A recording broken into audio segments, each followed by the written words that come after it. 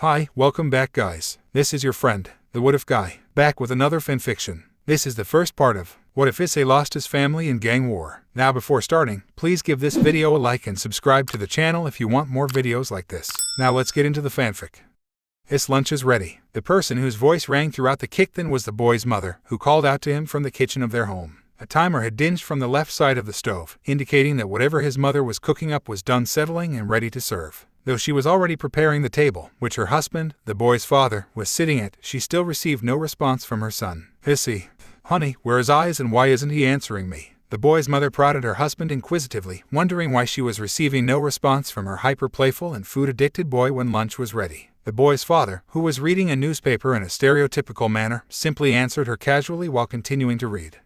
Oh, Eyes. If you're asking about Eyes, he left quite a while ago. He most likely went to the park. What? When time did he leave? He didn't even say anything. I think he may have left around an hour and a half ago. I didn't notice it right away either. He must have gone unnoticed intentionally. The boy's mother glanced towards the door worriedly.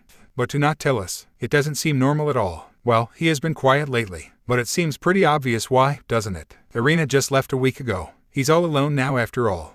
That's true, but where could he have gone? Even if he's sad, Eyes hates being alone much more than anything. It wouldn't make sense for him to go to the park with no one else. I would have at least expected him to ask you to play with him a bit. The father continued speaking to his wife as she set the table.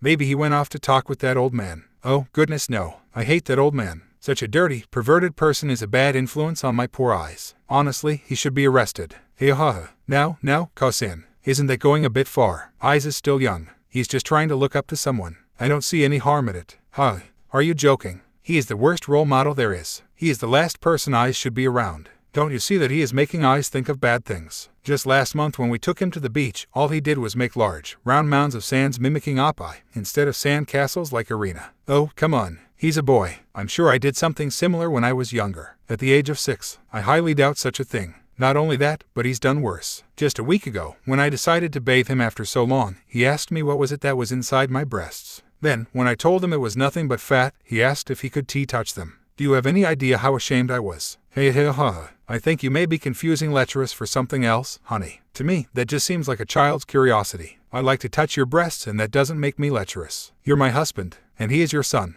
To her husband's response, the mother gave an almost hopeless sigh of despair.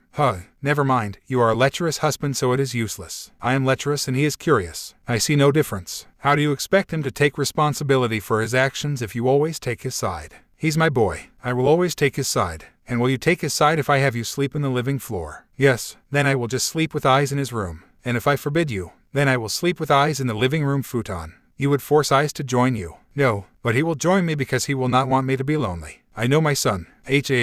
Such troublesome boys. The mother sighed once more, finally taking a seat at the table. She sounded irritated with her family's actions, but she was smiling sweetly. The subtle sound of rusted metal creaking. An empty swing moving back and forth, slowly. A boy was swinging on the next swing oh so slightly. Alone, looking to his feet with a melancholic expression, his shoes not fully reaching the ground below him. The boy named Hayao Issei. Austin wasn't here today, The boy said that meekly, to no one in particular. It seems the person he had expected to see wasn't present. He was the only one in the park. Guess I'll go home then. He spoke half-heartedly to himself again. No matter how odd it would seem, the boy felt like there was possibly someone listening. Or at the very least, he never truly felt alone. He wondered why he always felt that way, despite his newfound loneliness. Issei stood up from the swing and proceeded to make his way home in silence. He felt odd. For some reason, he felt like he wasn't at that park for that long. And yet, it was somehow already sunset. He had arrived at the park around 3 p.m. It couldn't have been that he was sitting there doing nothing for that long. Not only that, but it seemed like there weren't many people around as well. Usually, more people would be at the park so that Issei could at least play with someone else while he was there. But, this time, nobody was there all day. From the time he arrived to now when he was leaving.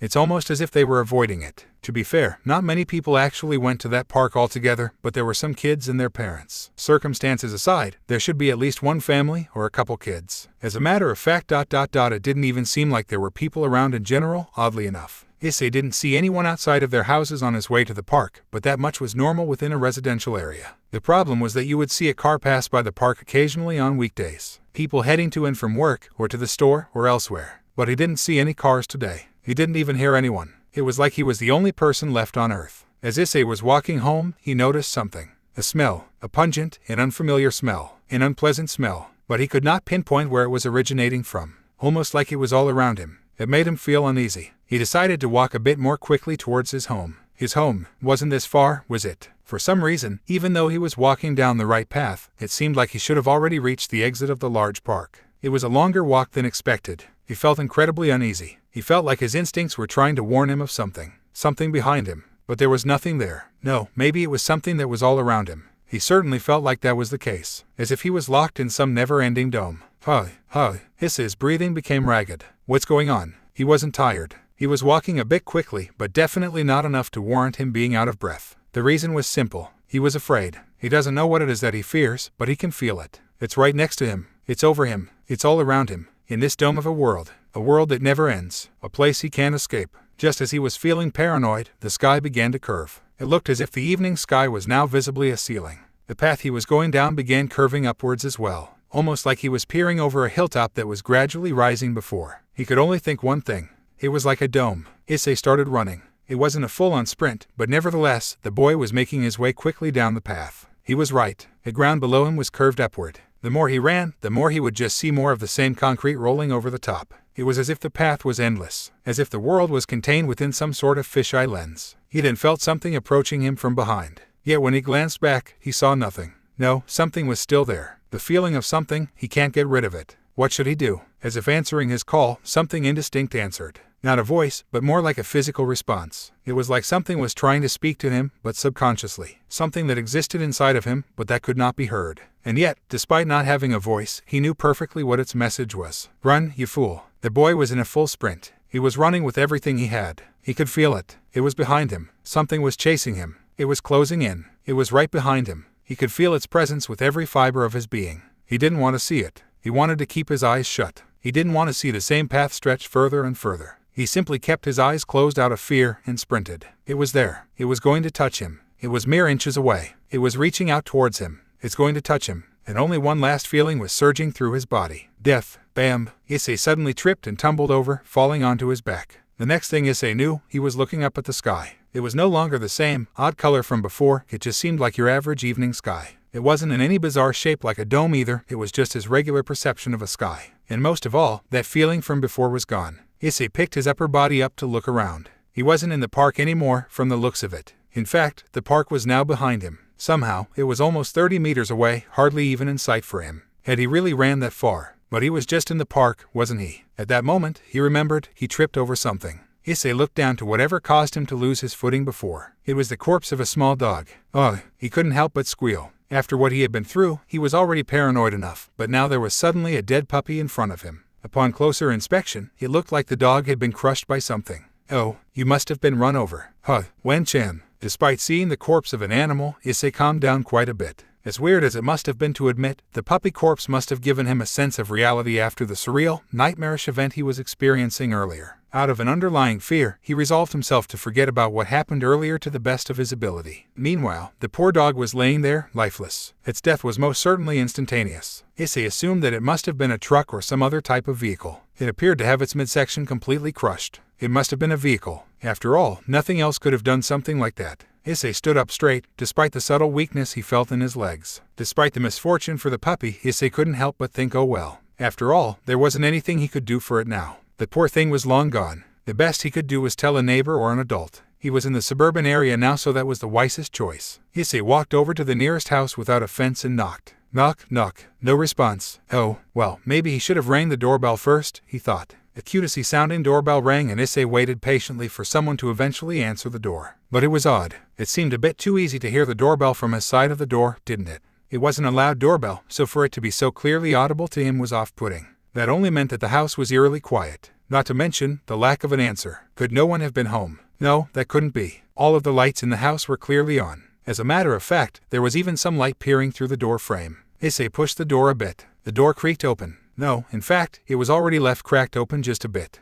Realizing this, another bundle of fear began to swell within Issei. He wanted to go home. He did, but something urged him forward. Right now, it felt like his being was comprised of two clashing personalities. One was telling him that this place was dangerous, the other was telling him he needed to check inside. Was it possibly because there might have been someone in there? Was it his instincts telling him these things? It certainly didn't sound like anyone was in the house. So, why does he get the feeling that there is someone? And why does he feel like that same thing from earlier was telling him the exact opposite? Don't go inside. His better judgment would have been to listen to whatever was telling him otherwise and back away. Walk home. But if there was someone in there, then ... Why does it feel like Issei shouldn't abandon them in here either? Creak. Issei finally decided to open the door entirely. He didn't announce his presence. A wise decision, unbeknownst to him. The lights were on, just like he thought. The first thing he noticed was the staircase, presumably leading up to the bedrooms. To his left, he saw a living room. It was empty, but other than that, everything seemed relatively normal. The TV was also left on, playing some random talk show. Meow. A cat scurried past Issei's legs, running straight out of the doorway with no hesitation. It almost appeared to be running from something. Well, if the family was home, then he might as well apologize for letting their cat escape. The next room was to his right. It was a kitchenette. Oni-chan. Issei froze. There was a little girl standing there. She was standing near a kitchen table, staring right back at Issei with an emotionless expression. She was a small girl, probably around 4 years old, with blue eyes, a brown-haired bob cut, and wearing a large pink shirt that basically went down over her knees. But most of all, she was drenched in blood. Issei approached the little girl without hesitation, despite his overwhelming sense of fear. Every part of him was screaming at him to run out, yet he didn't. Oni-chan. The girl said it again and stared blankly at him. Her eyes were empty and dull, like that of a dead fish. Her expression was hollow, and aside from her head, she didn't bother to move. She had her arms hanging down loosely at her sides, with a rabbit plushie in her right hand. Issei's mind was racing now. Why was this girl covered in blood? Where is her family? Where are her parents? There was nothing in the kitchen that indicated anything bad occurred. Everything around them appeared spotless, aside from the girl's bloody footsteps leading into the kitchen from a separate hall. What on earth could have happened that could bathe her in this much blood? Thump, thump. The sound of heavy footsteps brought Issei's mind to a halt. Coming from the left of Issei, where another door was leading into the back section of the house. It was the same area that the girl's footsteps led into from. Meanwhile, the entrance which Issei came through was behind him. For some reason, he had the feeling that he needed to be ready to run for his life. That reason was Creak. A tall creature with an elongated body of black, leathery skin, no eyes and no mouth, ducked its head under the doorway it entered from. And in the grasp of its elongated, three-pronged claws was a severed woman's head. Issei grabbed the girl and ran outside of the house without thinking. A blood-curdling, ear-piercing scream was let out from behind him. It undoubtedly belonged to the monster. It screamed, and even though it had no mouth, the sound of glass breaking, originating from the house. A loud thud that followed after indicated the beast's escape from the house and into the street, where it brought itself up. And although Issei saw none of it happen and continued running, he knew exactly what was happening. It's going to chase after them. In a second, it was above them. It was running and jumping across rooftops with little difficulty. No matter where Issei took a turn, the beast jumped to an adjacent rooftop and effectively caught up. Only Issei's fear-ridden mind ran faster than the monster itself. Run faster, faster, faster. Issei was running with all of his might, but along with the girl's weight and his previous sprinting, he was already at a physical disadvantage. It's hard enough carrying another child when you're a child yourself. No, in reality, that didn't matter. This monster was certainly faster either way. A monster, a real monster. Issei questions whether this creature was at the park before or not. Is that what was following Issei originally? If that was the case, why didn't it get him right away? No, wait, if it's the one from the park, then maybe I can outrun high. The moment that Issei's thoughts had become slightly optimistic. Slice. The monster had slashed his back open. Issei tumbled over, while still maintaining his grip on the girl that was latched onto his chest. He rolled over multiple times, sliding against the hard ground to a stop, smearing a blood trail across the street. Despite that, he couldn't feel the pain due to adrenaline. But as a result of the attack, Issei was left discombobulated. Where was he? Issei didn't even know. He was totally confused. He had to be in some neighborhood near his house. Yes, he recognized this neighborhood. His house wasn't too far from here. That's right, wasn't he running from something just now? Why does he have this strange girl with him? The monster's harrowing screech dragged Issei back to reality. Issei sprung himself up and realized that he was sitting on the floor, with a searing pain and wetness arising from his back. Soon, those senses left him and his mind went back to full survival mode. His eyes darted everywhere around him. The monster. I can't see it. Or did it? Done. Out of nowhere, the monster landed on the ground ahead of Issei, cracking the floor beneath it. Gradually, it stood, 3 meters tall and with an unnatural, elongated form. The creature appeared as it was made from leathery, black skin and bone only, and slowly it approached him. No, Issei tried to scurry back, but clanged. His back was met with the fence of another person's residence. Somebody, help! Issei cried out in terror, hoping that anyone would hear him. Were there even any people around? Did this thing kill everyone? No, something like that couldn't be possible. Yet there was no one around. Did they just not hear him? Do they not hear the monster's screams? For all of what was happening, only one thing was certain to Issei. No help was coming. Stay back. Issei mustered up the last of his courage and extended his left arm, hoping to halt the monster somehow.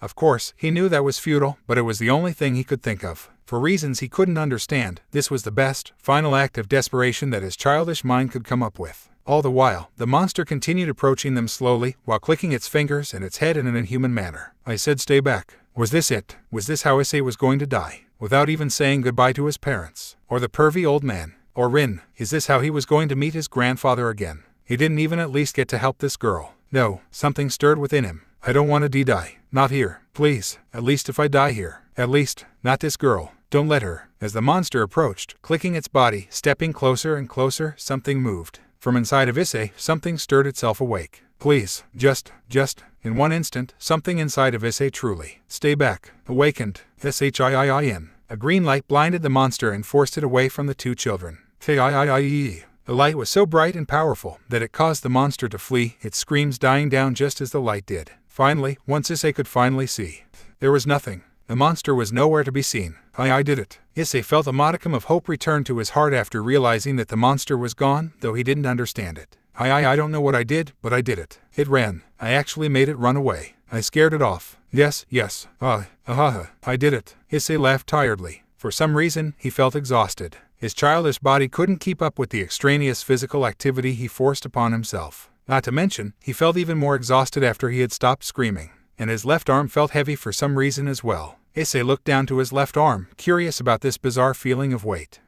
His arm was encased within a red gauntlet. What is? Issei lifted the gauntlet. The green jewel set in the middle of the gauntlet reflected the moonlight. The entire gauntlet itself gleamed against the backdrop of the night sky. This is, what is this? This thing, I'm wearing it. Issei didn't understand what he was looking at. He wasn't even at the age where he could identify an item like a gauntlet yet. However, his immediate thought was to compare it to something out of a tokusatsu that he watches in the mornings before going to school. And despite his general naivete and ignorance, he was a clever enough boy to put two and two together. Is this thing why that monster was chasing me? But then why did it run? Was it scared? Is this some sort of superpower that I have? Am I like Son Goku? And what even was that monster in the first place? That beast was known as a Nightwalker. Those creatures stalked the woods in northern Europe during what you would refer to as the Middle Ages. They happen to be quite cowardly when properly threatened by an unfamiliar power. Regular humans will most usually fall prey to them very easily. What? Issei's head and eyes darted around in every direction, hoping to find the mysterious voice that spoke to him. Do not search for me, child. You will not find me out there. Issei felt chills run down his spine. Another monster. Issei hesitantly moved his eyes down towards the gauntlet. As I said, you will not see me, for I reside within you. This voice in this gauntlet is merely the greatest representation of my current self. In other words, I am part of you. You're inside of me. Am I possessed? No, I am not possessing you. Your body is your own. I have no control over your thoughts, nor your actions. I am no more than a voice in your head. My spirit is simply sealed within your gear, foolish boy. Sacred gear. Device is created by the biblical God. This device on your arm, which I am contained in, is known as the boosted gear, one of the 13 Longinus, God-slaying weapons. It is a mid-tier Longinus, to be precise. As it is now, however, it won't display much potential. The fact that you were even able to unlock it through sheer will is remarkable on its own, especially considering your age. The potential will most likely come from you. Unfortunately, it doesn't seem like you are capable of activating its power yet. If you had done so, then you would have surely collapsed. Even whether you would survive that or not is uncertain as well. Be grateful that the beast had fled when it did. Issei had no words. If anything, he didn't have thoughts either. Hardly anything the voice said was being properly processed within his young mind. Too many big words didn't help his case much either. It seems that I was the foolish one to believe that you could comprehend such complex and foreign concepts. Forget about what I've told you for now, that can be discussed later. More importantly, you must find somewhere safe to hide. The disembodied voice's words reignited the fear in Issei. What? Why? Is there another monster? Quiet, boy. Do not speak aloud. You can communicate with me through thoughts alone. You needn't announce yourself to anything else. I can think to you. Okay. Then, what's the problem? Okay. Reg. What's the problem now? Why do I need to hide? Is the monster from before coming back? Well, as of currently, there is no immediate threat within about 25 meters of you. The problem lies outside of that radius. Us. Immediate means now, right. So, I'm not in danger now, but something far away is dangerous. 25 meters. Okay. How far is that? Unimportant. The main issue is what, not where. Okay. Then, what is it? Many things. Magical beasts of different variety, measuring in completely different levels of strength. The one you faced was a major weakling. Much of its power outside of physical capability was nothing to note. It's only because you're a child, let alone a mere human before unlocking me, that it even posed a threat to you. Had those people from before not been measly humans like you, they might have survived their encounters. Issei remembered the woman's severed head from before and was then suddenly reminded of the girl in his arms. She was unconscious. Maybe it was during the roll or the initial mayhem, but she ended up passing out. What was he supposed to do with her now? Focus, my young partner. We have greater issues at hand. If you don't find somewhere safe soon, then you will surely perish. There are many approaching threats far greater than the measly Nightwalker roaming about. They are all moving in separate directions, at random. They are most likely like-minded beasts with no true direction, wreaking havoc across this village you reside in. They're bound to find you at some point. Tell me, boy, is this a capital? I don't know. This town is called Kuro. I see. I cannot fully grasp the size of your town because you are still too weak. Our connection isn't very strong yet. There is a limited range that I have with this body of yours, and even now, it is taking most, if not all, of my focus in order to create a radius for the purpose of keeping you aware. If our connection was stronger, or perhaps if your body was, then I could do more. But for now, this is the extent of it. So the greatest estimation I can make about how many beasts are located in your town is limited. So, how many monsters do you think there are? Chills. Issei's throat felt unbelievably dry. He couldn't even begin to imagine what else could be out there, even more dangerous than the Nightwalker. He needed to find somewhere safe. He needed to go home. Okay-san. Otou-san. Issei shouted unintentionally. His parents. That's right, Issei was so distracted by thoughts of self-preservation that he'd forgotten about his own mother and father. Your family, is it? That is troublesome. If you truly care for them, then I believe this is more of a disadvantageous situation than I thought. Are they regular humans? Yes, they don't do anything crazy or have anything like this. We don't have special powers. I also don't believe that they possess any abnormal qualities. If they had, then at the very least, the mere exposure to it would stir me in my sleep, even if just a bit. I experienced no such thing in my short time with you. That place you call the park was the first instance of my feeling unrest. Oh no, I need to go get to my parents right now. I wouldn't suggest that, partner. As it is now, I do not know the location of your home, as I have never experienced being aware in that specific location, nor do I recognize the presence of your family. Therefore, I cannot find them myself. You would be wandering aimlessly if you went looking for them now. But, aren't you a spirit or something, like my grandpa? You can't find people. While it is true that I am a spirit, I am not the sort that you're referring to.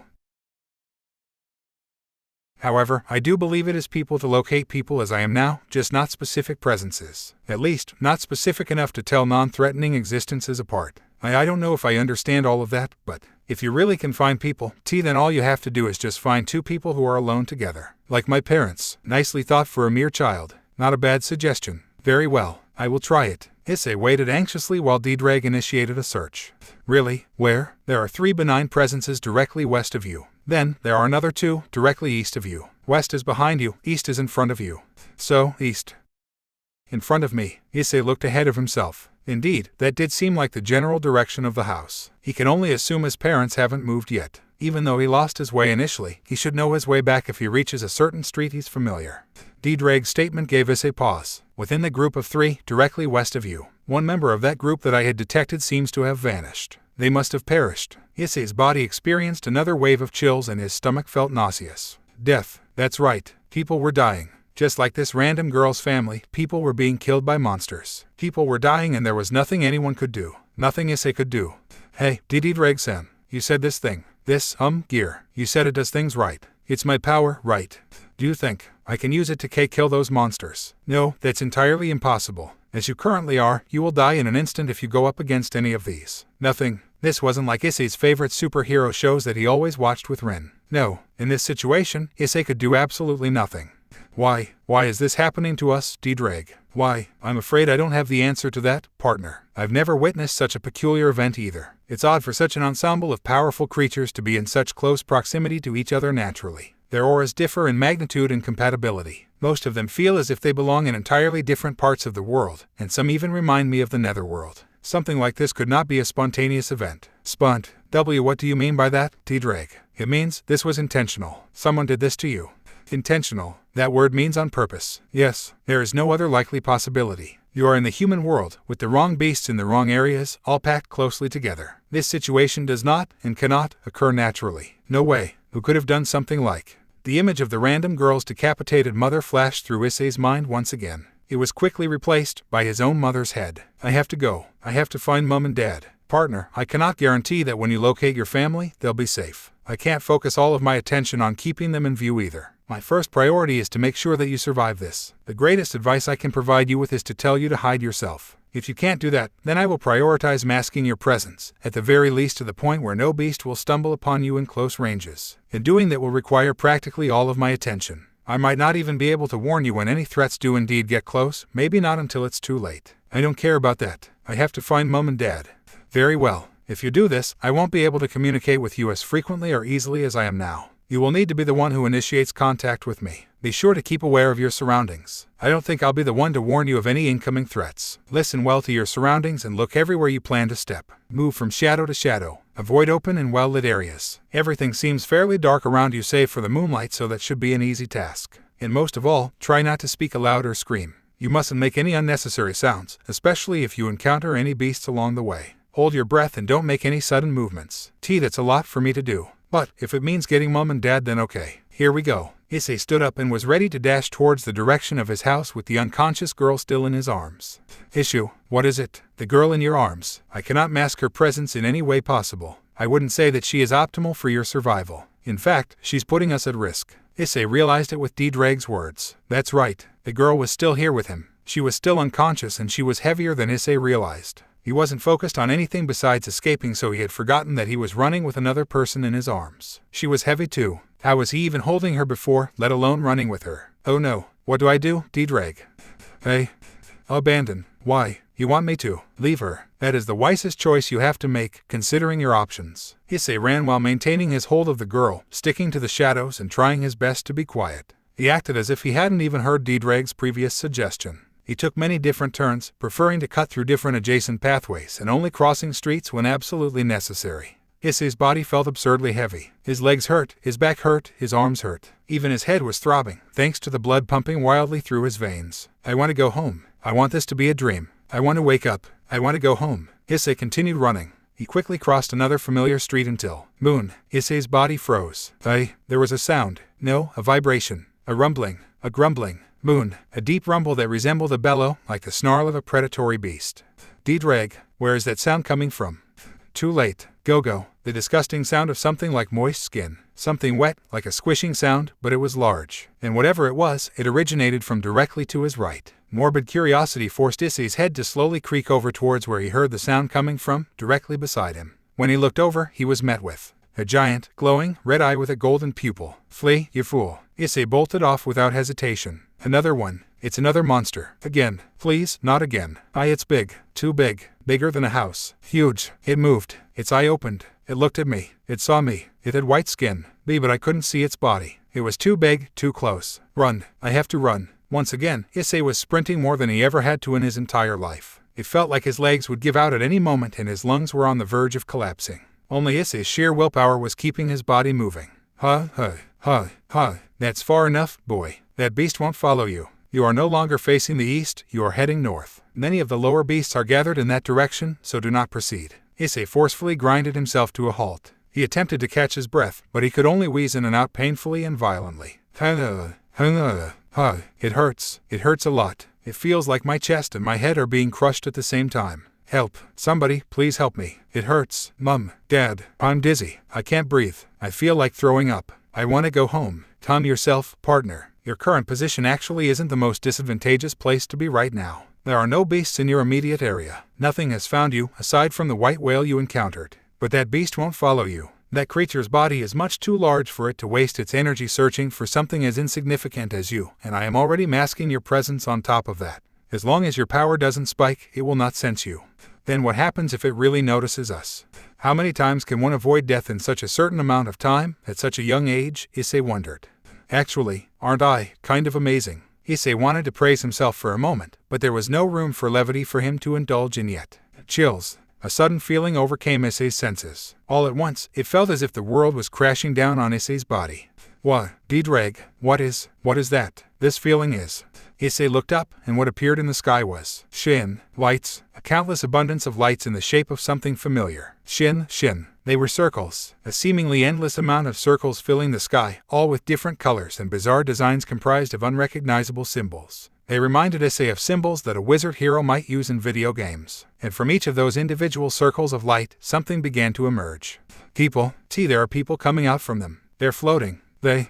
What? Hide. Where? Anywhere, just hide. I will mask your presence. But what about this girl? I cannot hide or protect her, and neither can you. Your survival is only guaranteed if you cast her aside. If not, then hide yourself and simply hope that they don't find you. Issei whipped his head around, frantically searching for a place to hide. He spotted some nearby shrubbery and hopped straight into it. He didn't consider abandoning the girl for even a second before hiding. His breathing was heavy and ragged, which didn't prove well for stealth. Fear began to pulse ever stronger within him the more that the seconds passed. He could feel them. Now, of all times, he suddenly began to feel the presence of various creatures that surrounded the area. Not only could he finally feel all of the monstrous beings that surrounded him, but even more than that, he could feel the floating people too. He could feel those mysterious, floating people emerging from the sky. Many of the floating people began descending quickly towards the ground, different groups flying off in different directions. Most of all, Issei could tell that these flying people were likely heading in the direction of the various beasts scattered throughout Kuo. Like a fleet or a legion, they were in groups, flying in separate directions, hunting different monsters, presumably. Issei also noticed that the largest group was sent in the direction that Issei was previously in. Those flying people were headed towards the giant, white one with red eyes.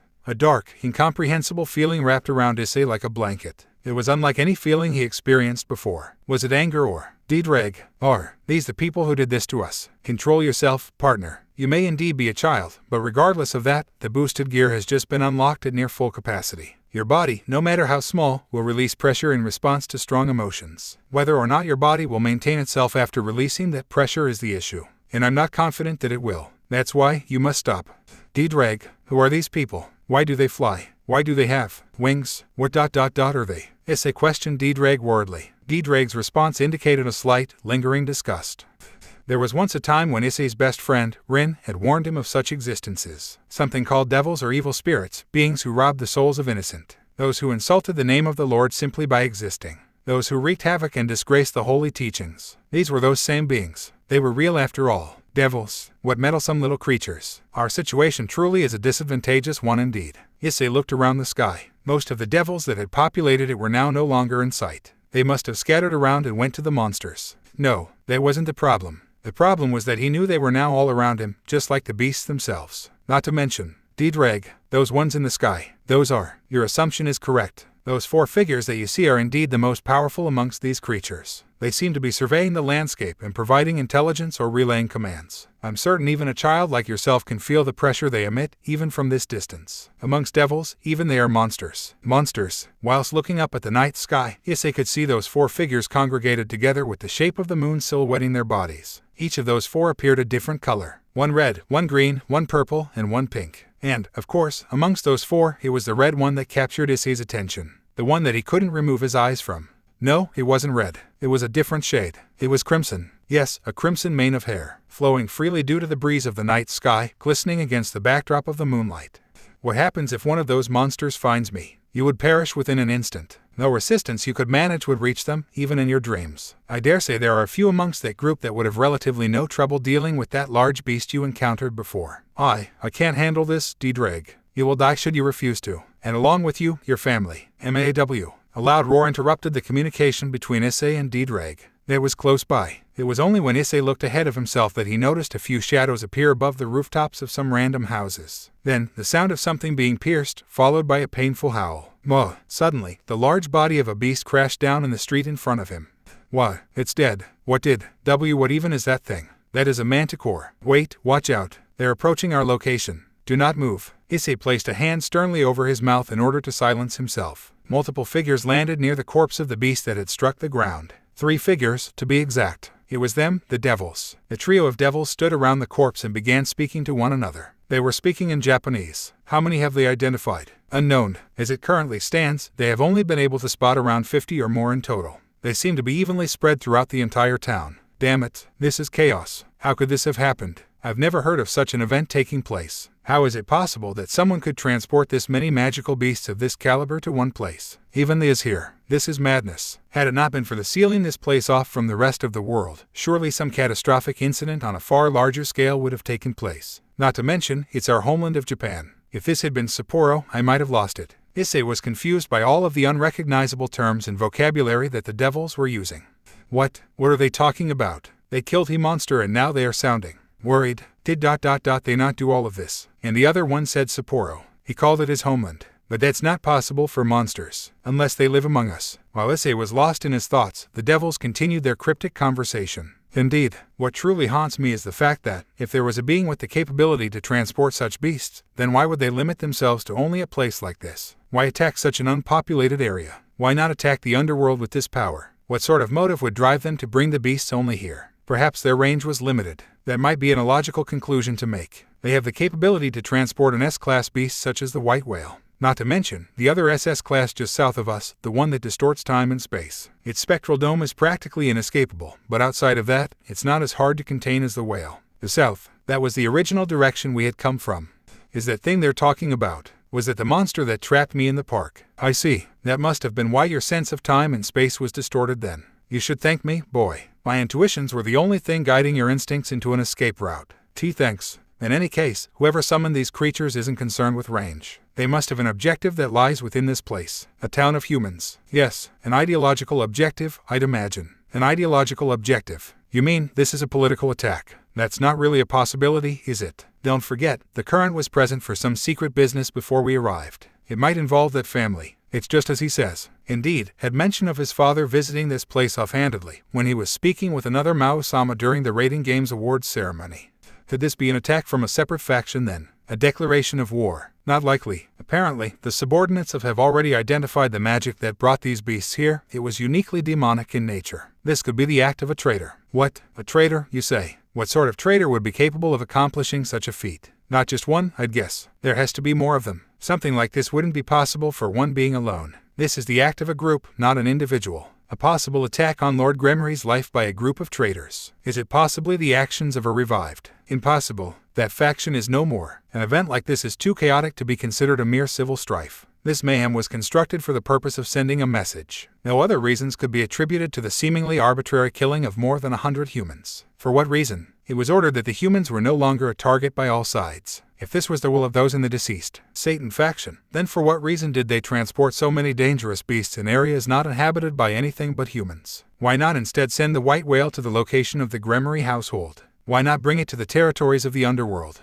Is their only target the Gremory? This attack must be symbolic. It's ideological in nature, surely, but what message could they be trying to send? As I recall, the Lord of Gremory was also accompanied by his next heiress to the household. This territory was to be a gift from him to his daughter. Perhaps it involves that. But then why attack here? Why not attack their home? Were the Lord of Gremory and his daughter the prime targets? No, wait. Think about it. If their target was really just Gremory, then they would have attacked the estate. But since they're really aiming for the Mao-sama in an ideological sense, what would be the best thing to attack? Cares for his family, but there is one person who he values above all else. As I thought, this is symbolic. This attack is a message. It's an announcement. Someone is announcing their presence. They're saying, we're here, Mao-sama, while aiming at the most important person to the strongest Mao. In that case, it's likely the faction of the deceased old Satan, but perhaps a new version of it. Maybe a new group entirely dedicated to a similar cause, even. But that leaves the question, what sort of group would adhere to this senseless destruction that doesn't assist in their goals towards Gremory and Mao? As you said before, wouldn't it simply make more sense to attack the estate whenever the Gremory heiress is still present there? Why wait until they come here to attack them, causing uninvolved innocents to die? It just seems so chaotic. I don't know either. Something is still missing. I myself do not understand yet why they did not attack Gremory head-on. Moreover, who would even be able to bring these beasts here? Was detected amongst the lower-level beasts. However, none of it has been detected on those of great ability such as the whale, which means the weaker ones were sent here by devils and the rest. They could be the result of a sacred gear. A sacred gear. Humans working with devils is. Could they be trying to hide the fact that they are devils? No. If that was the case, it would be more logical to have just the sacred gear user transport all of the beasts instead of a few. This detail appears to be intentional, as if to mock us by saying, this is what our human ally can do. Either that, or they're using reincarnated servants like us. But a sacred gear capable of transporting almost beasts across different spaces, to and from the underworld, in the possession of traitors. What sort of catastrophe are we witnessing unfold right now? What sort of enemy are we faced with is the better question. That isn't something we need to concern ourselves with. That can be discussed by and his colleagues. We've already wasted enough time talking amongst ourselves. Our first priority is to provide enough support to seal or capture the whale, and any other high-level beasts are also included. I'm afraid I must depart. My objective was to assist in maintaining a perimeter in which there resided no beasts. The associates of the are currently attending to any humans who are wounded. They are also rescuing those currently in danger. Once they have contained them within a certain barrier together, they will erase their memories and create the false narrative of a natural disaster in place of everything. It should be easily accepted, considering the destruction and lack of connection with the outside world as of currently. Indeed, if this were an attack on a highly populated capital, then the situation would be nearly impossible to cover up. I see. Good luck with that then. To the two of you as well. The devils ended their conversation, seemingly as they were about to depart. Are they leaving? Shin. But right before they left, Issei's gauntlet shined a bright light and even seemed to release some energy. The devils didn't fail to take notice of it. Did you feel that? Yes, behind us. What? They found us. What? I revealed ourselves to them. I won't risk your life by allowing you to protect this girl any longer. Separate yourself from her. Just do as I say. They won't hurt her. Separate yourself and hide. Trust me. What? Didrag, you. Steadily and warily, the trio of devils began to approach the group of shrubs that Issei had hidden himself within. It must be coming from there. Yes, that feeling. It couldn't be a beast, could it? They're getting closer to us.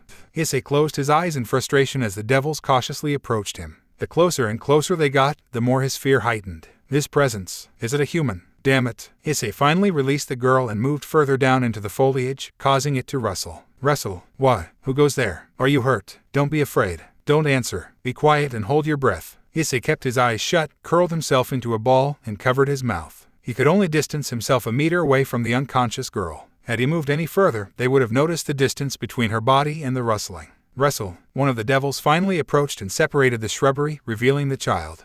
It was a human after all. The devil pulled the girl out from the shrubs and held her in his arms. She is alive, but unconscious. She must have hidden here and passed out. But that energy, could she possibly possess a sacred gear of some kind? They can't sense me. Issei breathed a silent sigh of relief. Nevertheless, I shall take her to the Citres Associates. Remain vigilant, you two. Very well. Good luck. The three men, no, devils, extended their black, leathery wings and flew off. One went in a separate direction from the other two. What is going on? I didn't understand any of what they said. Is this their fault or not? Why is this happening to us? Do not concern yourself with that now, partner. If you wish to find your family, now is the greatest time. Though, I still don't recommend that course of action. This perimeter that the devils have created may not stretch as far as your home. In fact, that place may now be infested with other beasts. At the very least, I can say that it thankfully isn't as clouded by beasts as the north was, but I suspect it is still the second worst place to be. Rustle. Issei jumped out from the bushes and ran towards where his house should be, not caring for Didrag's warning. Dad, please be okay. I'm coming home, so please be okay. Please. His body felt heavy, heavier than ever before. He couldn't believe the physical stress he was under. His entire body was on the verge of collapsing. Pure willpower was what kept him moving forward. His sides hurt. He was hungry. He was exhausted, mentally and physically. He was hardly aware of his surroundings anymore. It all really felt like a dream. It was surreal. It didn't feel real in the slightest. But that's all right. When he saw his parents, he knew it would all be all right. He would wake up when he saw them. The three of them would have breakfast together and his mother would comfort him after his bad dream, like always. He knows it. He'll apologize for everything he's ever done. He'll be the greatest son ever. He'll make his parents proud. No more perverted stuff from the old man from now on. No more pranks against his aunties or uncles. No more being depressed about Rin. No more difficulty making friends. No more troublemaking. He'll take that martial arts class his dad wanted him to take. He'll ask his mum to color some coloring books together with him like when he was a toddler. He'll kiss his mum every morning. He'll hug his dad every day. He'll never ask for anything he doesn't need or act spoiled. He'll never cause problems for his parents ever again. He'll do all of that and more. That's why, please be okay. Out of nowhere, Issei slipped on something and lost his balance.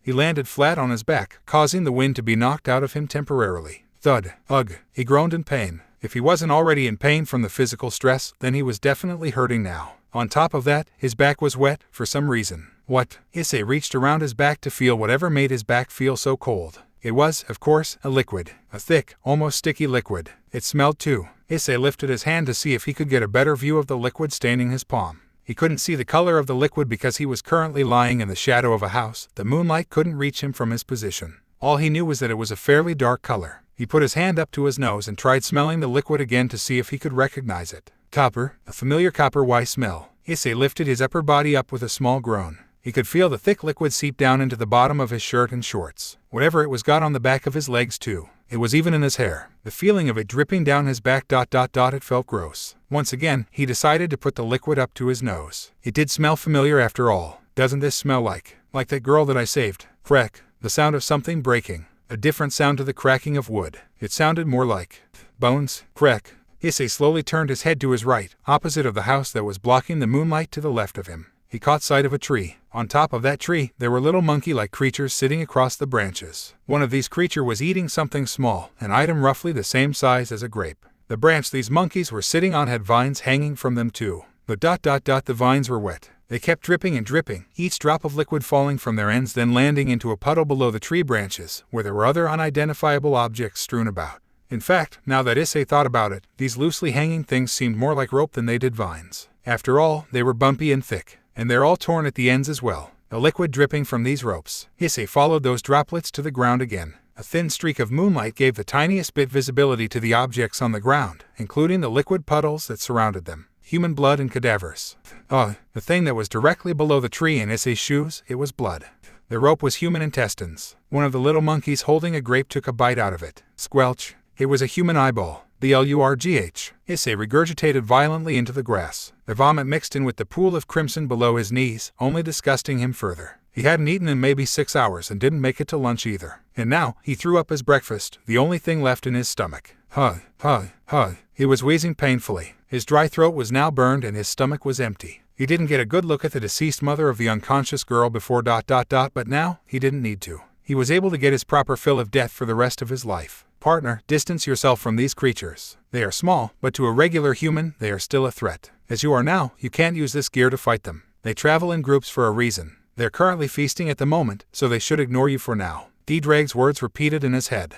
Issei placed a hand over his mouth, as if to instinctively prevent something from escaping it. He felt the urge to vomit again. At this point, nothing would come out, just some saliva and mucus, maybe. Now, partner, let's go. Issei stood up unsteadily. His knees almost buckled under his own weight. Whether that was because he felt weak from what he just saw or his body felt heavy after doing so much, he didn't know. He didn't care either. All he felt, aside from physical stress, was fear and despair. The sight of the dead only reminded him of the possibility of his parents no longer being alive. And no, I'm almost home. I'm almost there. Just one more minute. I'm right here. Issei's intuition was correct. He was only a street down from his home. He was practically limping at this point, but so long as he kept moving, he could make it. After walking a bit, he turned the corner. There it is. He could see it. His house was down there, on the right side of the street. He could see it just a few houses down from his position. He was there. Issei was almost home. I'm home. I'm home. I made it. Mom, Dad, I'm here. I made it. I'll never make you angry again. I'll be the best son in the world.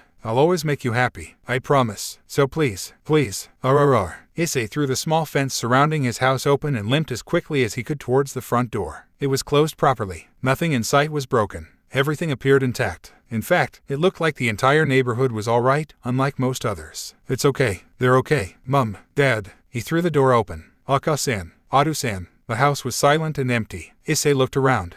Nothing was out of place. The TV was off unlike the other house, the lights were off, and nothing was broken. He didn't smell anything rancid either. As morbid as it was to admit, it only took the course of one evening for Issei to become accustomed enough to the smell of blood and corpses to recognize it immediately. Aka-san, Adu-san, it's okay, you don't have to hide anymore. I'm okay. There's no monsters around here. You can come out. Mom, Dad, are you in a closet? Are you upstairs? It's okay. It's me, Eyes. It's the real me. Issei ran upstairs and frantically searched the rooms of the second floor. His room was empty, nothing unusual in his closet. He went across to his parents' room. This was the most logical place to be. Their closet would be the obvious choice. He approached it and slid the door open. Aka-san, Adu-san, nothing. They were saved. That's right. The devils claimed that they were saving people. That must mean that his parents have most likely already been extracted from this place. Issei breathed a sigh of relief. It looks like he'll have to rest in the house by himself then. Totally relieved, Issei slowly descended down the stairs. He was so unbelievably tired. Maybe he should eat something.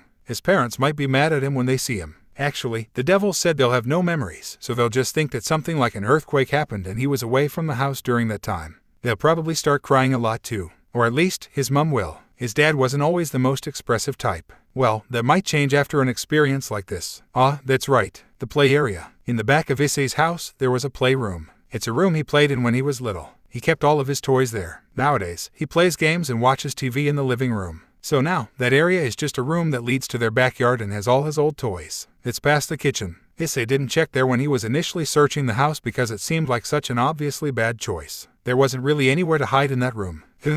I'm hungry. Issei stepped into the kitchen and noticed that there was some rice made in the crock pot, along with some cooked fish in a pan. It must have been part of their lunch. He just threw up, so he'll at least eat something light, like the rice. Playing. After serving himself some rice, Issei sat down at the table and ate it quietly. He could see a bit of the play area from the kitchen, and for whatever reason, it was bothering him. Like something was nagging him in the back of his mind, and this time, it wasn't Drake. With everything that's happened today, Issei could only think about his short life whilst eating his food. He wondered where things were going to go from here. Is his life going to change now that he's unlocked this new power?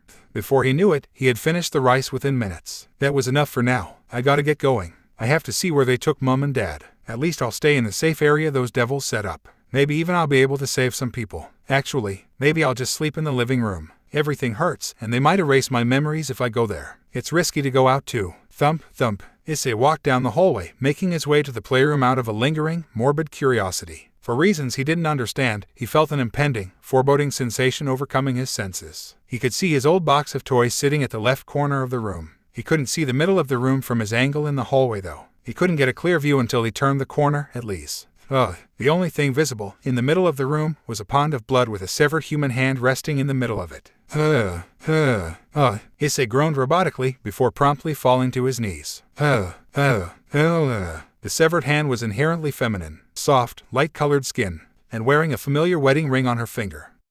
Moo, that's enough already. I don't want to hear it. Click. The news report, broadcasted on the television, had itself switched to another broadcast. The one who changed the channel was a woman in her very early 30s. She was sitting on the floor in a kotatsu with a little short pig-tailed girl in her lap. The one asking her to turn off the program was a man in disheveled business clothing, unbuttoned white shirt, loose tie, and black messy hair. He laid his head in one of his palms as he rubbed his face from under his glasses. He was visibly distressed. "Were you allowed bereavement leave, honey?" The man's wife asked him sympathetically as to not cause him any further distress. He answered half-heartedly, "Yes, I was allowed 3 days." They were quite understanding.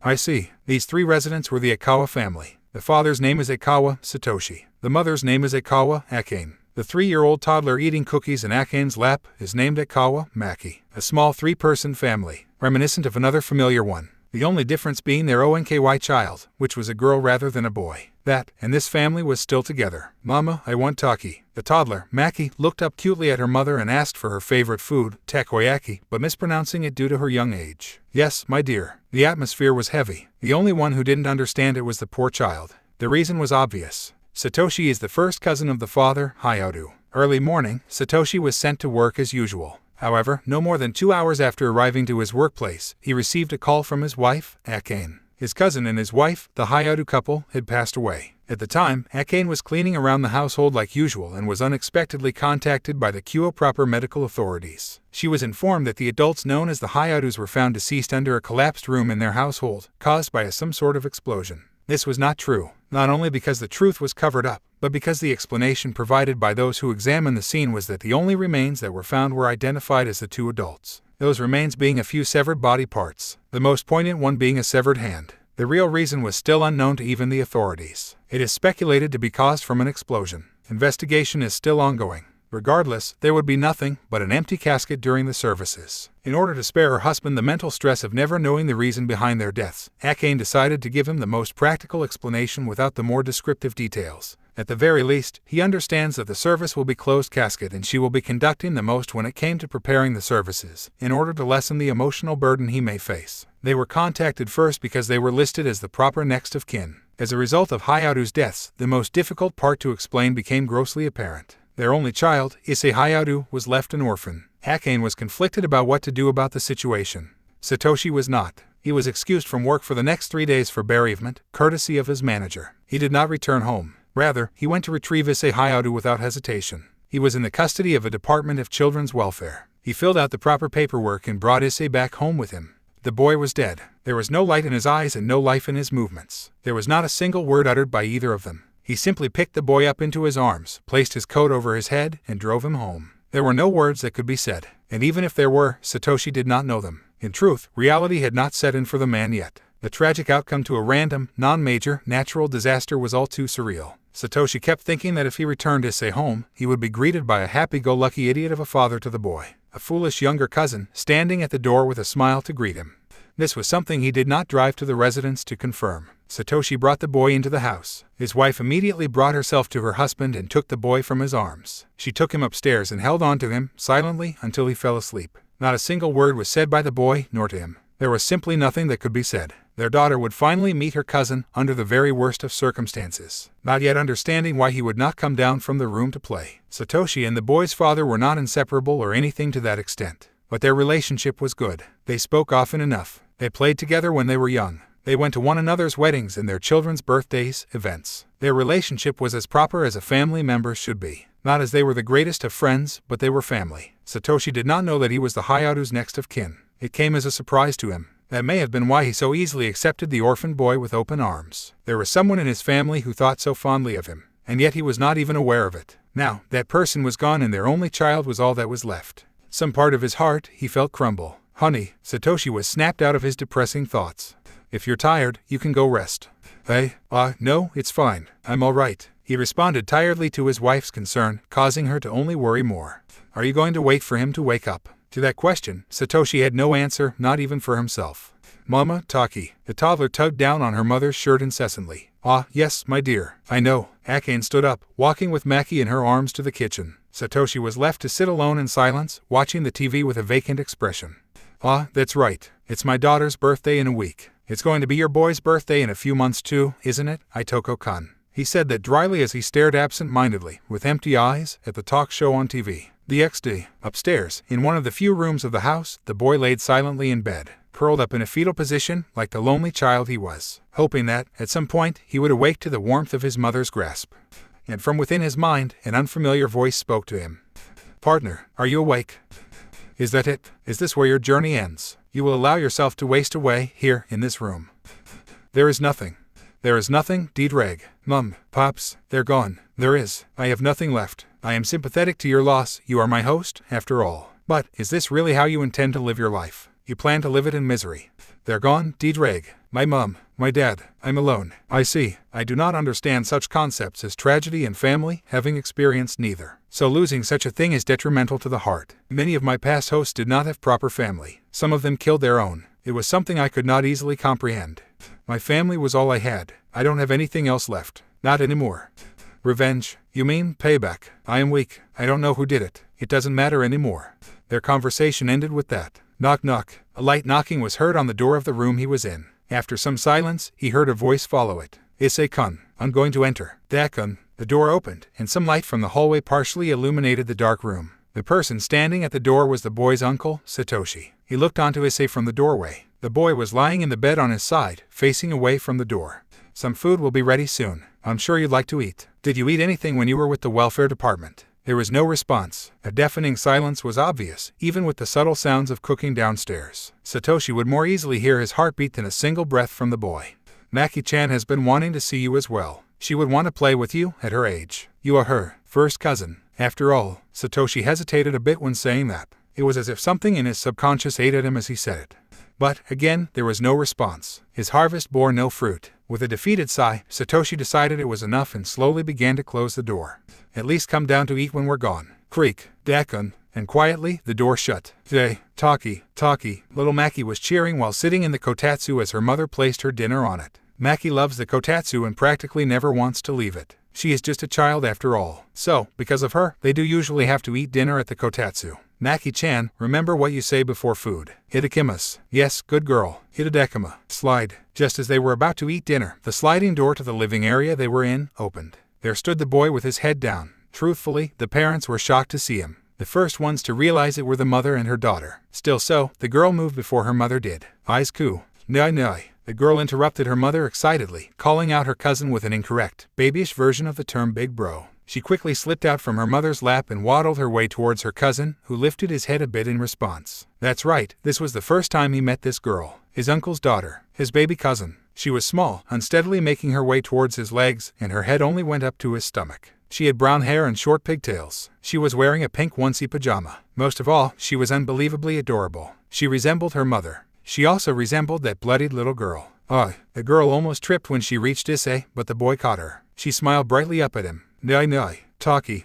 In what had felt like years, for reasons unknown even to himself, Issei smiled ever so slightly. Maki lifted her arms, indicating she wanted to be held. Issei slowly picked her up and walked over to Akane, passing her the girl. See, come now, Maki-chan, not everyone can pick you up when you ask them, you know. Akane said that to her daughter a bit nervously. She was shocked seeing the boy smile after how dead he had seemed hours ago. Well, seeing a 6-year-old boy pick up another toddler half his size so easily also threw her off, but she was hardly thinking about that. Even more caught off guard than her was her husband. Satoshi didn't say anything. Once again, he had no words. What could he say? Should he begin small talk? What sort of insensitive family member would that make him? He obviously can't start with the subject matter itself. That would only spoil the atmosphere and ruin Issei's attempt at connecting with people around him again. Should he ignore him? That shouldn't even be an option. His own cousin was gone. His nephew's father. How was he supposed to address such an issue? He didn't even know how he was supposed to explain that to his aunt, the boy's grandmother, and his child's grandaunt. His wife was the one who ended up informing the boy's grandmother. The call was long and silent on his wife's side. It was obvious that there wasn't much to be said. It was something meant to be said in person, but she would find out from someone else, if not them, most likely her other son. But as the next of kin, he felt they had a responsibility to explain it to most of the family members. A few of them already knew, after attempting to contact the Hayadu family and receiving no response, when learning of the Kuo casualties. The first ones being Satoshi's sister, another cousin to the Hayadu parents. When she had been called to receive the confirmation, she had begun crying a bit. She couldn't help it, since she was considerably close to the Hayadu wife. However, she believed that her 8-year-old daughter would have more trouble dealing with this because she is very emotional, even more so than herself. She cared for her aunt, uncle, and their son. To believe that all of this happened because of what was considered a minor event. Looking at all of it from the outside, it was an absolute tragedy. But now, Satoshi and his family were faced with the greatest challenge there was. Confronting this issue with the Hayadu's very own son. Satoshi wasn't confident that he could handle it. He couldn't even handle calling his aunt when he had the phone in his hands. His wife made all of the calls on his behalf. He felt like a coward. Wait, Maki-chan. Satoshi was snapped from his thoughts again, seeing his daughter crawl out of her mother's lap with a takoyaki ball in her hand. She crawled into Issei's lap and lifted herself to his head and held it up to him. Nai, Taki. She held it up to him from her palm. Some of the sauce was on her hand and the top was just a bit squished. Maki. But before Satoshi and his wife could interfere, something extraordinary happened. Issei lowered his head and took the ball into his mouth, effectively eating it in a few bites.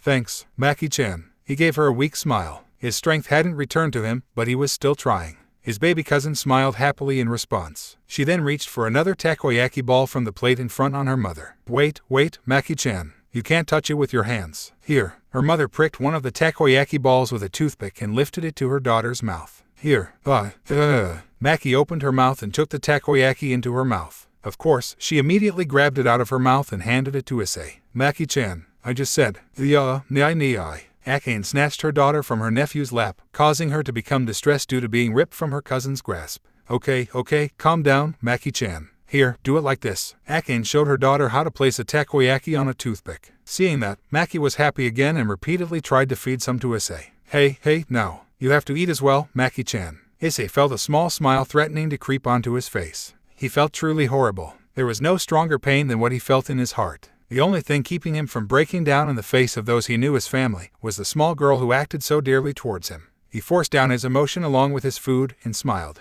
Every time he looked upon the child, his mind was sent into a disarray of screeching memories riddled with beasts, blood, death, loneliness, hunger, fear, time, pain, weight, devils, dragon, tears, screams, crunches, eyes, night, mum, dad. Nai. Hey. Issei was brought back into reality by the sound of a light whimpering and the mention of his newly assigned nickname. When he came to, he realized that he was staring at a teary-eyed Maki, holding up a takoyaki ball he had yet to take from her. That's enough, Maki-chan. Let's let Ice-kun eat his food. Too much takoyaki is bad for you. Maki-chan lowered her head with a teary pout as she slumped into her mother's lap sadly. Issei did feel bad, but nothing could compare to the sorrow overshadowing his entire being.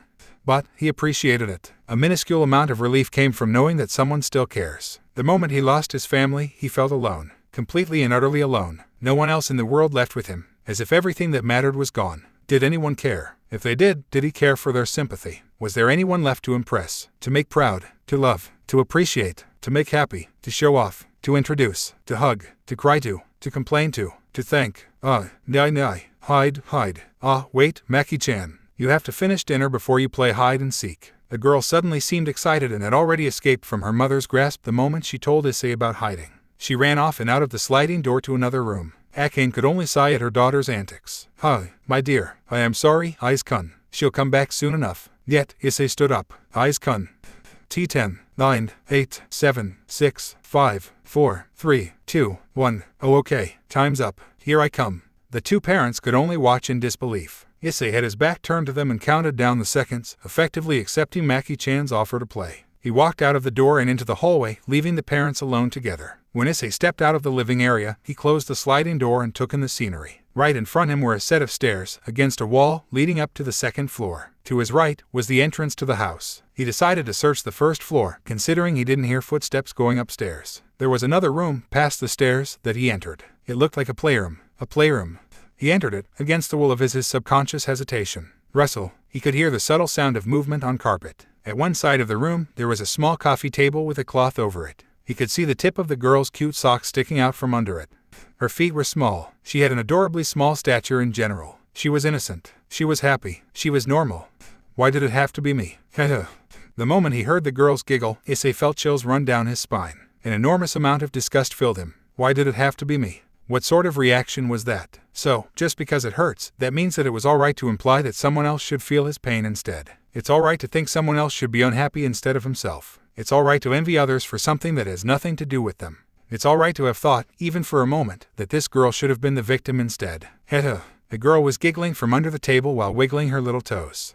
Issei got on his knees and quickly lifted the cloth. I found you. Maki speedily crawled out from under the table, trying to get away. I won't let you run. She squealed playfully as Issei caught her leg and dragged her back, while she repeated her attempts to get away. After a few minutes, the two children started playing other various games. The last one they were playing involved Maki's favorite dolls. Playing house with them, specifically. She is, of course, making her doll cook some takoyaki.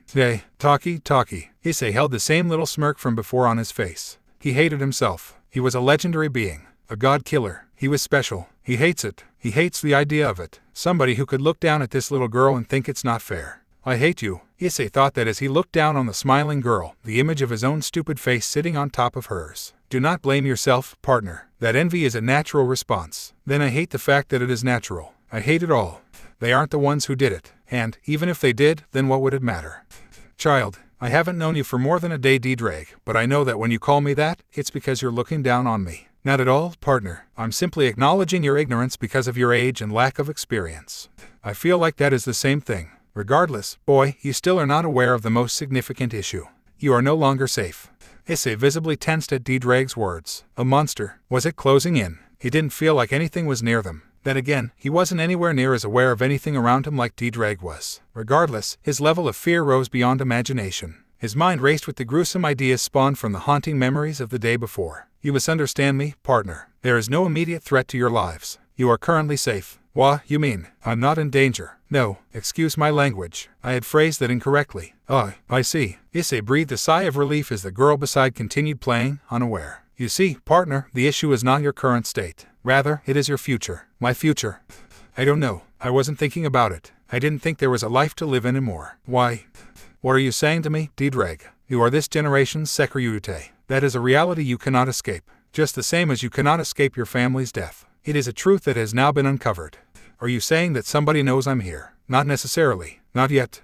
Yet, once again, you are this generation's Sekiryuutei. The Red Dragon Emperor. The wielder of the boosted gear, a mid-tier Longinus. A god-killing weapon, which contains the soul of one of the most formerly powerful beings in existence. Whether you are an ally or an enemy is something that must be determined by those who view you as threatening. Essentially, all of them. What? Do you mean that? There are more things like devils. Yes, there are an insurmountable number of supernatural beings that inhabit this earth and the earth below. Though, the one below is not where the devils reside, believe it or not. They reside within a separate dimension. You had once made reference to your knowledge of the Christian teachings. Were those your prior beliefs? No, my friend, Rin. His family was Christian.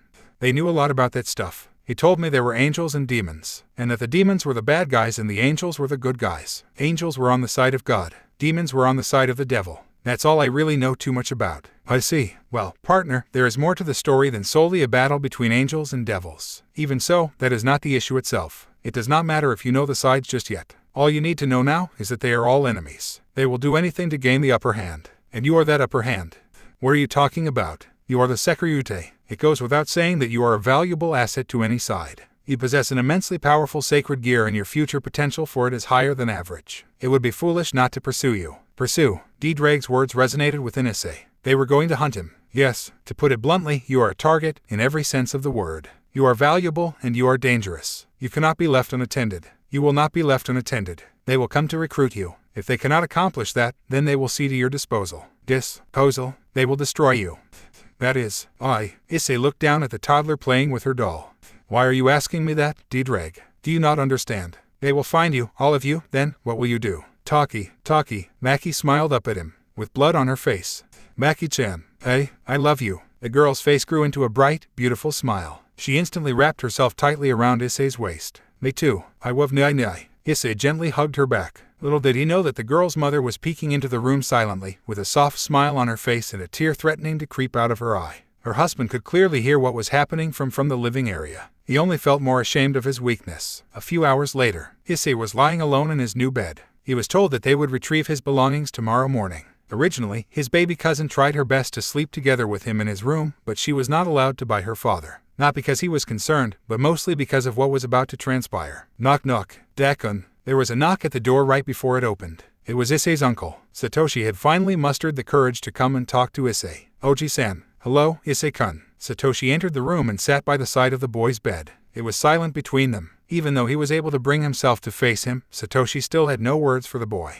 When your father had first introduced me to your mother, to be honest, I was afraid of her. Hehe. He decided to break the silence with a nervous tone and laugh. Issei perked up slightly and listened intently. She had a lot of control over your father. I thought that it was unhealthy for him, but then I was reminded of how many outrageous things he said and did at his age. He really was a crazy man. Adu-san was. Yeah, he was quite the wild one when we were in high school. He asked out girls around every week. He pulled pranks on our teachers all the time. He never hurt anybody, but he made a lot of things dirty and messed with a lot of people. He was a true troublemaker.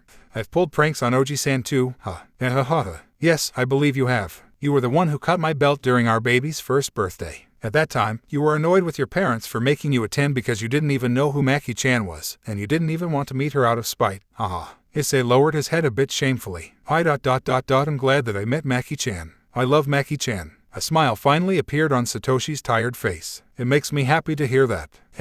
Once again, the silence returned. Issei-kun, we are your family. I want you to remember that. We are your family. We will be by your side as well. I will take care of you the best that I can. At the very least, that is my promise to you, and my promise to your father. To that, Issei had no response and only held his head down. The familiar silence returned once again, this time lingering for longer than ever before. Until, a few sniffles were heard from the boy. His body was shaking. Tiny droplets of water landed on his knees, falling from his head. Slowly, Satoshi brought his nephew into a soft embrace. Good night, Issei-kun. Good night, Oji-san. Dakun. After comforting his nephew for a bit, Satoshi was out the door and on his way to bed. He quietly entered his bedroom, where his wife lay in bed. She happened to notice him and lifted herself up. He spoke with him. Yes, Dakun. How did it go? Good. I think ... he will be all right. Honey, what's wrong? Akane suddenly stood up from the bed and ran to her husband, gently holding his face with a concerned look. Satoshi was confused at her actions. What is it? She gained a look of sadness. You're crying. And Satoshi realized it, as something wet fell from his face. Drip, drip. And yet, he found himself smiling slightly. Yes, I suppose I am. Issei lay quietly on his side, in his bed. I believe I know your answer to my earlier question now. Don't I, partner? Yeah, Issei answered Diedrag out loud. His grip on the blanket tightened intensely. There was a dark, ominous expression on his face. I won't let them find us. I will find them first.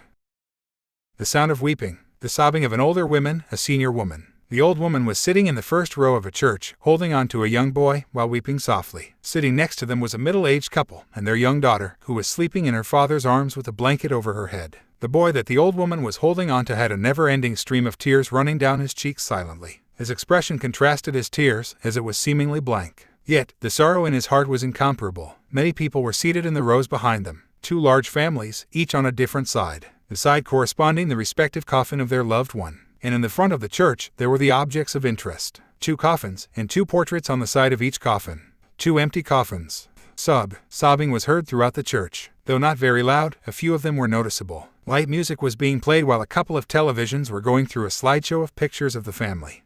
Most of them included their son. The slideshow began with their first Christmas together as a young couple, and ended with a photo as recent as a month ago, displaying their time at the beach with their son and his young friend. Whenever the slideshow ended, it faded to black, then showed a slide displaying their birth dates and death dates. After that, the slideshow repeated itself over again. Satoshi did not count how many times he watched the slideshow repeat itself. At this point, he memorized the entire order of the ensemble of pictures. He was glad that his little girl was asleep on his shoulder. It was early in the morning, so she is always asleep during this time. He would prefer that she didn't watch her beloved great-aunt or her beloved cousin weep together. His wife was the unlucky one, being seated right next to the crying duo on her left. Although, she did volunteer as to not let her daughter easily hear their sorrow and interrupt her sleep. Every once in a while, someone went up to the coffins to pay respects or spend a few seconds of silence in front of them. It felt like the services had been going on for hours and hours. With each passing minute, the reality before him had finally set in for Satoshi. His cousin was gone. So was the man's wife. The Hayato family was essentially no more. And his aunt, Issei's grandmother, now only had one son. A grandson that has yet to have had children with his wife. The only true remnant of her deceased child being his very own son, which she held in her arms, her grandson. Satoshi's gaze was locked onto the coffin of his cousin.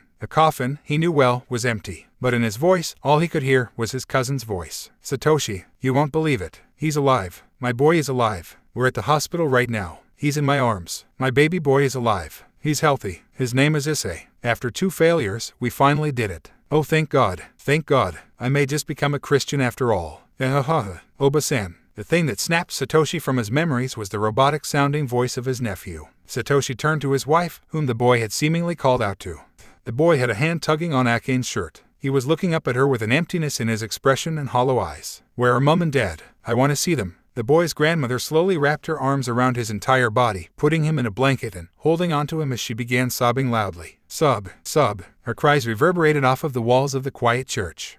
One of Satoshi's shaking hands was brought up to his face as he held his head in it, and the sounds of his memories played in his head again. Ho-ho-ho-ho. A daughter, huh? Well, that should definitely make both of our mothers happy. Who knows, my mother might end up liking her more than she likes Issei. Though I doubt it. And if we get desperate, we can just marry them off in the future. How about it? Hey ha ha ha. He could not cry, for he had his sleeping daughter in his arms. Yet as if to respond, his body would begin to quiver to an unreasonable degree. The Hayato family was no more. Part 1. It was the next day, the day after the services. In the early morning, a young girl named Maki Akawa was watching some of her favorite TV shows, mostly consisting of magical girl series. Though she enjoyed watching the series regularly, she didn't seem to be enjoying it as much as she normally would. Mama, Maki called out to her mother from the kitchen, who was cooking an ensemble of her favorite foods from hamburger to taki and more. There was also a large cake on the table. When is Nai gonna wake up? She asked her mother with a sad face. It's no wonder she would be asking that. Of course she would want to be spending her birthday with the cousin she loved so much. That's right, it was her birthday today, the day after the services. What cruel irony, her mother responded in an unsure manner. Well, dear, I don't know. Oni-chan is very tired from yesterday after all. Maki lowered her head dejectedly. She grew a bit of a pout. She wiggled her little body off of the couch she was sitting on, landing on the floor, and made her way out of the room. Maki-chan. Akane looked back when she didn't hear her daughter respond. She didn't see her on the couch, so she decided to peer out of the kitchen. The only thing she saw was a small body making its way up the stairs. No. Maki-chan, wait. Akane quickly turned the stove off, as to not burn anything, and scrambled over to catch her daughter before she reached the upstairs bedroom that she didn't want her to. But as she made her way up the stairs, she realized she was a bit too slow. Knock. Nai. Let's play. No. Maki-chan. Akane knelt down to Maki's level, and placed her hands on her shoulders. Listen, Maki-chan. You can't be bothering Oni-chan when it's a time like this. I know it's your birthday and I'm sure Oni-chan wants to spend time with you too. But he can't. But why? I don't love Maki. No, that's not it. I'm sure that he does, but unfortunately, Maki was much too young to comprehend the concept of death yet. So even if Akane tried to explain his grief to her, Maki wouldn't understand it. If anything, it was sad that she was just a young girl, wondering why her beloved cousin was locked in a room on her birthday, rather than playing with her. She wonders if this is how the memory will stick in her head. Knock. An odd pattern of knocks was heard from the other side of the door. Maki ran to the door excitedly and reciprocated the knocks. Though, unlike the previous knocks, they didn't have a proper sequence. Knock. The series of knocks continued, and again, Maki reciprocated them. Knock. But after Maki's last knocks, the door went silent. There was no response. Maki's smile faded away and was replaced with a sad pout. Until, Dakun, the door suddenly flew open. Who the heck is knocking on my dang door so much, eh? Out of nowhere, the door to the room swung open, and a broadly smiling Issei came out and attacked Maki with ferocious tickles. Ora, take that. He finally released her and stood over her menacingly. You better run, or else the scary dragon will burn you alive. Maki scurried across the floor to reach the stairs and crawled quickly downstairs. Issei only smiled as he watched her make her way down. Akane didn't know how to respond, but she knew that she felt worried. Aizu, it's okay. Issei interrupted her sentence. He turned to Akane with a small smile. I'm okay. I have to be okay, because today is Maki-chan's day. Issei walked off without saying anything more, making his way down the stairs. Dawn. In the dead of night, Issei was standing in the middle of a forest. He was training for the first time ever. He planted his gauntlet into the body of a tree. The impact was not substantial. It hardly left some scratches. Unfortunate, partner. It doesn't seem as though you've done any damage. As I thought, even with your potential, you are still much too young. Why? Is this really everything? Thud. Issei fell flat on his back, onto the floor, clearly exhausted. I'm afraid so, partner. In the end, you are still just a boy. You may be able to handle 2 boosts of your strength, which is leagues above what any other host of mine could do when first activating their gear at similar ages, let alone activating it so young. In fact, as of currently, you are the 2nd youngest host in history to have unlocked the gear. However, none of that necessarily indicates that you would grow properly. There was somebody younger than me. Indeed, he was only the ripe age of 5 years. Meanwhile, you are nearly 2 years above him. He was quite a terrifying host. His circumstances prompted the gear necessary for his survival. Not only once, but every waking day. Had he lived a full life, I do not doubt that he would have become my strongest host. He died young, correct? He was killed before he reaching a proper adolescence. He was the age of 15. That's really young. It is. Quite unfortunate. However, I find it even more fortunate that you lived through your experience. I sense potential within you that surpasses even his. Really? You think I'm going to be strong? Exceedingly so. Your current state is not exemplary, that much is true. Nevertheless, I feel that, should you pursue strength, it will not evade you. Which means, I believe that if you do not neglect your training, you may become my strongest host. Neglect. To ignore or leave alone. If you train, you will become strong. That is all that matters. Okay, but, like you said before, how can I train? You already told me that I was too young to do anything. So what do I do? Indeed, the greatest obstacle we currently face is that there is not much training you can accomplish at your level. The most ideal choice would be to advance your base level. Your body is that of a child, but at the very least, you may be able to increase the limit of your boosts. That would solve many problems. But as it is, that doesn't seem possible without proper regiment of some sort. So all I can do is work out like a normal person. I do not believe that will be enough. Something more may be necessary. But we must make do with whatever we currently have. So increasing just the strength of your body will have to do. Being a kid suck. Partner, Kai. Issei's body whipped up in terror. That noise. That same noise. A scream. An ear-piercing screech. The screech of a nightwalker. Chills. Issei jumped up to his feet almost immediately. A monster. The monster. The nightwalker. Why? How? This wasn't. D-Drag. I thought you said they would have captured all of those things. I do not understand either, partner. The devils themselves had stated they would capture every specimen. I did not exactly trust their words, but even so, there was a full-scale barrier of an unbelievable class surrounding that entire town of yours. Even if they did not capture them all, they could not have escaped as long as the devils were there. Most especially the Nightwalker, which has a very noticeable presence. There surely should have been no possibility of one escaping. It seems that there was much more to the situation that we did not know of at the time. Who cares? What do I do? Escape, partner. It is advancing in your direction. From the west, behind you. TKS. Crack. TKS. I can hear it moving in the trees. It's moving fast. It's making its way straight towards you, partner. It's time to return to your home. If you make your way fast enough, it should easily lose you as long as I mask your presence. They may be cowardly when confronted, but the moment a Nightwalker is made aware of their advantage, they know no fear. The trick of activating your gear will not work as it did last time. Not as long as it is aware of your current strength. And I do not know how long it will take until your power resets. Issei bolted, running through the forest, back to where he came from. How can it tell how strong I am? Think of it as a wild animal. The moment it reaches you, it will immediately become aware of your difference in strength, even with your 2 boosts. Okay, so can it smell me? Or how will it find me? So then shouldn't I stop running and making noise? No, in that case, it would simply hear your breathing. Right. Oh, man. Well, hopefully I lose it before I escape the forest. Skid. Issei suddenly grinded to a halt in the middle of a small clearing. Why do you stop, partner? D-Drag. What happens when I escape? What do you mean? This thing. What will happen to it? I do not know. It will most likely try to find its way out of the forest and reach civilization. Luckily, your residence is quite distant from this place. It will reach others before it reaches you. Surely, the devils will be made aware of it once many inexplicable deaths are reported. Either way, it will not pose immediate threat to you or your current family. Rustle. To D-Drag's surprise, Issei turned his body in the direction of the sounds of rustling. The rustling and cracking of tree branches were headed straight towards him. What are you doing, boy? You're telling me to escape. Run away, just like last time. Within Issei's mind, the images of a bloodied girl and her mother's severed head flashed quickly by. You're telling me to let this thing run loose. Of course I am. You are but a mere child. There is simply nothing you can do. Issei's mind went into disarray. The entirety of Issei's memories from that day played back in his head, while Ddraig's words repeated themselves continuously. Memories blended with trauma. Little did the boy ever know how much exactly these words would haunt him for the rest of his life. Corpses, blood, eyes, vomit. There is simply nothing you can do. Heads, and a woman's severed hand. There is simply nothing you can do. It's here. Rustle, crack, rustle. Before he knew it, Issei was hearing harsh rustling and cracking sounds from all around him. It was as if there were more than one beast. No, it was just too fast for him to follow. Ddraig, if you want us to survive, then tell me where it's coming from. A foolish endeavor. You will lose your life for nothing. Break.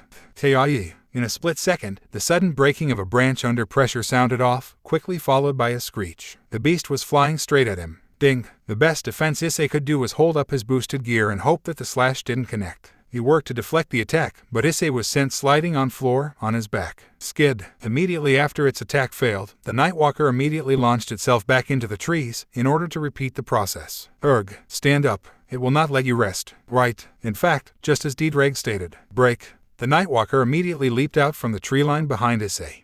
Ding. Issei deflected the attack at the last second, and again, he was sent sliding against the floor. Skayed. Arg. As if to toy with him, the Nightwalker slept back into the cover of the trees again. Wrestle.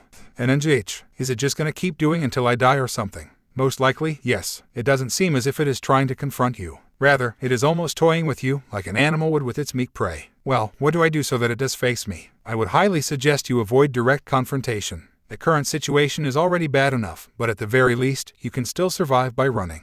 Then again, you have no intention of doing so, isn't that right? If that truly is the case, then we are facing almost certain death. You may technically have a better chance at survival if you kill it during a confrontation, but that possibility is extremely low. Both your chances of survival and death would increase during a confrontation, but your survival is only guaranteed if you flee. Okay, so how do I get it to fight me? HMPH, foolish boy. If you so crudely desire to die, then simply find a way to damage it so that it may confront you. As I have said before, they may be cowardly in nature, but once they are aware of their advantage, they should know no fear. Therefore, injuring even slightly would only agitate it greatly, since you are a weaker existence than it. It will face you then. Okay, so I just have to hurt it. Tell me when it's coming, Ddraig. Just as Issei and Ddraig's communication was ending, the Nightwalker leapt out from the tree line again, and their game of attack, deflect, flee started all over again. Whoa, ding. A little bit earlier than that, Ddraig. What? However, this time, the beast unexpectedly jumped high above Issei, quickly descending on his body which had already been knocked to the ground. Done. It landed right on top of Issei, with its legs landing on his sides, causing him to eject spit. Tie. It screeched straight in his face as it raised one of its claws to slash him. Now, you fool. Without a second thought, Issei instinctively sent the claws of the boosted gear into what could be classified as the throat of the beast. SPLLGG. A disgusting wet noise. Issei's claws did not pierce it, but it left some scratch marks on its smooth skin, and a dark-colored blood spilled out a bit. Tie.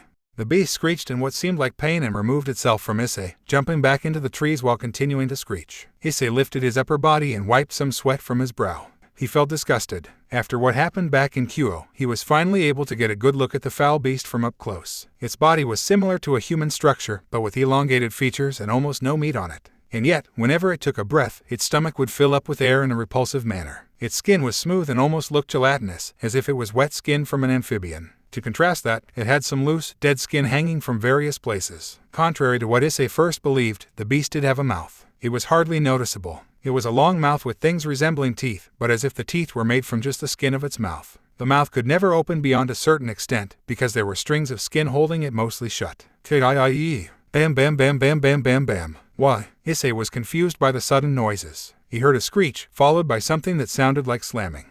Ddraig, do I do something?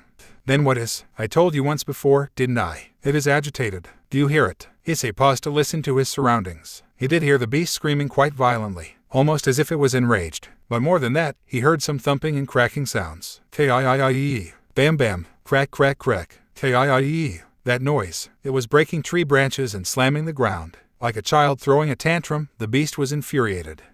Well, great. Wrestle. Crack. Bam. Issei whipped his body around after hearing a large thud from behind him. The beast was sitting there. Creak. A sound similar to wood creaking in a large house was emitted from the beast as it slowly rose up. The difference in size was suddenly made grossly apparent when the beast finally stood upright. The Nightwalker easily towered over Issei with more than 2 meters to its height. Step by step, slowly approached Issei, causing him to retreat slowly. K-I-I-I-E. The beast slashed at Issei without warning. He dived immediately to his left in order to dodge it at the last second. But the beast continued to slash at him, again and again, prompting Issei to dodge and dive constantly from near-death attacks. Whoosh, zin, until finally, slice, arg. One of the slashes ended up scratching Issei's face and leaving a long bleeding mark under his right eye. That'll be hard to explain. Issei's back ended up coming into contact with a tree, effectively cornering him. The Nightwalker slashed at Issei's head, causing him to dive under its legs and crawl away. The moment Issei was behind the beast, he turned around and realized that the beast was struggling with something. It was stuck. Its three-pronged claw was strictly planted into the tree that it struck. Break. It forcibly ripped its claw from the tree. Issei could see the deep gash left in the trunk. The tree was severely damaged. D-Dreg, how durable do you think that tree is? The beast should most certainly have a greater chance at damaging the tree than yourself. Glad we're on the same page. The beast screeched at Issei before lunging at him. Issei rolled out of the way and returned to the spot in front of the tree once more. This may be a terrible idea. The Nightwalker then released a relentless onslaught of attacks on Issei, who could only block using his gear. He could hardly stand the impact of every attack, practically being slapped around from the intense pressure. The fact that he could still stand was probably all due to the boosts he was using. With the flurry of attacks being sent, his prior strategy does not seem like it would work out at all at this rate. That was until the monster lifted one of its claws high up into the air, most likely as a charged attack meant to slice him right in half. There is your chance, boy. Duck. Zim. Issei ducked the moment the Nightwalker slashed, and once again, the beast's claw was planted into the trunk. This time, its claw was planted even further within the trunk than before. Issei crawled out from under the beast and stood behind it. The beast screeched from pure rage. It lifted its remaining left claw and furiously slashed at the tree in order to free its trapped right claw. This thing. For some reason, Issei couldn't help but smirk the moment the foul beast finally retracted its claw. I can't take another one of those slashing combos. But it looks like I won't have to. Here goes nothing. Done. Issei dug his gauntlet into the dirt and brought it out with a great amount of force, effectively spreading a large dust cloud into the beast's face. Issei then immediately made his move and dashed into the dust and around the beast to where the damaged spot of the tree was. He was back in his original spot. The beast whipped its head around, indicating that, despite not seeing him, could still perfectly hear him. It brought up a claw to slash at him. Yes, slice. Issei dove away from the attack and out of the beast's line of sight. It only took one glance back to realize he had won. Crack. The trunk of the tree released a loud crack. The support of the tree was compromised, and as a result, the tree trunk broke under the pressure of its own weight and collapsed. Crack. And the Nightwalker was effectively crushed by the falling tree. Doon. Hannah. Silence. The body of the Nightwalker under the tree did not move. I did it. Out of relief, or perhaps even joy, Issei laughed. His loud laughter was released freely into the night sky as he fell flat onto his back. Hayadu Issei, you are an abnormal host. Never did I imagine that I would encounter a host that would defeat a Nightwalker with the body of a child. Yeah, I didn't think I would ever beat one either, or even meet one. Issei lifted himself up from the ground with a groan. I actually did it. He slowly stepped closer to the fallen tree. He could only look down at the smashed remains of the monster. Its limbs were still mostly intact, thanks to being so long and spread out, but its main body was completely crushed into some black ink-esque liquid. The remains reeked of a familiar human smell, human insides at least. Whether this thing ate people or not is something Issei doesn't know, and does not want to know. Part of Issei wonders if this beast is the same one from the last time. D-Dreg, do you know if this is the same one from before? I do not. Unfortunately, I was awakened a tad too late to recognize any unique features on the Nightwalker fleeing from your first encounter. Not to mention that the Nightwalker beasts do not necessarily possess any specific aura of their own to identify. Though, if I was to be entirely honest with you, I do believe this may be the one. I see. Issei continued to stare down at the beast's remains, silently. His eyes slowly wandered over to the three-fingered claw sticking out from under the trunk. The memory of a woman's severed head being squeezed in between three large, black claws. Her hollow eyes were ever so slightly open, and her mouth was left agape. She must have died instantly. Splat. Issei's shoe landed on the claw and crushed one of its talons. 12 a.m. Issei had finally returned home after over an hour walk from the forest he was in. It was incredibly difficult to find his way home from a place he's only been to once, especially in the dead of night. Once he reached his home, he quickly and quietly entered through the back entrance he left unlocked and made his way upstairs. His body felt heavy after his boosts reset halfway through walking home. He felt like he would collapse soon. Making his way up the stairs was also an arduous task, considering that his heavy body was difficult to tiptoe with, as to avoid making noise. Issei washed his face a bit in the restroom, aside from some of the blood left by the slash on his face. If he washed it, it would become obvious that he obtained it when he was awake late at night, and he was perfectly aware of it. He needed to make it look like an accident, and one that he wasn't aware of. How he will do this, he still doesn't know. After he cleaned himself off a bit, Issei snuck back into his bedroom silently. The moment he entered his room, he froze momentarily. He heard a soft breathing, only to notice the little body lying in his bed. That's right, Maki was sleeping with him tonight. It was her birthday today after all. She was allowed to sleep with him without objection from anyone. Issei snuck past the bed and opened the closet slowly. He quickly changed out of his dirty clothes and into a normal shirt and shorts. After he was done, he approached the sleeping beauty on his bed and smiled sweetly at her. Nai. He couldn't help but stifle a giggle in response to her sleep-talking. He truly loved his adorable little cousin. Unfortunately, his smile did not last long. Due to the previous event, he was soon reminded of the resemblance between the orphan girl he saved and his new lovely family member. Along with that face came the memories of the girl's deceased mother. He had finally killed the monster responsible for that girl's family's demise. But the girl will never know. Even if she knew, would something like that make her feel better? Her family was killed by a monster she didn't even know existed, and now that monster was dead as well, so be happy. Be happy that the monster who tore her family apart and possibly ate them right before her eyes is now dead. They were the same, Issei and that girl. They were both young orphans, just normal, brown-haired children with no family, left alone in an empty house, covered in blood. Was a beast like that the same one that killed his parents? Did his parents die in a similar way? He doesn't remember much from the funeral. His parents' coffins were empty, he knew that much. There were practically no remains left of them. His chest suddenly tightened. Did they get eaten? Issei knelt down to the side of the bed and spawned his gauntlet for a brief moment. Crack. He used it to break off a piece of the bed, exposing some of the wood underneath. Maki stirred in her sleep, but stopped when Issei caressed her head. She was a very heavy sleeper. He reached over Maki's head and grabbed the pillow beside her. He picked it up and began to walk out of the room. For some reason, he had decided to step out for a minute. Dakun. He exited the room and made his way quietly down the stairs. He walked over to the entrance of the living area and slid open the slider door. He stepped into the empty, dark living room. Pumph. He approached the couch and dropped onto it with the pillow stuck to his face. It muffled his breathing, and what was surely soon to follow. Hey, honey, put that stupid newspaper down and eat your breakfast already. At this rate, it'll get cold before I even finish making your coffee. No, dear. A man should never eat his breakfast without his coffee. If anything, I should be drinking my coffee before I eat my breakfast. Of course not, Issei. You are a boy, not a man. You aren't old enough to be a man yet. Yes, eyes. It's just as your father says. You are not a man. Boys are innocent and lovely, while men are idiots and perverts. Issei silently lost himself in the memories of his peaceful past. And though his hands felt weak, his grip on the pillow tightened. Of course not. My baby Issei is a smart, wonderful, young boy. His father, however, is a perverted dummy who's more in love with coffee than food. And I do not doubt that this father of his would influence him with his foolish and perverted ideas. You hear that, Issei? Your mother thinks I'll turn you into a pervert. Don't even worry about that. Trust me, my boy, I will personally make sure you will be able to fulfill the dreams I could not. I will succeed, even if it is through my own son. His victory is my victory, and he will capture the hearts of every woman he desires. But I don't care about other girls. The only girl I like is Mama. Ma, do you hear that, honey? It looks like you have some serious competition. Why, no, my own son, something like this. Even his own mother, as my own child surpassed my knowledge of the harem dream. I can't believe it. I won't lose. I cannot lose. Not to my own son. Oh, don't you worry about him, eyes. Your father gets like that sometimes. Try not to be like him, okay? But I want to be just like Tusan when I grow up. I want to marry a girl just like Kasan and have a boy just like me. That's my boy. But you can't have your real mother, alright. Seriously, Otto-san will cry if he can't even keep his wife, so please spare me. Oh hush, you. It doesn't matter who his eyes grows up to be like or who he meets. He will always be a wonderful boy, and I'm sure he will meet a lovely young girl who wants to marry him. He will do great things and become a great man.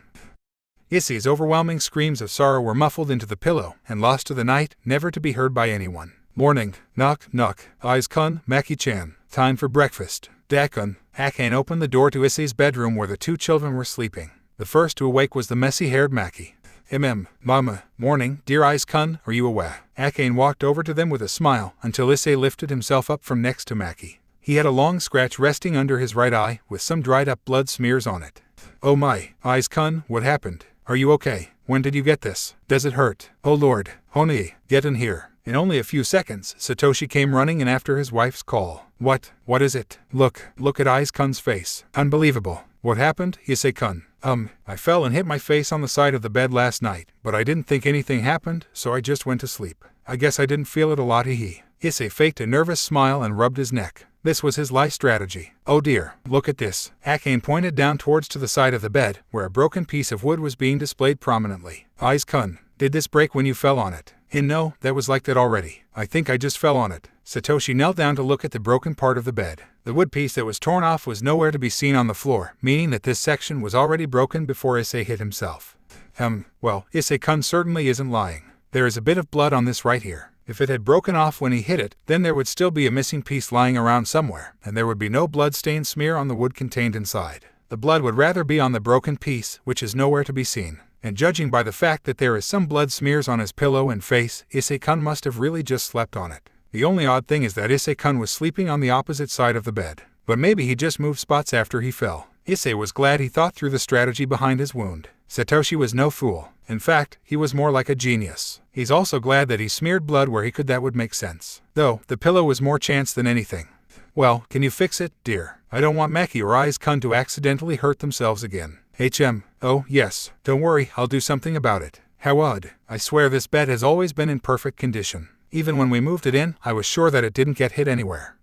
Oh well. Both of you, keep your distance from the edge of the bed, you hear? The children both nodded their heads. Okay, come on, you two. Eyes-kun, let's wash your face, and both of your hands so we can eat some breakfast. Hurry along now. Satoshi has to get to work and take Eyes-kun to his new school. Upon realizing what day it was, Issei thought grimly to himself. Oh, right. So that was today, huh? Maybe I shouldn't have gone out yesterday. My shoulders hurt a lot. And everything else too. 1 hour later. Nuo. Nai. Oh, I know, honey, but Onii-chan has to go school now. Come now, you can play with him when he gets home, right? Nuo. I don't want Nai to go. I don't want it. The little Maki was crying in her mother's arms at the doorway of the household, while Issei walked alongside Satoshi to the car. It was time for Issei to leave for school after all, much to Maki's dismay. I'll be back, Maki-chan. Be a good girl till then. Be safe, you two. Yes, we know. We'll be back soon. Satoshi and Issei entered the car and drove off while waving at the girls standing at the door. Issei and Satoshi sat in the car quietly as they drove to Issei's new school. Satoshi was not a very talkative person. It's part of the reason why his cousin was more popular amongst people than he was. And Issei was that man's child. He was just as talkative and playful as his father. So their compatibility in terms of personality is not very high, despite their relationship being fairly good. Nevertheless, Satoshi decided to break the silence. Are you nervous about being at your new school, Issei-kun? Issei shook away his slight tiredness and focused on his uncle. Sorry. No, not really. I don't really have anything to be nervous about. You're not worried about being in a new school with new people? No, why would I be? Well, you'll be in an entirely new environment with people you don't recognize all around you. You're not worried about what they'd say or think. No, if they're all people I don't know, then there's no reason to be nervous about what they think since I don't know them. Is that so? Yeah. For some reason, this caused Satoshi to smirk. You're just like your father. Really? Yeah. Your attitude towards people is just like his. Even if they think or say something about you that isn't true or nice, you don't care. You can just be yourself and make friends through your own charisma. In the end, you become popular whether people like it or not. Even if he is annoying sometimes, I always envied that part of him. Issei couldn't help but look down at his hands and smile. So that's what his uncle thought of him. It might seem odd to the average person, but Issei was happy being perceived as an extension of his father. It was something that made him feel proud. Hopefully, there were parts of him that resembled his mother as well. You also have your mother's eyes. Maybe most of her facial features in general. Thank goodness, to be honest. No offense, but your father wasn't as handsome as his wife was pretty, haha. As if to answer Issei's wishes, his uncle told him exactly what he wanted to hear. Thanks, Oji-san. No problem. Once again, the silence between them returned, but this time, it was a bit more pleasant. Issei rested his chin on his palm and gazed out the window. He lost himself in his thoughts. The drive was quiet and it seemed like the world was passing him by quickly. Every minute, they passed a place he didn't recognize. It really was an entirely new place, just like his uncle said.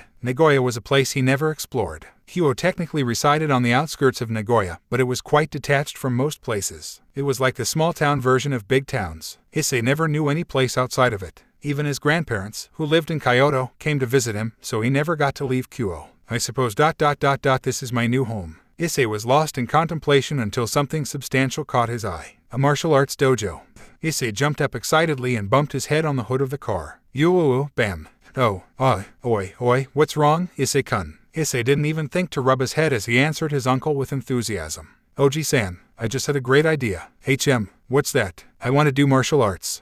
Martial arts? That's right. The thing that took Issei's attention was none other than a martial arts building. Judo, to be specific. You want to take martial arts classes? Yeah. Can I, please? Satoshi smiled unexpectedly. He was glad that Issei was taking interest in something like this. It meant that Issei was truly recovering, even if only by a bit. Of course you can. Yes, thank you, Oji-san.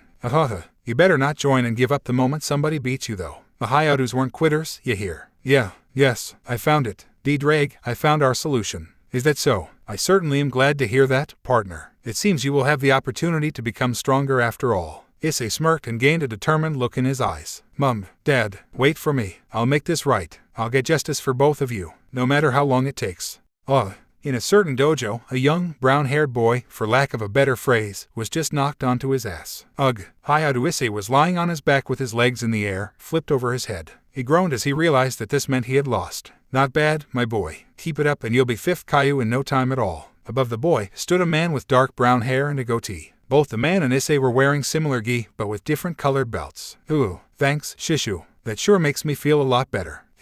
Sorry about that. Alright, come on up. The man extended his hand for Issei to pick himself up on. Issei only stared at the man's arm with an unamused expression. He was practically flipped upside down after all. The hand wasn't going to help much. The man, his martial arts master, sweat dropped.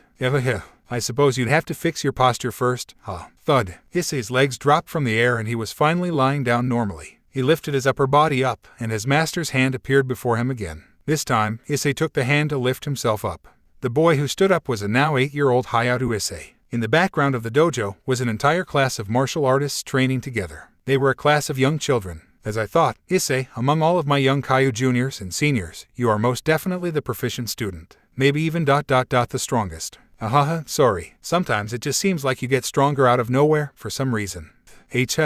Nah, that's crazy. Issei couldn't help but laugh awkwardly while averting his gaze. Well, my point is that you've been progressing very well. I'm sure you'll reach blue belt soon. Who knows, you may even reach brown belt before next year. Issei's master proudly laughed out all of the air in his lungs. This man really loved bragging about his students' successes, most especially when it came to his children's students, who always happened to be harder to instruct. But he was right. Issei was a prodigy. His prowess was something that could rival a full-grown adult. The reason why was obvious to no one but Issei himself. 2 years. It has been 2 years since the incident in Kuo, and since Issei moved to Nagoya with his cousins. Issei is currently 8 years old, with his birthday being a few months off, to age 9 in the summer. Just short 5 months off of being 3 years since that day. Issei was a natural when it came to his training. A true prodigy, or at the very least, it seemed that way to his instructor and peers. None of his young peers could properly defeat him, unless they were experienced enough, amongst those being teenage students. And even then, somehow, Issei seemed stronger than them, at times. As if he would randomly receive a strength buff during certain practices. His natural, base strength was above average. As good as a young child could be, most would assume.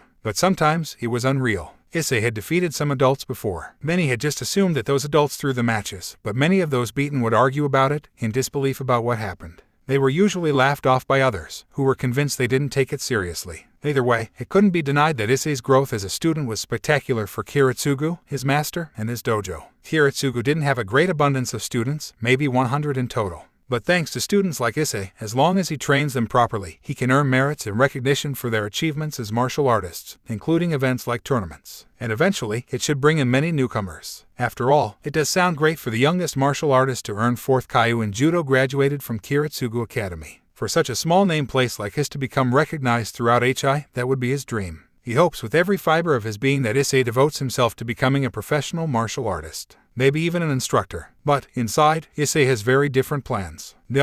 Standing at the entrance of the dojo was a young girl with short brown hair and a bright smile, waving to Issei with both of her arms in a frantic manner. Her mother stood beside her, smiling apologetically. Looks like your family came to pick you up. I was hoping you'd stay a bit longer to help out with the junior Kaiu. Sorry, Shishu. I'll try to help out next week. Yeah. Don't go doing anything crazy over the weekend that'll put you out of commission when you come back. Yes, Shishu. All right, off you go. Issei bowed to his master, who returned the bow and ran off to his family. He was immediately embraced by his younger cousin, Maki, when reaching them. Hey, Yugu, oof. From beside the two children, Issei's aunt, Akane, handed him his shoes. Here are your shoes, Aiz-kun. Thanks, Oba-san. Yeah, cough. Issei took the shoes while Maki, who was latched to him, sang his name and coughed a bit. Despite her coughing, her grip around Issei only increased. No, Maki. You can play with him once we get home, so at least let him walk properly. Ugh, it's too late, Oba-san. My neck is being crushed. Part 1. Din dun. Within a certain school, a trio of boys were gathering their supplies from their desks and preparing to leave class. "Nay, did you guys watch Gundam last night?" Not me. My mom took us to my Oji-san's house yesterday. It was so boring." "Really? That sucks. What about you, Issei?" The third boy, Issei, was lost in thought. He was being called out to by two young boys walking beside him, one with black hair and one with coffee-colored hair. It was time for them to go home from school, and they were walking back together, as per usual. But Issei had been thinking about his training up until the point his two classmates snapped him out of it. No, I didn't get to watch it. Sorry. Maki-chan ended up taking up my time over the weekend. She always likes to play stuff instead of watch stuff. Maki-chan. Oh, is that the Amato of yours? She's the one from the family visitation day. She was really loud. Yes, she yelled a lot and kind of scared me. Well, that's different, Narutobi, you're just a wuss. While Issei's black-haired friend was mocking his coffee-haired friend, Issei was already removed from the conversation between them. He only got the chance to answer once and now they were moving on to different subjects. He merely sighed as the two continued their conversation in the background. They were approaching the school's entrance. "Leave me alone, Gudo. I'm serious. You need to get some meat on your bones. You're really scrawny and you're gonna get picked on really easy in middle school like this." "Hey, Issei, you go to a dojo, right? Take this guy with you. He's too passive. He'll never get a girlfriend in high school." "Stop it. I'm serious, man. You're gonna die alone at this rate. Why do you keep talking about so far in the future?" Before Issei could even respond, the trio reached the gates. Time moved in slow motion as they exited. Because at that moment, Issei felt a sharp chill run down his spine. Chills.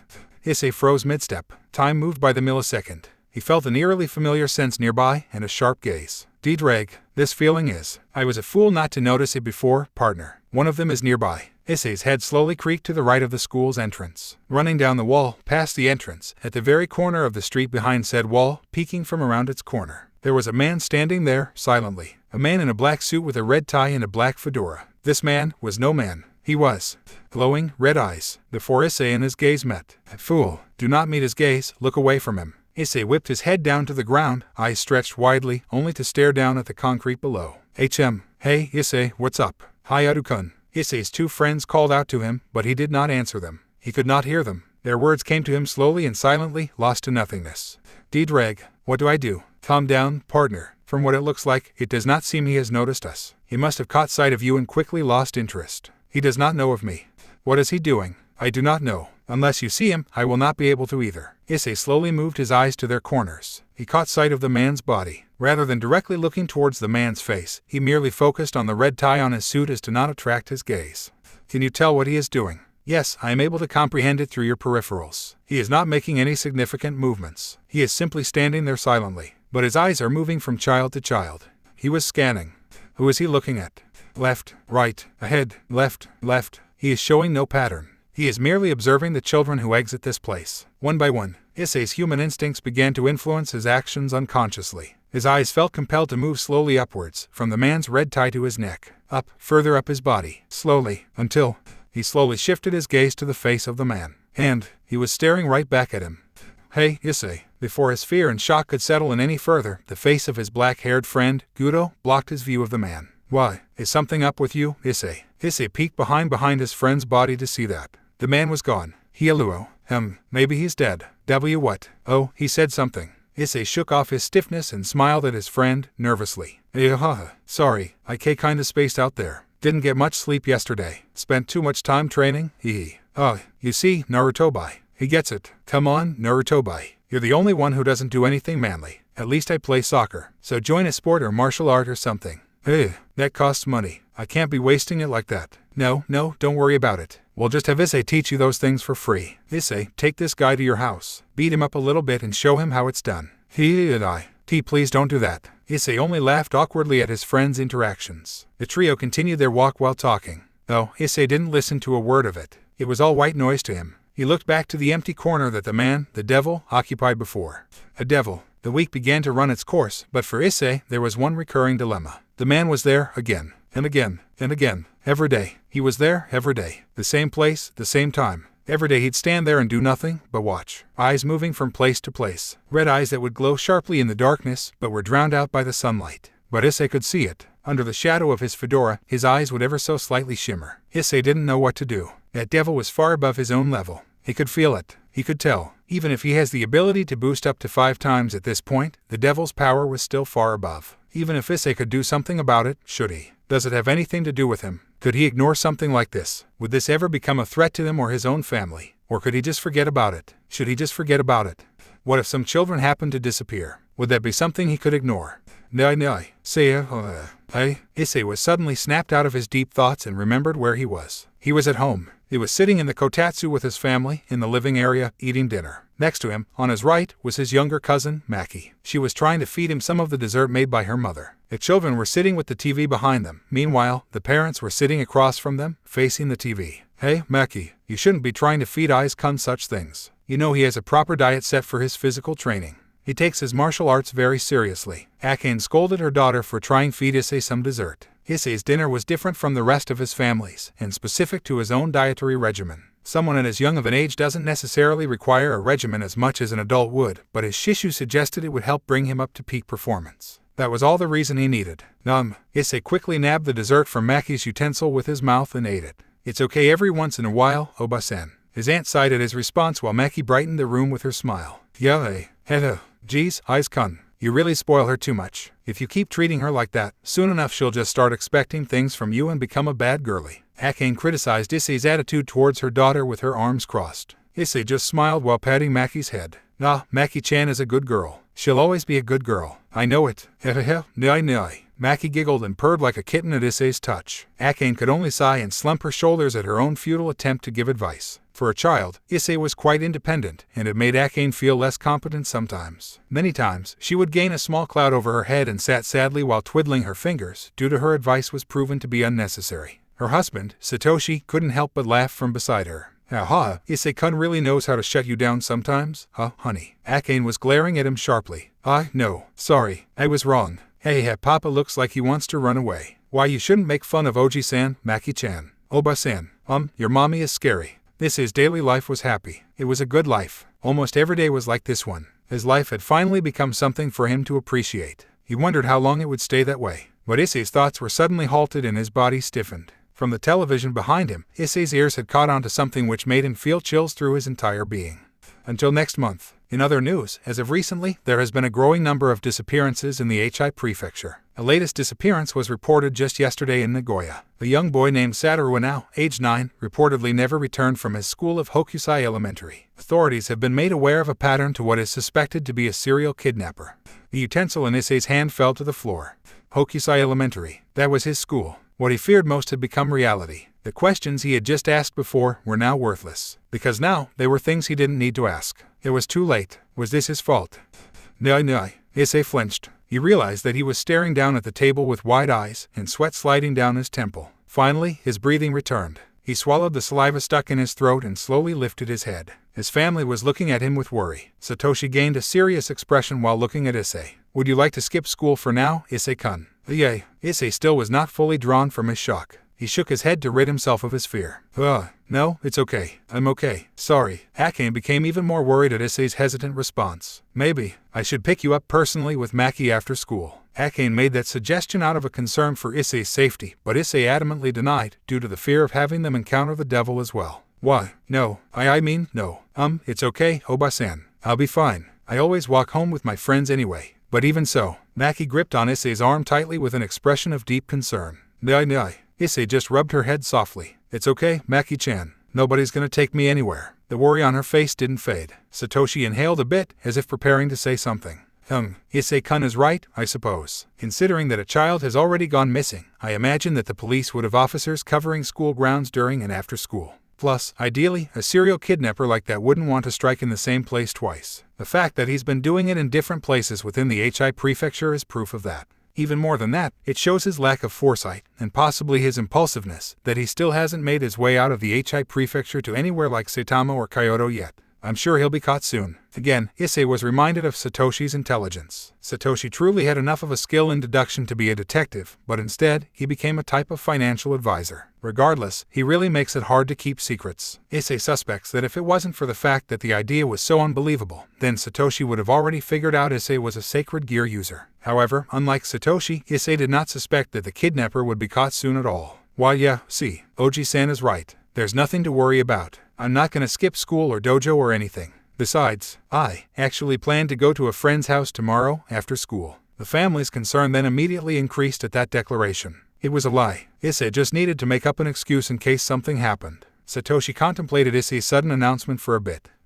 What bad timing. You can't go there another time. I don't know. I can go either tomorrow or the day after. Narutobi hasn't decided when yet. Satoshi took a second to think a bit more. After a short while, he nodded his head. All right, as long as you make sure that you head there accompanied by your friends and not alone. Is that friend's house nearby the school? Yeah, it's really close. Way closer than our house.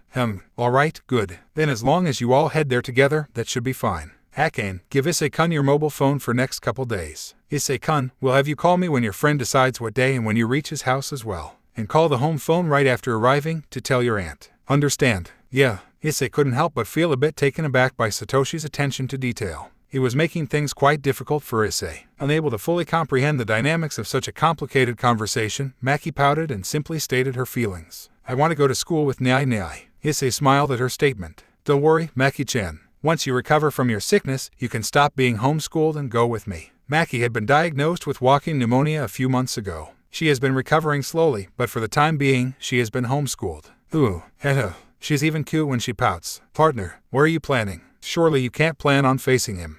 I don't know, D-Drag. I'm not planning anything yet. I just need to make sure he's not there. At least this week. Hopefully, he won't come back. Part 2, 2 days later, in Hokusai Elementary. And so the Shogun decided that. Din dun din. Ah, there's the bell. Rise. Bell. After the students of Issei's class bowed, they began to gather their things and prepared to leave. The sensei gave them an announcement as they packed. All right, everyone. Make sure you go in groups of 3 or more when walking home together. Nobody goes alone. If somebody is alone, then make sure to walk with them or bring them into your group. If you're walking home in a pair, then try to look for more people to walk with, even if you don't know them. 3 or more people? Okay. As Issei was gathering his things, his 2 friends approached him along with another boy. Hey, Issei, this guy doesn't have anybody to walk home with, so we're bringing him along. Yeah, of course. A group of boys made their way out of the school quickly after acquiring a new group member. Issei wasn't as on edge as he was the day before. Luckily, the man wasn't anywhere around yesterday, but he still felt like he was being watched. There were cops around the school, just like Satoshi predicted. All of the students were heading home in groups and only separated when they were near their homes. Everything was looking good, so far. As the boys approached the exit, Issei began to feel tense again. D-Drag, do you think he's there today? What do you mean? You can't sense him. Why not? You could sense things from really far, a long time ago. That was the very first activation of the gear. Our connection may have been weak, but as long as I used all of my focus to concentrate on your surroundings rather than yourself, I had a large range. However, that only worked because, at your first activation, you received an automatic, but temporary, boost in stamina and instinct. I took advantage of that and focused on sensing that which was around you for many meters. That isn't possible now. At least, not to the extent it was. The range is much more limited. Though, at this range, it technically should be more than possible. Wait, but you said you couldn't sense him. Then what are you? Foolish boy. You still need to improve your instincts. Do you not understand what I am saying? I cannot sense him. That does not mean he is not there. Hello? Issei's group finally reached the exit. His eyes immediately moved towards the spot the man was standing at days ago. The spot he wasn't in yesterday. And there he was, staring right back at Issei.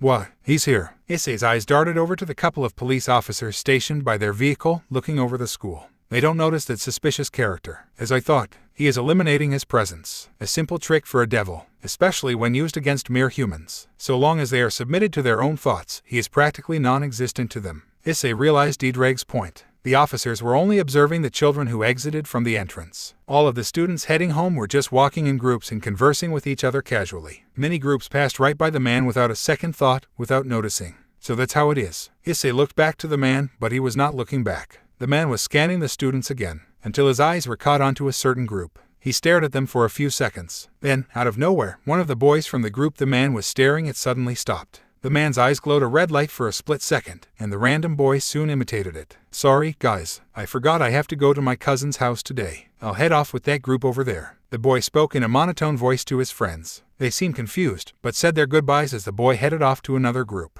Why, D-Drag, did he just do something to that other kid? Most likely. I am impressed. He did not need to initiate eye contact or speak to him for it to work. The seemingly hypnotized boy introduced himself to a different group of children and they walked together with him, off to an entirely different direction. As soon as the group of children crossed the street, the man took a step forward. Is he gonna follow them? The man began walking forward in what seemed like slow motion to Issei. His step was heavy and loud, and in Issei's mind, he could hear the news report from the other day playing repeatedly. Step. What the? Hey, Issei, where are you going? Sorry, guys. I forgot today I was going to meet my family at my grandparents' house, so I'm gonna walk with that group over there. Go on without me. What the heck, man? At least say something earlier. Sorry. Issei ran off after the man, following the group of children and the devil himself. I can't actually join their group. I have to follow him discreetly and see what he does. To his partner's question, Issei had no concrete answer. I don't know. Issei followed the man with a considerable distance between him. Just as Issei suspected, the boy was under some sort of mind control, and the devil was following him. The hypnotized boy walked with his group in a soulless manner. After some time, they all reached the suburban areas. The children began to separate, one by one, since their houses were right in front of them or close by. Soon enough, it was just 2 children left. Oh, there's my house. Where's your house at? Mine's right there. Oh, I see it. Cool. Okay, see you later. Bye. The other boy separated from the hypnotized child, leaving him alone, finally. The man was right around the corner, and Issei was using another house across the street as cover to view both of them. The boy turned around lifelessly. Then, the man finally gave up on hiding himself, and he simply walked off in a certain direction. Only seconds after that, the hypnotized boy started walking in the same direction as the man, with a huge gap between the two. He's leading him out of the house areas. Issei followed the two. This time, he was following behind the hypnotized boy directly, more closely than when he did for the man. They exited the suburban areas, crossed many streets, past many restaurants, past a park. Before Issei realized it, time began to pass and pass.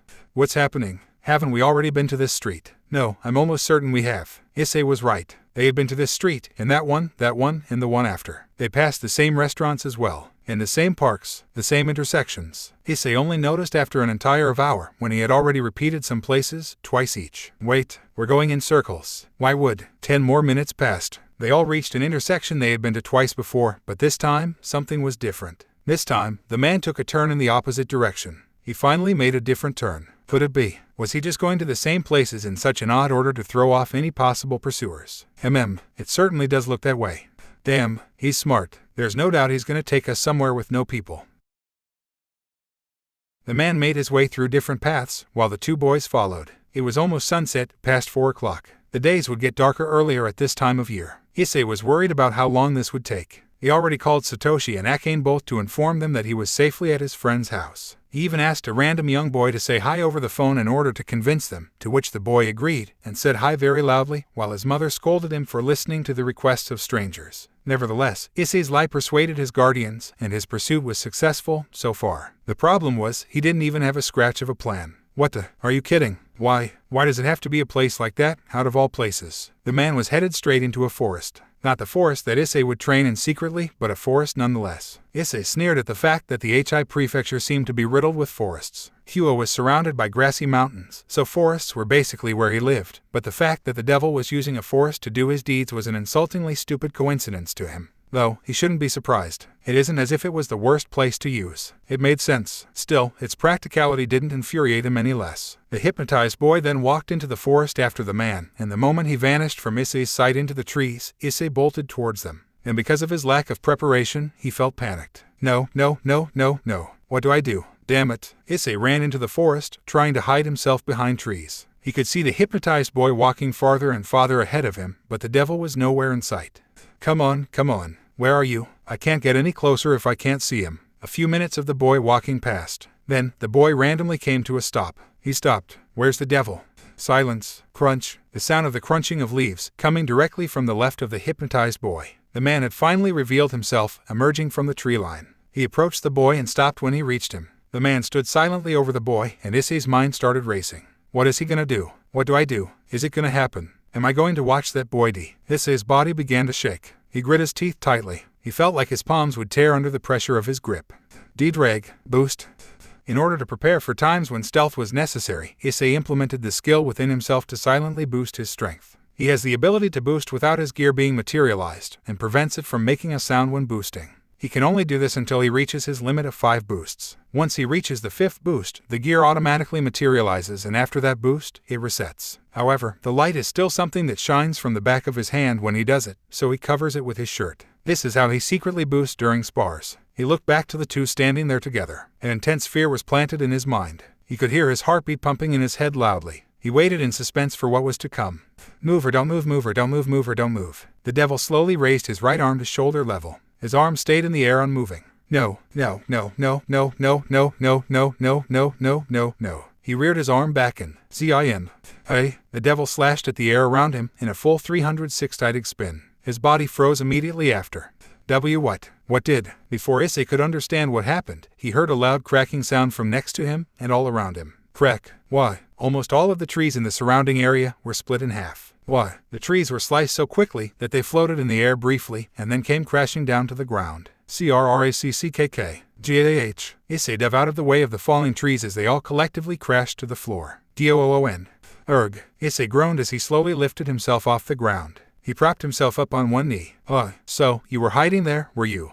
Issei froze as he heard an unfriendly voice speaking directly to him. The place that Issei and the other two occupied was now nothing but a makeshift clearing. Issei was completely exposed and visible. In a state of shock, he shifted his gaze to the left of himself, where the voice of the man, the devil, spoke out to him from. That's odd. You glow so brilliantly. When Issei finally turned, the devil was standing above him, reaching out with his black glove, centimeters from Issei's face. It's disgusting. Issei jumped back without hesitation and created a gap between him and the man. That's not right. That's too fast a movement for a boy. The man said that with his face shrouded in darkness. Only his red eyes glowed in the shadows, piercing through Issei's form. Issei shot his eyes towards the hypnotized boy, who was standing aimlessly, alone. Issei quickly circled around, behind the man's line of sight, and ran to grab the unguarded boy. But the man was already standing between them. Oh, this one. No, he was just a tool to lure you out, honestly. Issei skid to a stop, but his momentum was too strong for him to fully halt. So, instead, he spawned his gauntlet and jumped straight into the man's jaw. Done. That's not right either. The man pushed against Issei's gear with only his cheek to look directly at him. Unaffected. That's too strong for a boy. Issei retreated in a great shock, while the man continued speaking in a manner that made Issei uneasy. You were trying to get to this boy. So the decoy worked. I was trying to get you to follow me, but I didn't think you would. I had to take you in circles to make sure. You didn't notice the first time I took someone, but I guess that was just my bad timing. Issei stood upright, while not understanding what was going on. He was trying to lure me out. Why? Did he know I had a sacred gear? How? You're asking why I wanted you to chase me, right? That's because you're the only one who's ever noticed me. I wasn't making my presence known, but you still caught me. Even if I was staring at you, your human instincts shouldn't have warned you about it. So there had to be something more to you. No, even more than that, you're glowing so brightly. That's not right. I've never seen someone glow that brightly. What the hell are you talking about? Your language isn't right either. That's not how a boy talks. The man spoke in an eerie tone with every single word. Issei could not see his face due to the dark shadows covering it, but he could see his red, glowing eyes stare sharply into him. They were wide open, as if his expression was devoid of any emotion. You're asking about the glow, aren't you? The glow. You're glowing. This other boy is not glowing. He was just a fake to bring you out, so he's not glowing like you, or all the others. Issei didn't care for the man's rambling. The man only looked towards the boy behind him. But you see, I was born with the special ability to see people who glow. For a long time, I didn't know what it meant. Not a lot of people around me were like that, but I would see them every few years. Even my elder brother had a quiet glow around him. I soon found out that it was a sign from God. Issei's brain stopped when he heard the man's remark. God, you are a devil. Silence. Issei flinched harshly at the man's sudden outburst. That is something I know well. Of course I know. It's something I have to live with every day, because I am the necessary sacrifice. The blood of Christ was spilled to relieve man of his sins. This time, I shall bear sin so that others needn't bear the burden themselves. And I shall bear the burden for the sake of divine justice. To take the life of another is a crime against God's creation. That is why I shall become the sacrificial pawn to God's plan. And prevent those who are destined to kill from taking the lives of others. Prevent taking the lives of others. Yes, you see, boy, this glow that surrounded my brother and these boys, including you, is the glow of a murderer. Issei was left entirely confused by the man's declaration.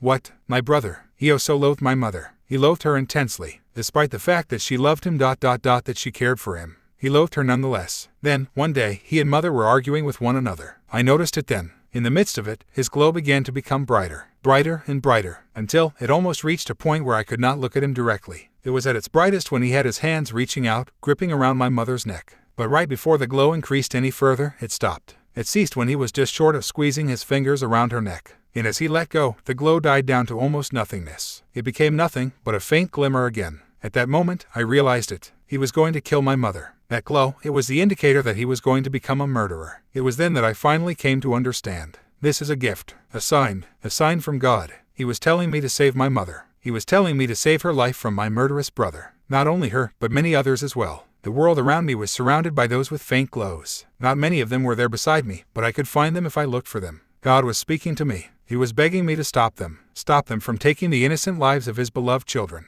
to take on the burden of sin for the sake of divine justice. While the man gave an empowered speech, Issei was confused about one minor detail. What did you do to your brother? The man only looked down at Issei curiously.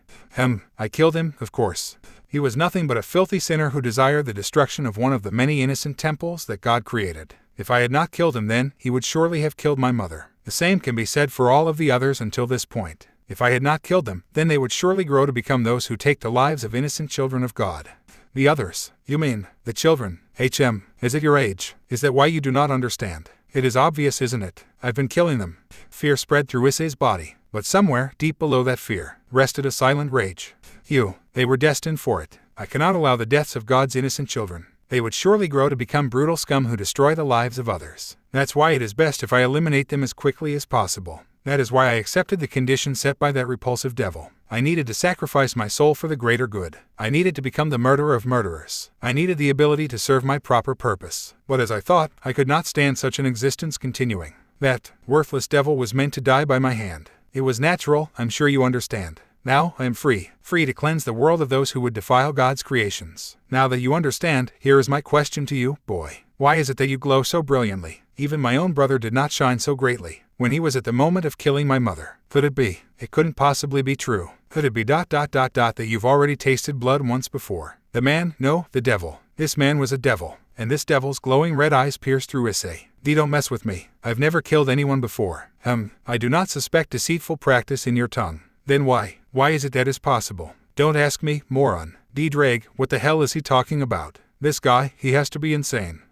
Indeed. However, I feel that I may have an assumption as to why he speaks of this. What are you talking about, Dreg? Explain. We don't have time to be messing around. Indeed, we do not, partner. I suspect this divine ability of his is nothing more than a low-level sacred gear. A gear. It seems likely. You are the brightest one he has ever encountered. It suggests that you are the first gear user he has met that has unlocked their power. His sibling must have been at the height of its activation, but stopped just short of it. The children he has been killing must be dormant gear possessors. I suspected as well that there may have been two others besides yourself that possessed a gear, enclosed within that educational institution you attend, but they were locked from them. They were also low level, in comparison to yours, which is a longinus. This guy. He's been hunting gear users, and he doesn't even know it himself. Maybe if I explain it. Do not be foolish, boy. This a deranged devil. He will not heed your words. Wait. What if he's been hunting gear users without knowing it? Then, those children were innocent from the start. Without saying anything to Dreg or the devil, Issei began boosting his power further, straight to his limit. You are glowing brighter. That's not right. Unless, does that mean, you have manifested your wish to kill me? As I thought, you must have spilt the blood of the innocent once before. In that case, I will erase you. Power burst from the small figure of Issei. His body was surrounded by a soft, thin, green aura, shocking the devil. What is this? Could it be? You weren't human at all. I see. So that is how it must be. You must be in alliance with the filthy forces of the devils. Disguising as a human child, it seems I was the one who was tricked. As I thought, I must eliminate you after all. Issei's teeth grit tightly. The images of families at the funerals of their own young children filled his mind. His fear was finally replaced with rage. You murderous bastard. Issei launched himself towards the devil at a speed the devil was not prepared for. Fool. The stray has no boundaries set to their power. Even if he was a weakling before, he is free now. He is no longer barred by any restrictions set before. Issei readied his gear in midair and brought it forward as if it was in slow motion, with full force. As if I can. And when his gear connected, that full force was released. Issei's gear was planted right in the devil's jaw. The force of the punch sent the devil sliding back and rolling into the ground. Now, the moment Issei touched the ground, whoosh, he swiftly snatched up the boy and ran straight back in the direction he came from, at top speed. Why, he ran. You were planning on running from the start, I see. Of course I was. I can't win like this, and I definitely can't leave this kid behind. Is that your reasoning? I should have known it was such an excuse. If you had planned on running from the beginning, then you would have done so easily. Instead, you risk your own life for such a reason. For nothing but a stranger, yet again. A naive and foolish boy you are indeed. Will you quit berating me and tell me if he's chasing me or not? What? Just as Issei took a peek behind him, he heard the sharp sound of wind. Boom, there you are. The devil was flying right above the cascade of trees Issei was running through. Sleek, black wings held him high in the air. Get back here. I will not allow you to harm the child. I'm the one trying to save him, you worthless bastard. Boom. Suddenly, the devil dove into the forest of trees and started flying a few meters behind Issei. What the? Damn it. Issei launched himself up and began jumping from tree branch to increase his coverage of ground further. You are fast, but you will not escape. I will save that boy. Shut the hell up, you scum. You're a damn murderer who kills innocent kids. All you've been hunting is nothing but sacred gear users, moron. You've just been using your own to find them. Bah, you cannot deceive me. Such a thing was nothing but a lie created by those devils who fostered me. Dreg, could those devils not have told him he had one? Fucking damn it. The chase continued. Issei didn't know what speed he was moving at, but it had to be around 30 kilometers per hour, he assumed. He could easily catch up to a good amount of vehicles at this point. Despite that, the devil behind him kept pace with almost no trouble at all. The devil maneuvered through the trees with little effort. Only 3 meters separated the both of them. Damn, for someone who hates devils, he's sure good at using his wings. Indeed, he is closing in by the minute. Damn, it doesn't look like I'll have a choice then. Issei looked as far ahead as he could and formulated a strategy. He started jumping in a certain pattern, making sure the devil followed him at every turn. Not now, Dreg. I know, Dreg. Foom, foom. The devil was flapping his wings vigorously. He was closing in. Now I have you. The devil reached out to grab Issei as he drew closer. His arm was centimeters from Issei's shirt. But, boost, Issei proclaimed it loudly as he held his gauntlet reared back in front of the devil's face. Then came the light. Cheyenne, og. The devil was blinded for what had to have been less than a full second. Unfortunately for him, that was enough time for him to meet the brunt of a large, sturdy branch of a tree. Whack, GAH. Due to the devil's momentum, the collision caused him to flip and crash him into the ground, brutally. Bam bam bam bam bam. Raise. Issei laughed proudly as he furthered himself from the body of the devil that was grounded. You have exceeded your boost limit, partner. You will reset soon. I know, that's why I'm busting my ass to get away right now. His fault for flying so damn fast. Asshole should have kept his eyes on the road. Kyukuku, Kyuaha, a child using trickery to incapacitate a stray devil in his supple 9th year of life. To an existence like myself, it sounds like a joke. Kyuaha, what sort of host have I been matched with? Is this a blessing or a curse? Kyuaha, don't call me a curse, you stupid lizard. Shut up, you're hurting my head. The devil that was left far behind Issei lifted himself from the ground as he heard the sounds of the child yelling far in the distance. RRRGHH, I will find you. Likewise, Issei could hear the devil scream loudly from within the trees. He was a great length away at this point. Just try it, Suukir. Partner, he knows of which educational institution you attend. Do you believe he cannot lure you out once again? He won't need to, Dreg. Akawa residence. As usual, Akane was in the kitchen cooking dinner, while Maki sat on the couch in the living room, bored. Ding dong. Maki brightened up when she heard the doorbell ring. Stay there, Maki. I'll go see who it is. Okay. Akane left from the living area and approached the front door. Without opening it, she answered. Satoshi, is that you? She heard a familiar voice from behind. Obai-san, it's me. Oh. Akane unlocked the door and opened it without hesitation. Dakun, Aiz-kun. We didn't expect you back from your friend Sosu. Akane's speech died off when she laid eyes upon the unconscious boy that Issei was piggyback carrying. Sorry, I didn't know where he lived. Aiz-kun, that boy is. Issei forced an awkward smile. Both of the boys' bodies were covered in dirt and sweat.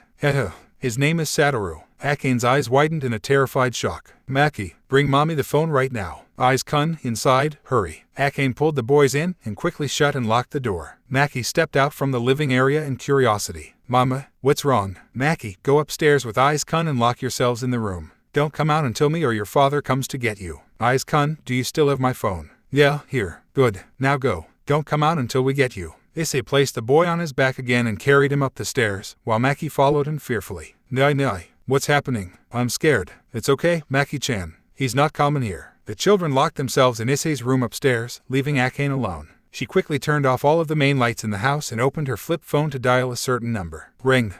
It was the dead of night. A young boy was walking through a familiar forest, the crunch of leaves under his shoes. Does it seem like I have a choice? He continued walking. After Issei arrived home with the unconscious boy, the authorities were called. Satoshi immediately returned home a bit early with the permission from his superiors. The authorities retrieved the unconscious boy and asked Issei how he came across him. Issei lied and explained that he found him wrapped in a bag behind a store. He didn't lie entirely. The store was near the forest itself. The authorities were currently investigating the area around it. It was Issei's failsafe. If it became too dangerous for him to face the devil, then all he needed to do was bring attention to the forest. Hopefully, it wouldn't come to that. He suspects that by tomorrow morning, there would be many news reports involving him, and maybe even some calling him a young hero of some sort. He wasn't a hero. Not yet, at least.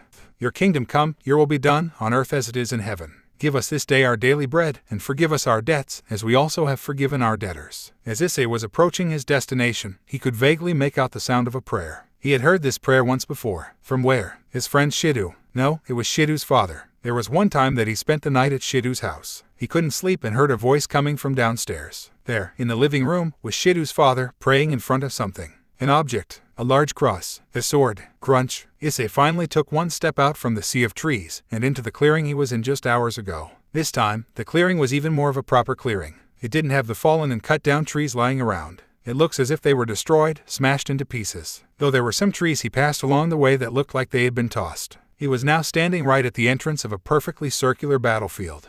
In the middle of the field was the devil, sitting on his knees, reciting a prayer. His hands held above his head, with a crucifix necklace in between his gloved hands. A small amount of steam seemed to be arising from his palms as well, and there was blood leaking out of his ears. Dreg, you once told me that, as the Sekiryuutei, killing ... was going to become normal for me. Right? Indeed, it is unavoidable.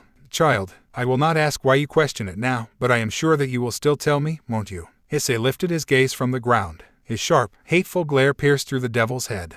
This devil ... must not live. The devil was staring right back at Issei. In the dead of night, two individuals stood in the middle of a circular clearing. A boy and a man, a human and a devil. The boy stood silently with the moonlight directly above him, casting a dark shadow on the front of his form. The man who was kneeling in the center of the clearing also had an unnatural shadow cast around his entire body. It clashed with the moonlight in an eerie manner. It was as if his entire being was being encompassed by darkness. It looked that way on the outside, at least. Although, the god that this man worshipped would likely say that the same darkness was reflected on the inside as well. That is, if he could, of course. A bright, green light flashed from atop the boy's left arm. Out from the back of his hand spawned a red gauntlet that covered his entire hand and stopped just short of his elbow. The night was quiet. Only the distant sounds from outside the forest, and the little sounds from the critters within it, broke the silence. The stray that kneeled in the center of the clearing stood from his spot. The stray stretched his body and cracked his neck eerily. He removed his chain crucifix from his gloves and slowly placed it over his neck without hesitation. Steam arose from his skin as the cross burned him, and his blood leaks and stains into his black suit. Yet, the stray does not even flinch. The crucifix reflects the moonlight softly. The stray pulled off his dark gray cotton gloves and slid them into his right suit pocket. His hands were obscenely burnt, as if they were dumped in acid every day. The reason why was obvious. The stray then reached into his left suit pocket and retrieved a pair of black, leather gloves to place over his hands. The stray turned to face Issei, whose body has been making various announcements for the past minute. The stray's red eyes glistened through the darkness of his form, piercing into Issei's soul. So, you've come to me then. Issei's eyes had their own subtle, green glow, his determined gaze setting itself into the devil's own. Even now, you shine ever brightly. As I thought, you have come here with the intention of killing me, haven't you? You have only further proven my point, murderer. The only murderer here is you. The stray pulled his fedora slightly forward, covering his eyes. HMPH. To you, perhaps, those who associate themselves with the forces of evil have the tendency to view the world through their own subjective experiences. To you, I am a murderer. But that is only because you do not adhere to the divine arrangement of the Lord. I, however, do. Therefore, the only murderer here ... is you. You're the only one who has killed innocent people. Issei shouted at the stray passionately, but the devil appeared unfazed. The stray outstretched his arms as he looked up into the starry, night sky. Innocence is something assessed through the eyes of the Lord. It couldn't be something you would know. Those who take the lives of the innocent are worthless. Those who take the lives of sinful humans are indeed still murderers, that much is true. I very well be that sort of murderer. However, I became a murderer for the sake of providing judgment and preventing the deaths of the truly innocent. Those who are destined to remain innocent. I've done it all for the sake of divine justice. You think you're God. I am his servant, says the former devil slave. Break. The ground beneath the stray cracked under the pressure of his foot as he launched himself towards Issei at full speed.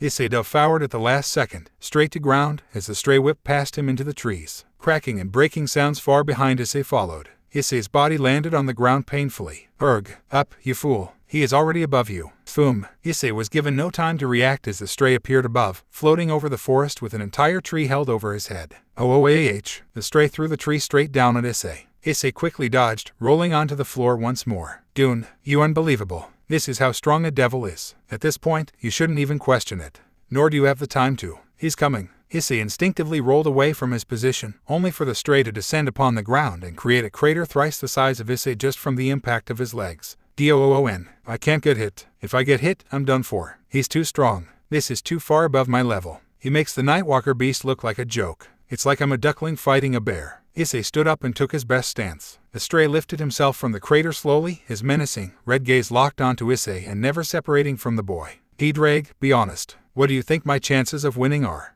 "Ahaha." Issei laughed unintentionally. A bitter smile stretched onto his face. So that's how it is. Break." The stray launched himself from the crater and towards Issei at full speed again. The moment he reached the boy, he sent a flurry of attacks that Issei could only dodge at the last second. The attacks were so fierce that there were some hairs flying off Issei's head and scratches appearing on his cheeks from the sheer pressure of the punches. Too fast, too strong, I can't even attack. Issei was progressively being pushed back to a large boulder about twice his size. When his back finally touched the rock, the stray sent a powerful strike aimed directly at Issei's head. Issei ducked before the strike could reach him, and the large boulder behind Issei cracked in half. Break. The stray reared back his arm again and prepared to send another strike at Issei below him, ready to pound the boy into the ground. Issei slid out from between the stray's legs, effectively dodging the attack and ending up behind the devil. The devil spoke darkly as he retracted his fist from the cracked earth. "Foolish boy, you may have the mind of a devil, but you've the body of a child. I was the of that disgusting vermin from my past. My strength compared to your own is just the same difference as between an adult and an infant, perhaps more. Even with your powers, you're no match. Taking that body simply for a petty disguise, it seems to have backfired for you." Before the stray could say another word, Issei grabbed onto the devil's calves and used all of his might to quickly pull the stray's legs out from under him, then tossing him away like a rag doll. The devil, however, immediately extended his wings and spun himself around, landing effortlessly on 3 of his limbs like a superhero would. The moment he landed, the stray flew straight at Issei like a speeding bullet. Issei acted on instinct and threw his fist forward, colliding with the devil's face. The sudden force of Issei's punch and the devil's momentum clashed, causing them both to have a violent physical reaction. The devil's flight was cut short and his body spun into the ground where it bounced violently. Meanwhile, Issei's small body was almost thrown back, with his entire left side being thrown off balance thanks to the collision. Bam bam bam bam bam bam. Erg. Issei held his arm in pain from the impact. "Oh, the only reason I did that is because the boosted gear is indestructible. But if I wasn't boosted fully, that could have broken my arm. Or ripped it off." The stray struggled to lift himself off the floor as blood poured from his nose and covered most of his face. "Take the initiative. Any chance you have must be taken." "Right." Issei took his chance and ran at the stray head on. The eyes of the devil pierced straight through Issei, causing him to feel a subconscious fear build up within himself. The enemy he was up against was a devil, the embodiment of evil as ordained by God, a murderer much stronger than he was. It made him unbelievably afraid. But that doesn't mean he was going to stop. Issei reared back his fist and unhesitantly sent his strike for the devil's face. The stray seemingly made no attempt to dodge. Done. Issei's fist connected with his cheek. "Wait. No, you fool." It was too late for Issei to realize it. His instincts simply weren't refined enough. Grip. Before Issei could move, the stray already had a tight grip on his throat. Issei's small body was lifted into the air by the stray and held onto tightly by his neck. "For you to steal the body of this child. Have you mongrels no shame? URGH. GRRGHH. Issei couldn't respond, he didn't even have the luxury to. He choked and grunted while struggling in the devil's ironclad grip. He kicked at the devil's face and chest, desperately making attempts to escape. "For the sake of this child, I will end this as cleanly as I can. Though, you will most definitely suffer for it. At the very least, in respect for this boy, please die quietly." Issei's attempts at escape were only becoming erratic and uncoordinated as he began to lose more and more oxygen. He couldn't break the devil's grip no matter how tightly he wrapped his hands on the devil's forearm. Even as he began to dig his claws into the stray suit and into skin, there was no give. Saliva and tears leaked out from Issei's face. His vision started to become blurry and his eyes were turning bloodshot. "Partner, do not lose consciousness." "VGHH. IAGH. Think. I have to think. I can't. Not here." Issei struggled to think as the oxygen in his brain progressively diminished. He attempted to scour through the memories of everything he learned in his training up to that point. Just as Issei was about to lose consciousness, his dojo master's words repeated in his head. "Listen, Issei. Judo is about how you can use someone else's own body against them. Stability and kuzashi. Leverage and balance. Even a child can face an adult. It's hard, but it's possible. Even if that seems ridiculous. You are proof of that, Issei. If someone has you in a hold you can't break out from, use their own hold against them. Get creative. If none of the techniques I've shown you work, just remember those basic principles. Take control of the situation. You have a strong spirit, Issei. Something like a lion or dragon's spirit, haha. A fiery spirit, I guess. So don't ever think that just because someone stronger has got you in their hold means that you can't get out of it. Just try not to be too brutal, yeah. In tournaments, that's not gonna fly. And to be honest, sometimes, you scare me, haha."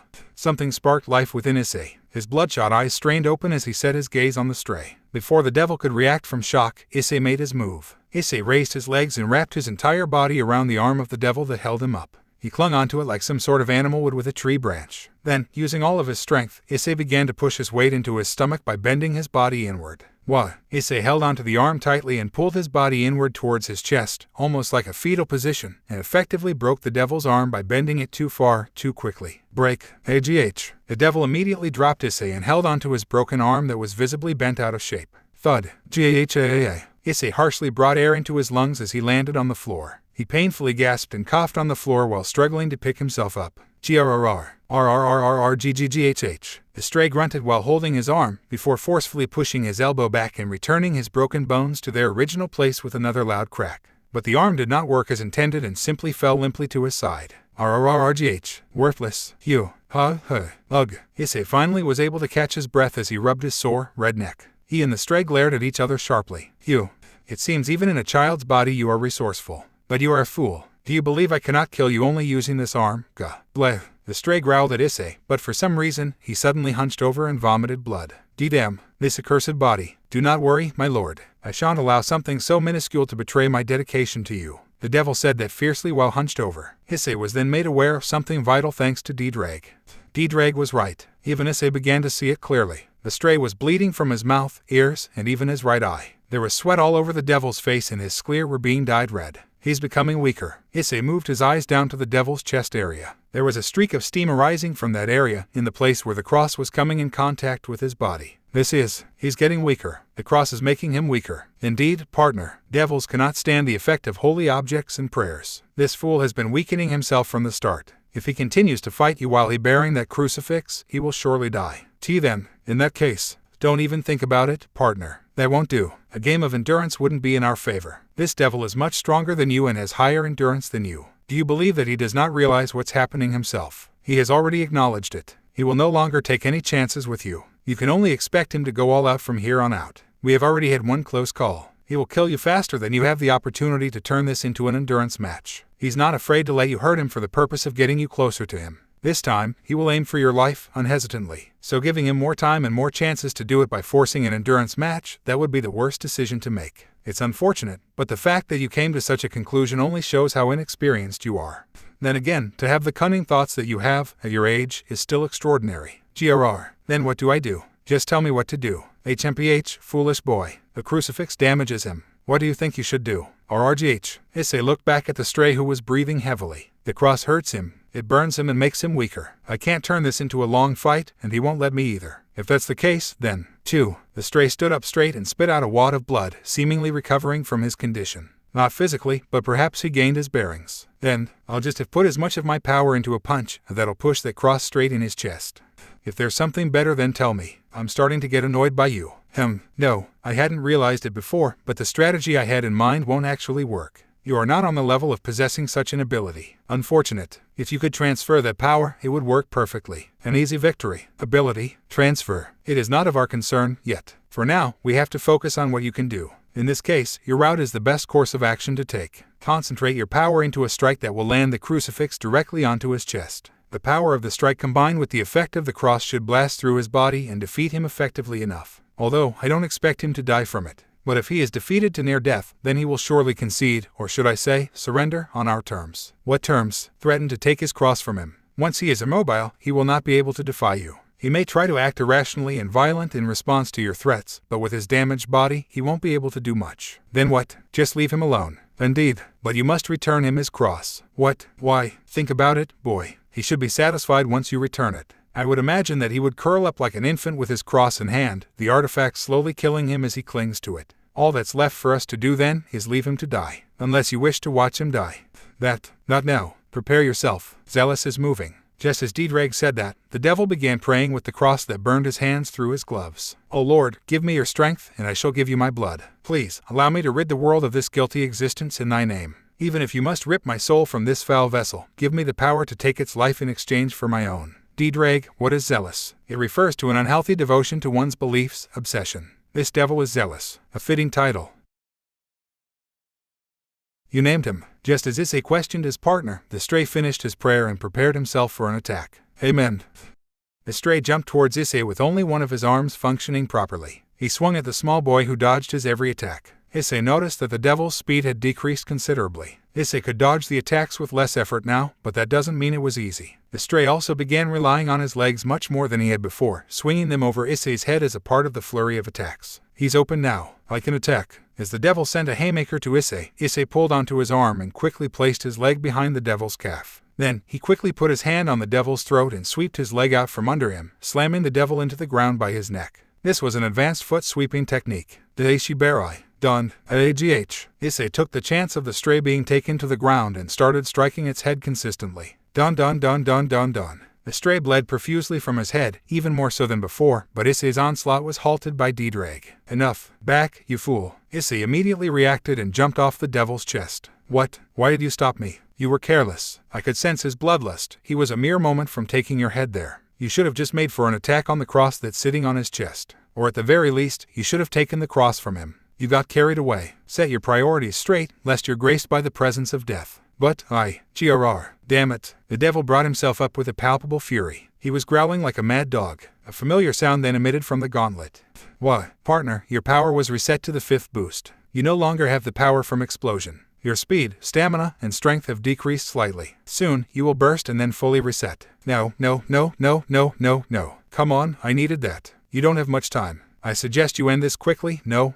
Issei dashed at the unprepared stray. The devil's anger was momentarily replaced by shock when Issei quickly appeared in front of him and sent a strike straight towards his chest, or more specifically, the cross on his chest. Done. Jough. Blood spat out from the devil's mouth as he slouched over painfully. A perfect hit, right on top of the cross. A sizzling sound came to Issei's ears as the devil's chest came into contact with the cross and his body began shaking. Issei reared back his fist and punched the stray once more. Twice more, thrice more, many times more. Dun. BLAGH. Over and over, Issei sent punches onto the devil's cross, causing it to collide with his chest. The stray vomited more and more blood with every strike. Issei didn't even realize that a human body had that much blood in it. The devil's body shook violently and he lost his footing, falling onto his knees. Unmoving, it almost seemed like the devil was dead. Issei inhaled and exhaled heavy breaths. There was a bit of the stray's blood on his face too. He used his thumb to wipe some of it off, only causing it to smear. Issei looked down to the red smudge left on his fingers. Issei began to feel disgusted and disturbed. He had just ruthlessly beat a man down with no hesitation. He remembered the force, the impact of the strikes as they rippled up through his arms. Some parts soft, some parts solid, but everything made a noise when he hit it. Sizzling, cracking, breaking, spewing. The devil's blood painted the grass below the two of them. Some of it was even glistening from the moonlight. Crimson, glistening in the moonlight, dripping down every single blade of grass that it landed on. The visual reminded Issei of something from his recent past. That's right, the crimson which glimmered in the night sky above his hometown. Crimson hair, like blood. All of this blood that was spilled was from inside of the devil's body, and Issei was the one who brutally forced it out. Issei was starting to feel sick. This isn't the time, boy. This creature is not a man, he is a devil. Close your heart to these feelings. Yeah, I know. Issei attempted to steel his nerves. His hands were shaking. His subconscious wrought conflict and guilt within him. This caused him to make a reckless decision. I'll do it. In one strike. Issei readied his gauntlet. He boosted 3 times in 30 seconds. He was already past his physical limit for boosts. Because of his inner turmoil, Issei hesitated to strike. Come on, do it. He's a murderer. He's a monster. You have to do it. Issei steadied his shaking gauntlet, and after enough pause, sent his strike towards the devil's chest. But Issei's hesitation would cost him dearly. Just as the strike was about to make contact, the boosted gear made an announcement. And Issei's strike was easily caught in the devil's palm. D-Dry. Issei couldn't finish his statement as blood spilled out of his mouth. His power had fully left his body. The stray held Issei's gauntlet firmly in his grip, and his red eyes pierced straight through Issei's soul. You fool, we've underestimated him. I didn't realize his madness ran so deep. He shouldn't have been able to move, even think. Get away. You can't get it. Done. But the devil's fist had already planted itself firmly into the boy's abdomen. GHAA. The air was ripped out from Issei's lungs and the blood splurted out from his lips due to the impact of the punch. His small body hunched over painfully and fell to the ground while holding his stomach. Pain and despair filled being as his strength completely faded away. Only one hit. Tears fell from Issei's eyes as he realized the inevitable, grim outcome while in atrocious pain. One hit was all it took. D-Drag was right. Truthfully, Issei was no match. He lost the moment he took even one hit. D-Drag's dreaded words, even after a full 2.5 years, continue to replay in his mind. Perhaps this was the moment that he realized that it would haunt him for eternity. You're only a child. There's simply nothing you can do.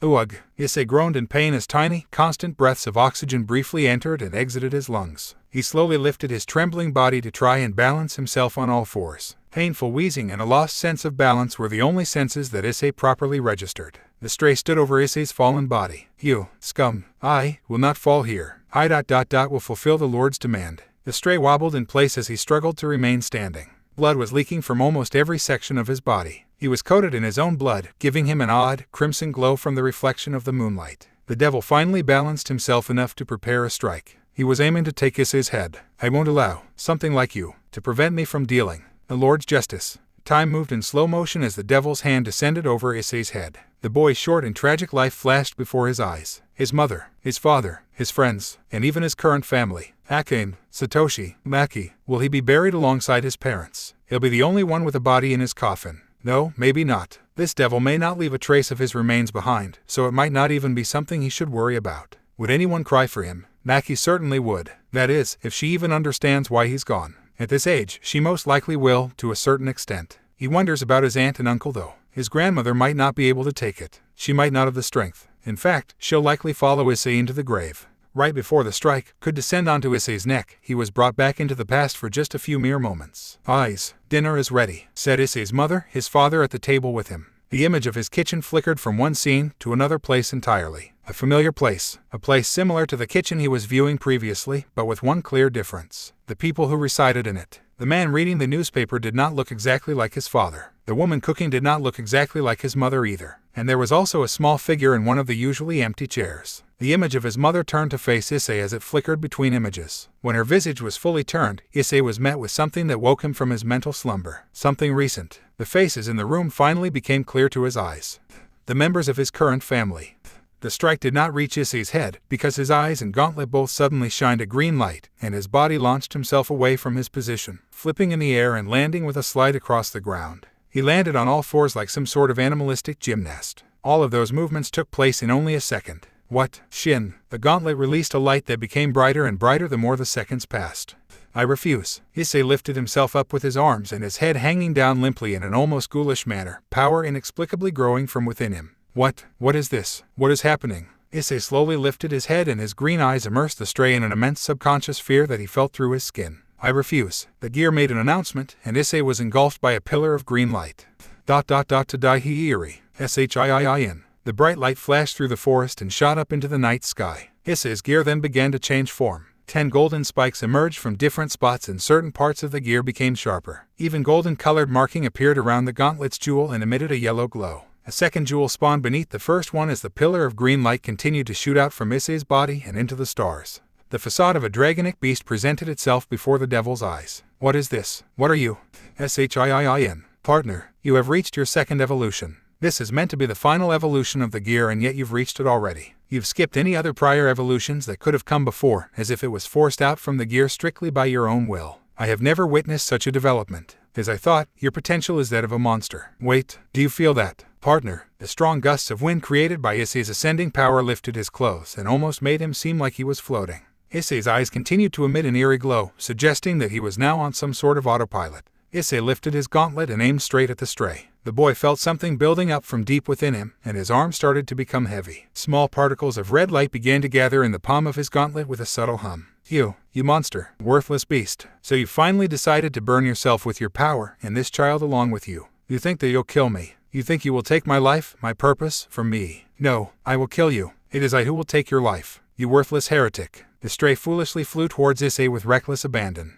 Issei didn't answer his partner or his enemy. He simply kept his aim trained on the devil who was quickly approaching. A small ball of light no greater in size than a golf ball hovered in his palm. You refuse to die. Even I, more than a being like you. For the sake of my lord. It is I who refuses to die. The devil prepared to strike Issei from above, finally taking the boy's head.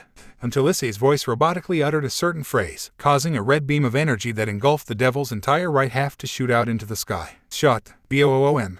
SSS. Within the silent forest, only a sizzling sound could be heard. The dust that pervaded the clearing slowly began to clear. The battlefield gradually became visible, along with the devil who stood before Issei. The sound of a groan which was barely uttered out. When the dust cleared around the silhouette of the devil, his body was fully revealed.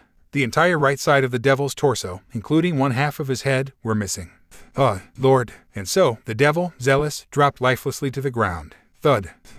Thud. Issei fell to his knees after finally having returned to normal. His body felt amazing. He felt stronger than he ever has been before. He felt an overwhelming sense of adrenaline, not a single trace of pain left his body. He felt aware, he felt awake. He felt like he could do anything. He felt alive. And yet, he also felt weak. His heart felt weak, his soul felt tired. His mind was exhausted, his head felt dizzy. And most of all, Issei felt disgusted. He had finally done it. He had killed a man. This person that lay before him, he was brutally killed by Issei's own hand. A child killed this man. Issei killed this man. And no one would know. This man is certain to never to be seen again by anyone, his life gone into night. Issei felt like he was about to vomit. Was it exhaustion, or, enough, partner, close your heart to it. You mustn't allow these thoughts to prevent you from doing what is necessary. This devil was nothing but a murderer, a beast who felt no hesitation to kill you. Beings like these, show them no sympathy or compassion, for they will not show it to you.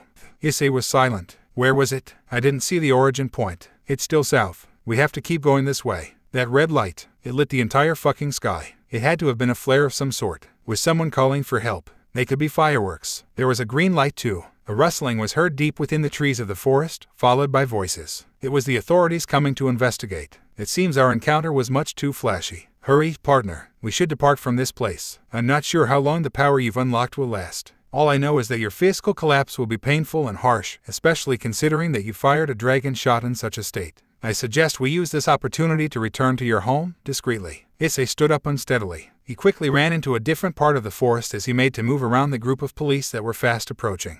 What do I do now, D-Drag? The same that we've done before. Clean yourself up. Though, do not expect your bruises to fade. I'm sure you'll be able to hide the bruises on your stomach, but not the marks from your strangling. Not for long, at least. And certainly not from that adoptive father of yours. He is a tad too observant for our own good. You should come up with a story about an encounter with the man who attacked you earlier. We may have wanted to avoid attention and not be considered a hero who saved that boy, but at this point, we don't have a choice. That uncle of yours will surely find out if you try to hide it. So we'll just have to accept the attention for now. What about his body? He's a devil. What happens when they look at his insides? A reincarnated devil's anatomy is practically identical to a normal human's. They were once human after all. The only problem are most likely his wings. He did not have them extended at the time of his death, but even still, it's an issue. Ultimately, however, I do not believe that it will become the greatest issue. Why? Should a devil happen to be searching for this stray, which can be assumed quite easily, they will surely find a way to manipulate the situation in favor of themselves. If it appears that they have realized that these authorities are in possession of the body, they will most certainly interfere and not allow them to keep it for long. At least, the truth of this situation will most definitely not come out. I can't believe I'm saying this, but let's hope there was one of them around. With that, it was finally over. The stray, nicknamed by D-Drag as Zealous, was no more. DXD. Mackie fed Issei a marshmallow while the two sat on the couch together. It had been a few days since the incident with the stray devil, Zealous. Immediately after this event, Issei returned to his home and secretly patched himself up enough to fool his family. And in the morning, as they were requested, the family visited the HI Prefectural Police Department in order to give Issei's full story. Issei fabricated a story involving the boy he saved in which he encountered and was attacked by the man who kidnapped the boy. He explained that the reason he didn't state before that he was attacked during this encounter was because he didn't see the man's face and thought it wouldn't make a difference. To which, Issei was scolded for hiding that fact and his injuries. Thankfully, they still seemed to believe the boy. The police ended up revealing to Issei and his family that there was someone they found last night matching Issei's description as the suspect, dead. They conducted a short investigation overnight to confirm whether this suspect was their killer or not. Once the authorities realized, with surely no occult influence of any kind, that the dead man was the killer, Issei got what was coming to him. He was rewarded. Ah, look, Nai is on TV. Mackie pointed at the television which had a news program playing on it. Arguably the very program that Mackie's parents were waiting for as they entered the living area from the kitchen. The television showed footage of Issei receiving a medal. The boy known as Hayato Issei saved the young Satoru from his kidnapping and carried him all the way towards his home, which was miles away. He later provided a description of the suspect who attacked him, which was later confirmed to be the killer and found dead due to some sort of explosion. The courageous boy was then later rewarded with a medal by the HI's Prefectural Department Commissioner for his bravery. By this point, he's already received nationwide recognition and is soon to be recognized by the Prime Minister for his efforts in an official event on Sekiryuutei.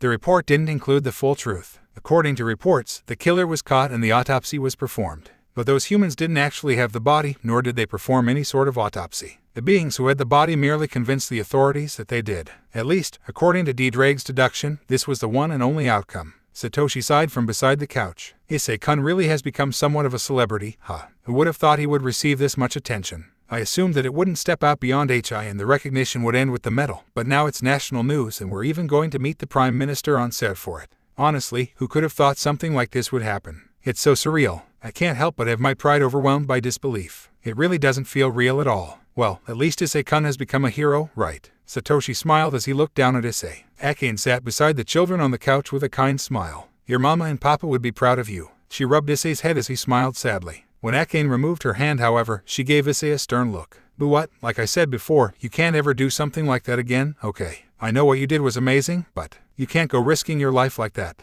You weren't even supposed to head off so far into Nagoya in the first place. You may have gotten lost on the way to whatever store you said you wanted to go to, but that doesn't mean you should keep walking farther and farther to find it. Just don't do something that dangerous again, okay? Issei nodded his head. Sometimes he forgot about the complex lies he cooked up to cover his story. Then, something caught Issei's ear. The details regarding the killer's death have not been fully uncovered at this time, but according to authorities, the investigation is still underway. As for the children that went missing, the authorities and the families of the children have been holding out hope that they will soon be located. But as of now, the only assumption may be that the children are sadly no longer with us. In other news, a scientific research facility in Tokyo has. Issei's gaze glued itself to the lifeless pair of hands he had lying on his lap. The outcome to this entire situation was exactly as expected. Ring ring. Oh dear, that's probably Issei-kun's Shishu. He might have seen the program by now. HMPH, took him long enough. Doesn't that man ever watch the news? He's probably freaking out. Something like, do you know how much publicity this is for the dojo?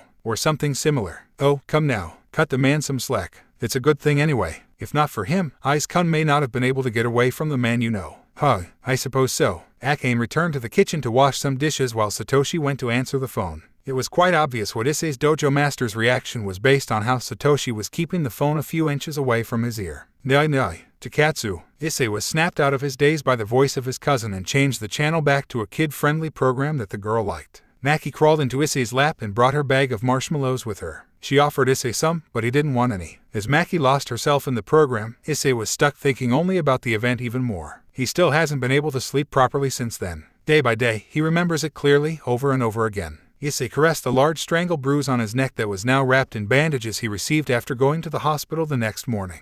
Nay, Dreg. I did a good thing, didn't I?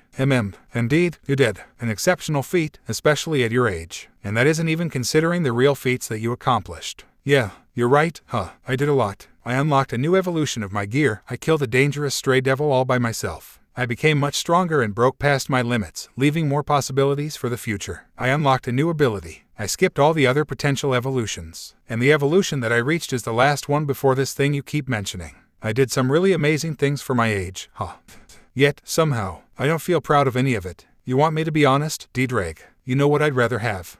Issei looked up at the ceiling vacantly. The voice of the deceased Celis replayed a certain message in his head. The children. It is obvious, isn't it? I've been killing them. I'd rather this all never happened in the first place. From that day forth, Issei felt a strange, heavy weight continuously resting upon his shoulders. Early morning, Hikawa residence. A certain brown-haired boy groaned a bit as he awoke from his slumber. He was lying on his belly with his face in his pillow. His eyes fluttered open and he couldn't help but immediately notice the unnatural weight he felt on his back. Issei's little cousin, Maki, was sleeping peacefully on top of his back like a baby koala. The boy quickly realized what this meant. I've been captured. It looked like he wasn't going to move from his spot in quite a while. Jairo. His Hanaji stomach growled.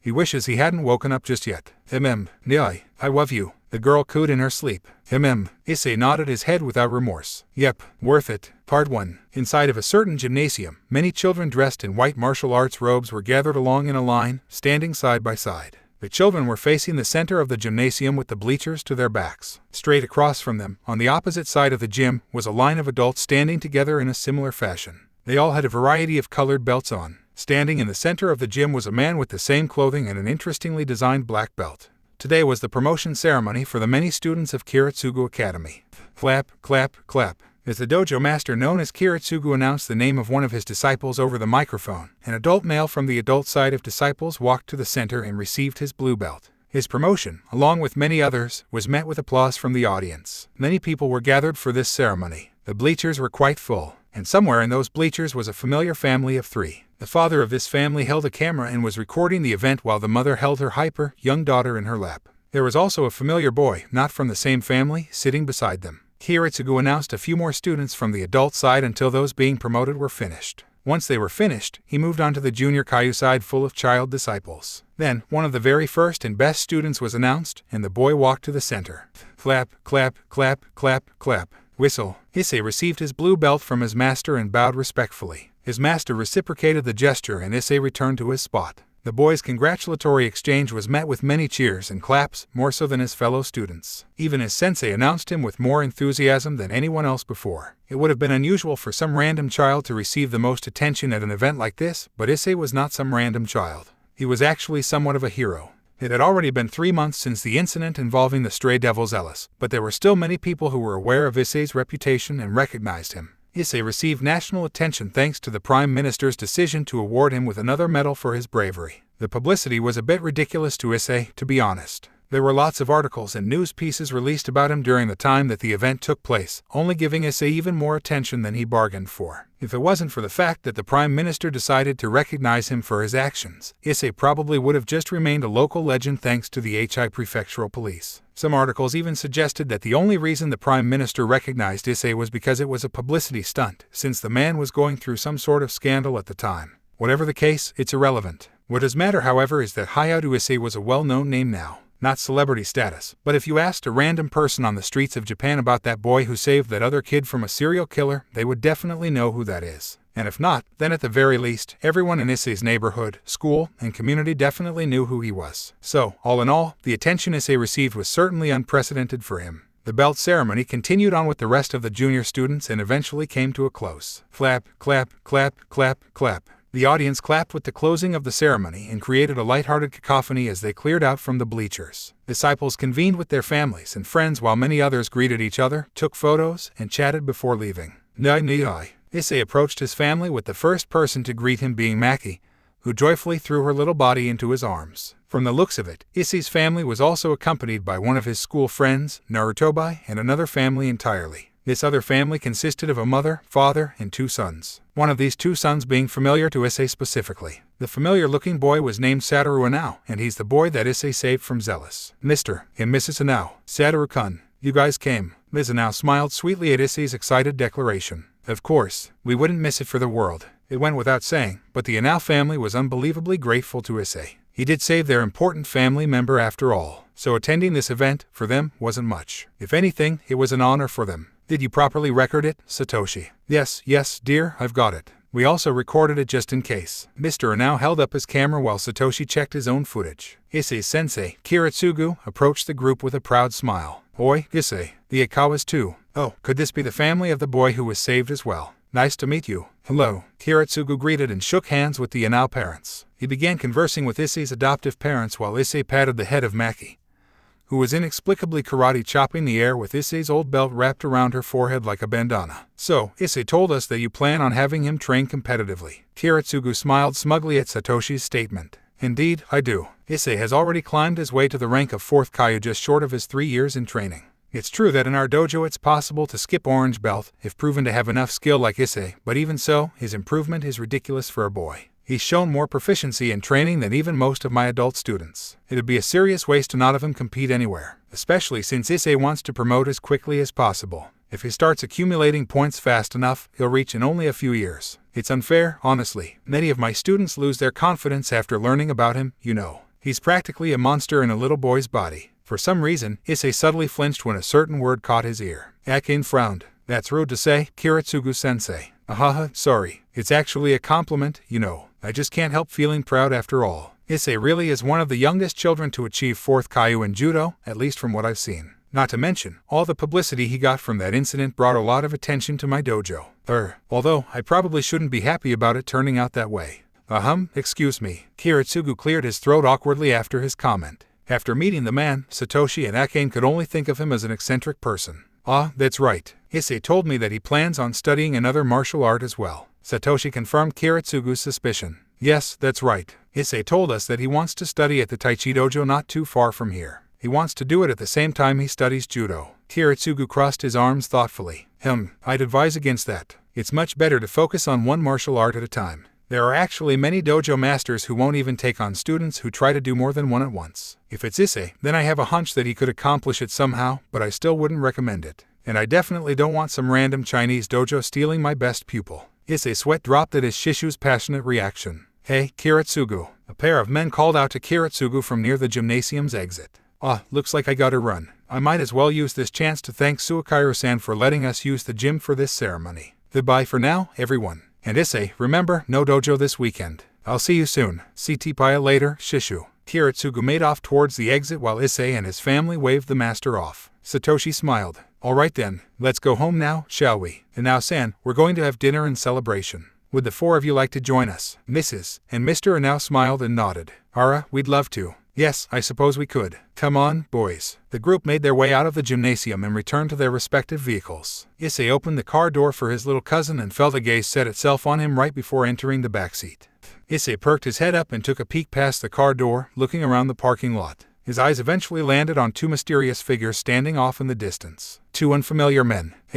What's up, Issei-kun? Are you looking for something? Satoshi called out to Issei from the driver's seat, wondering why he hadn't entered the car yet. Issei only turned to his gaze momentarily when his uncle called out to him. And yet, when he turned to look back at the men from before, they were gone. Issei entered the car and sat down beside his cousin. He looked out the window to the spot where the suspicious men were last standing in. Dreg. Who? No, what were they? I don't have that sort of range, partner. I couldn't tell. Were they at least human? Part 2. Rumble. Many cries and shouts resounded in the sky, followed by the roaring sound of roller coasters. Today was the celebration of Issei's brave achievement from the zealous incident. The dinner from the day before was the celebration for Issei's promotion in judo. But Satoshi had been saving up money for a couple of months so that the family could celebrate by having fun at an amusement park. Here we see said family walking through the park together with food and prizes in their hands. Maki, who was skipping happily while eating cotton candy and holding hands with her beloved cousin, excitedly pointed towards an arcade. Nyai. I want to play race games. Issei smiled and quickly took a bite from Maki's cotton candy, causing the girl to pout angrily.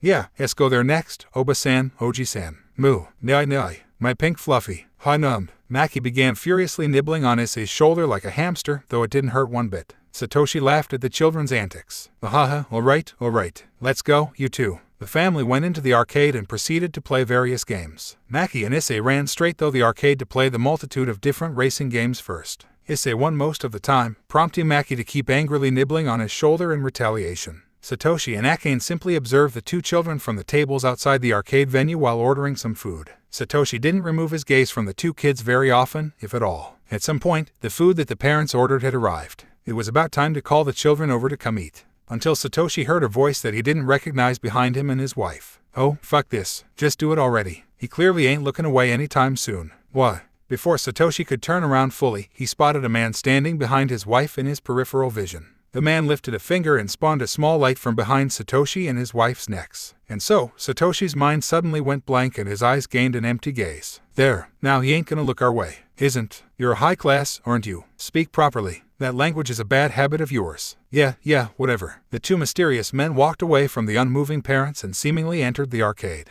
Moo. Nyai. Let me win. Sorry, Maki-chan. I'm just too good at these games. Issei bragged facetiously as he jumped off of the seat from the arcade racing game he was playing. He came around the machine to stand beside Maki's own seat. Here, Maki-chan. You go ahead and play one on your own. I'll just watch you. Maki pouted as she reluctantly accepted some coins from Issei.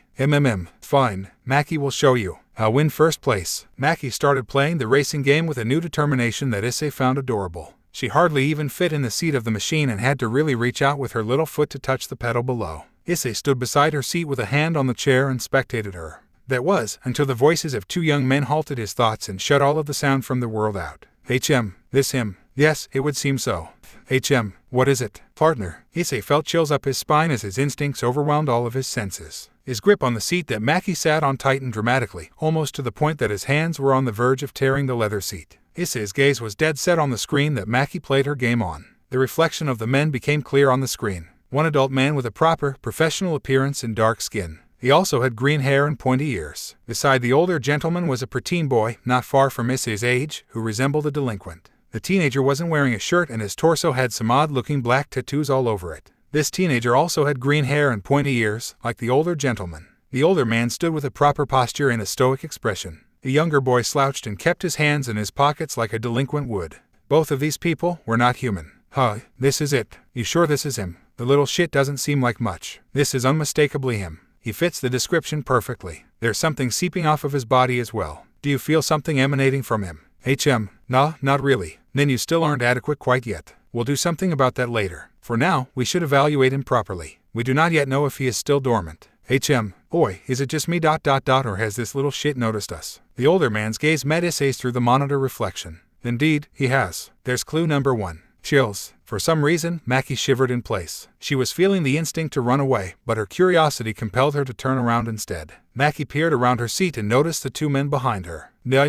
Who? Maki turned to her cousin and froze. Issei was silent, and dark shadows masked his expression. His eyes were the only feature that peeked through the darkness. As if they were pitch black in color, they held only darkness and ... one other thing. Up until the zealous incident, Issei's instinctual response to danger was fear. Fear for his life and fear for the lives of others. Yet, somehow, now that someone who mattered to him more than anything was being threatened, his darkened eyes were burning with killing intent. Hoi, this little shit. Why's he making my hair stand on end? That shit ain't funny. Humans ain't supposed to be able to do that. Such bloodlust for a little human boy. There's clue number 2. Could that mean you feel us as we truly are, boy? Feign ignorance, you fool. No. Who are you? Issei turned around with a fearful expression. For a moment, the 2 mysterious men paused. However, convincing. But those eyes, there's still something lingering in there. Just as the older man's hand was about to reach out and touch Issei. A hand landed on the shoulder of the man. Excuse me. He turned to find a serious Satoshi standing behind him. Can I help you? The 2 strangers didn't reply. The older man gestured to his younger companion and began to walk away. Let's go. The teenage delinquent followed the older fellow without saying anything. The boy's eyes were clearly set on Issei the entire time. After seeing that the 2 strangers had left, Satoshi addressed the children. Are you 2 all right? Papa. Maki jumped off her seat and clung onto her father fearfully. She quickly pulled Issei into the embrace and held onto him as well. Satoshi smiled and patted Maki on her head reassuredly. Come on, let's go with your mother. We'll make sure to let security know about those suspicious figures. Issei glanced behind Satoshi one last time. He could see the 2 mysterious figures gradually fade away into the crowds. D-Dreg, those people were.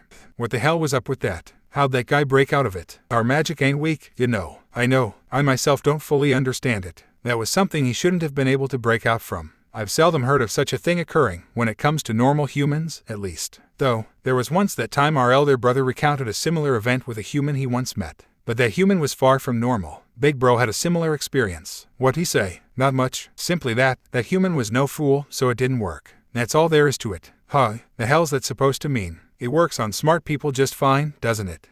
Perhaps he wasn't referring to his intellect. If it were his instincts, he would have already known we were there in the first place. In that case, it may have been something to do with what our brother believed in. As he always used to say, a strong-willed fool will always best the half-hearted genius. But should you meet a strong-willed genius, you might as well give up. What the hell kind of lesson is that? Of course it was that lazy bastard who said that. And how come you know so many of his fucking quotes anyway? You write them all down or something. I value the teachings of the wiser. You should too. It would serve you well, little brother. Yeah, well, I ain't a sheep like you. I do my own thing. It's precisely that attitude which paints you as a delinquent amongst the higher-ups. Let those shitty geezers think what they want. As if I care. Anyway, who cares about them? How come we're the ones who did this shit, by the way? How come didn't handle this? Didn't they just get some fucking territory in this buck-ass place? No, their newly acquired territory is a bit a ways from here. It isn't far, but this is still beyond their jurisdiction. Don't you remember? It was the same place that was attacked. The attack that has no leads outside of it possibly being the old Mao supporters. That shit. I forgot all about that. I ain't into no conspiracy shit, so I wasn't interested. The old-fashioned side from the war is dead. There ain't no way they came up to start some shit again, right? 'Cause then they'd just be terrorists or something, right? Plus, ain't nobody strong enough to do what they did. It's probably just one of the other sides like the Crows or something. In any case, I doubt they would have had Lord Gremory see for himself either way. He may have just sent his servants. Or perhaps they himself would see to it personally. But this is a good learning experience for you. So it's good that we volunteered. Yeah, thanks for volunteering me, bro. So what about the kid then? I don't know. At first, I believed him to be some dormant gear user, but somehow it felt as if part of his being was starting to touch my skin. What? You mean like an aura? Bullshit. Humans can't do that. Not normal ones, at least. Indeed. Perhaps I was mistaken. Nevertheless, I felt a spike when he caught glimpse of us. Those eyes of his. His confusion and ignorance was convincing. But I felt that I could see a deep-seated hatred somewhere in his eyes. Yet, the odd impression around him seemed to fade when he turned around. As I thought, it must be something subconscious. These clues lead me to believe that he most definitely unlocked something in his encounter with the stray from this territory. He must not be consciously aware of himself, but he is subconsciously aware of us. The hatred must be a sort of residue from the initial trigger. His encounter was one filled with fear, but as time passed, it gestated and became subconscious hatred. I wonder, so then, what do we do about it? Just leave him like that? You think he'll forget about it? No, I believe that his power will present itself once again, he will become aware of it, and he may become a bit of an eyesore. From what it seems, I didn't sense anything significant from him, so we can assume that it's possibly a third-rate gear. I suppose we'll just report this. I suspect that the higher-ups will not care much for it. They might wave it off and order us to forget about it without consulting the Mau or other officials. They don't care for this new tradition of reincarnation, in fact they loathe it, so they'll most likely want to avoid bringing it to that result at all costs. They don't like the idea of continuing to infect the populace with such low-rate beings any further, even if that means that he would become a nuisance in the future. I expect that we won't be asked to see him ever again. Shitty geezers always doing shitty things. Whatever, I don't care. This mission was boring anyway. Reconnaissance sucks. I couldn't care less if we ever came back to this place. Enough lazing about. Fix your slouch. You are a high-class devil. Present yourself with some dignity. There may come a day when you must represent our household yourself. I also aim to become a Mau after all, so it's possible that won't be too many decades off. Becoming the next heir. With you around. Yeah, I doubt it. The only way I become heir is if you die or some shit, and that ain't happening anytime soon. Think optimistically. Life is unpredictable. Yeah, whatever, bro. The XD. Later that night, Ikawa residence. Issei was watching a television program with his little cousin sitting in his lap. He was still thinking deeply about the events that transpired at the amusement park. Nay, D-Drag, what do you think will happen to me? I don't know, partner. I would hope that they simply forget about you. If not for the fact that I focused every fiber of my consciousness to lowering the prominence of your gear's influence, then they would have most likely have become too interested in us. That would have turned out to be a serious problem. The only reason I was able to pull it off was because you've been making considerable improvements to your strength and instincts. Regardless, it was an extremely difficult task, and I couldn't eliminate our presence entirely. That was thanks to your malice, of course. Sorry, I don't know what came over me. Oh, well, believe it or not, partner, but hearing you admit that only sets me at ease even less than before. Sorry, well, that's enough worrying about it. What I'm more concerned with is whether you felt the presence of those devils at all or not. Yeah, I think I did. I felt them the moment they spoke. Like if the something clicked inside of me. I see. That's good. But not good enough. You should have felt their presence from the moment they entered your range, even if that range is still small. Noticing them when they are already that close, it's unacceptable. Especially for high-class devils, who are not only more dangerous, but even easier to notice because of their power. What do you believe would have happened if they were hostile? This child that's sitting in your lap, they might have. Stop. Very well. As long as you understand, that is what is important. Yeah, I get it. Good. We must continue to hone your instincts. Despite what happened, in a way, this is good. The more you encounter beings of a higher power, the more your instincts will develop naturally. We can work on it ourselves from here. Animals and humans should do well as test subjects. Test subjects. Kids, time for bedtime. The voice of Issei's aunt interrupted his internal conversation with D-Drag. HMPH. Well, that is your summons. We will speak more later, boy. As I thought, you do call me that when you're belittling me. Issei and Maki stood up from the couch and began making their way upstairs. Issei turned off the lights on their way up. Akane was standing at the doorway to the master bedroom, waiting for the children to come up. Brush your teeth. Maki groaned as she and Issei proceeded to brush their teeth in the restroom. When the two finished, they walked out into the hallway and Akane turned off the light. All right, good night, kids. Night, mama. Night, Oba-san. Maki turned to Issei and stood on her tippy toes. Issei smiled as he bent down a bit to receive his nightly kiss on the cheek from his cousin. Night, night. Night, Maki-chan. Maki ran off to her room and everyone collectively shut the doors to their rooms as they gave their good nights. Only a few short minutes passed until the door to Maki's room clicked open. Dakun. Night, she whispered out into the empty hallway. A light sigh could be heard from behind Issei's bedroom door. Dakun. Issei's door opened quietly, leaving it only slightly ajar. Maki smiled brightly and began scurrying across the carpet in her pink onesie pajamas, heading straight into Issei's room. As the door to Issei's room closed shut, the muffled voices of Maki's parents could be heard from behind their bedroom door. Dakun. Yes, dear, I heard it. And with that, the Ikawa residents fell asleep. Bam, Win, Ratten-chan. It was morning in the Ikawa household. It had been a full 2 years since the incident involving Zealous. Issei was now 10.5 years of age. On the couch sat Issei with the small girl named Maki in his lap, cheering for the hero of the tokusatsu show they were watching. They were both dressed properly with backpacks by their sides. Their attire would imply that they were going somewhere. And an NGH, so this is the monster from the east. I must use my ratten sound to defeat it. Ooh, Maki suddenly became a bit uneasy while watching her show. It was at the mention of the monster. Let's watch something else. Issei changed the channel almost immediately. Maki was scared, and he knew what it was that spooked her. There was a certain monster in the show known as the. Being just a young girl, Maki was afraid of a few things. The loud sound of thunder, earthquakes, the dark, and monsters, most like any average girl her age. She could stand the fear of the natural occurrences like the quakes, thunder, and dark, as long as Issei was around. The problem was the monsters. She seemed to have an odd fear of monstrous beings. Issei had believed it was a normal fear until recently. Issei wondered why it had taken him so long to realize, but there was a deep reason for it. It explained why Maki's parents, especially Satoshi, could always tell that Issei had just used his boosted gear moments before interacting with them. They would tell him that he had a different air to him. D-Drake explained that there were people in the world who were more aware than others when it came to the supernatural, spiritually aware. In other words, Maki's family were spiritual mediums. This worried Issei greatly. If the family was more spiritually aware than most, then that meant they were all the more susceptible to the supernatural. They could more easily be detected or found. It was no wonder that Satoshi had broken whatever spell those devils placed him under. Not only was he a genius, but he was a medium. This did not put Issei in a wonderful situation when it came to his secret weapon known as a sacred gear. Regardless, Maki's fear of monsters and other beings was more than just an irrational, childish fear. It was part of her natural instincts as a medium. Just his luck. Now he can't ever take the risk of letting Maki sleep alone until he reaches a level of strength where he can instantly awaken himself to any threat within a 50-meter radius. That could be overkill, but he wouldn't take the chance. East is scary, nai. Maki whimpered a bit while curling up in Issei's lap. Issei's mind drifted to the monsters he's encountered in comparison to the fake monster from the show. The Nightwalker, the demon chimps, the large white beast, the beast that distorted time, even Zealous. Then, there's the one from the show. It's just a man in a plastic and rubber costume that resembles some sort of exoskeleton armor. If he recalls, it's meant to be something like a bug, but the exoskeleton armor is colored purple and red and hardly even covers his whole body. So, it more resembles an exoskeleton from science fiction with the design of bug shelling. The worst part, that Issei finds a little tasteless, only because it scares Maki, is that the monster from the east is said to eat people. Because he's a bug, he supposes that it would be an actually intimidating villain, if not for the fact that it's never truly implied or shown that he does eat anyone, since it is a kid's show. But either way, the idea of it alone bothers Issei, especially since it's in a kid's show. The idea irks him in general, to experience death by being devoured. He remembers the demon chimps clearly, those small beasts who were eating people while sitting in a tree. It disgusted him. All of the media that portrays people being devoured by various monsters. They don't even know the half of it. He could never look at such media with clean eyes again. What a horrible fate. The worst death imaginable. The image of a severed hand with a ring on it flashes in his mind.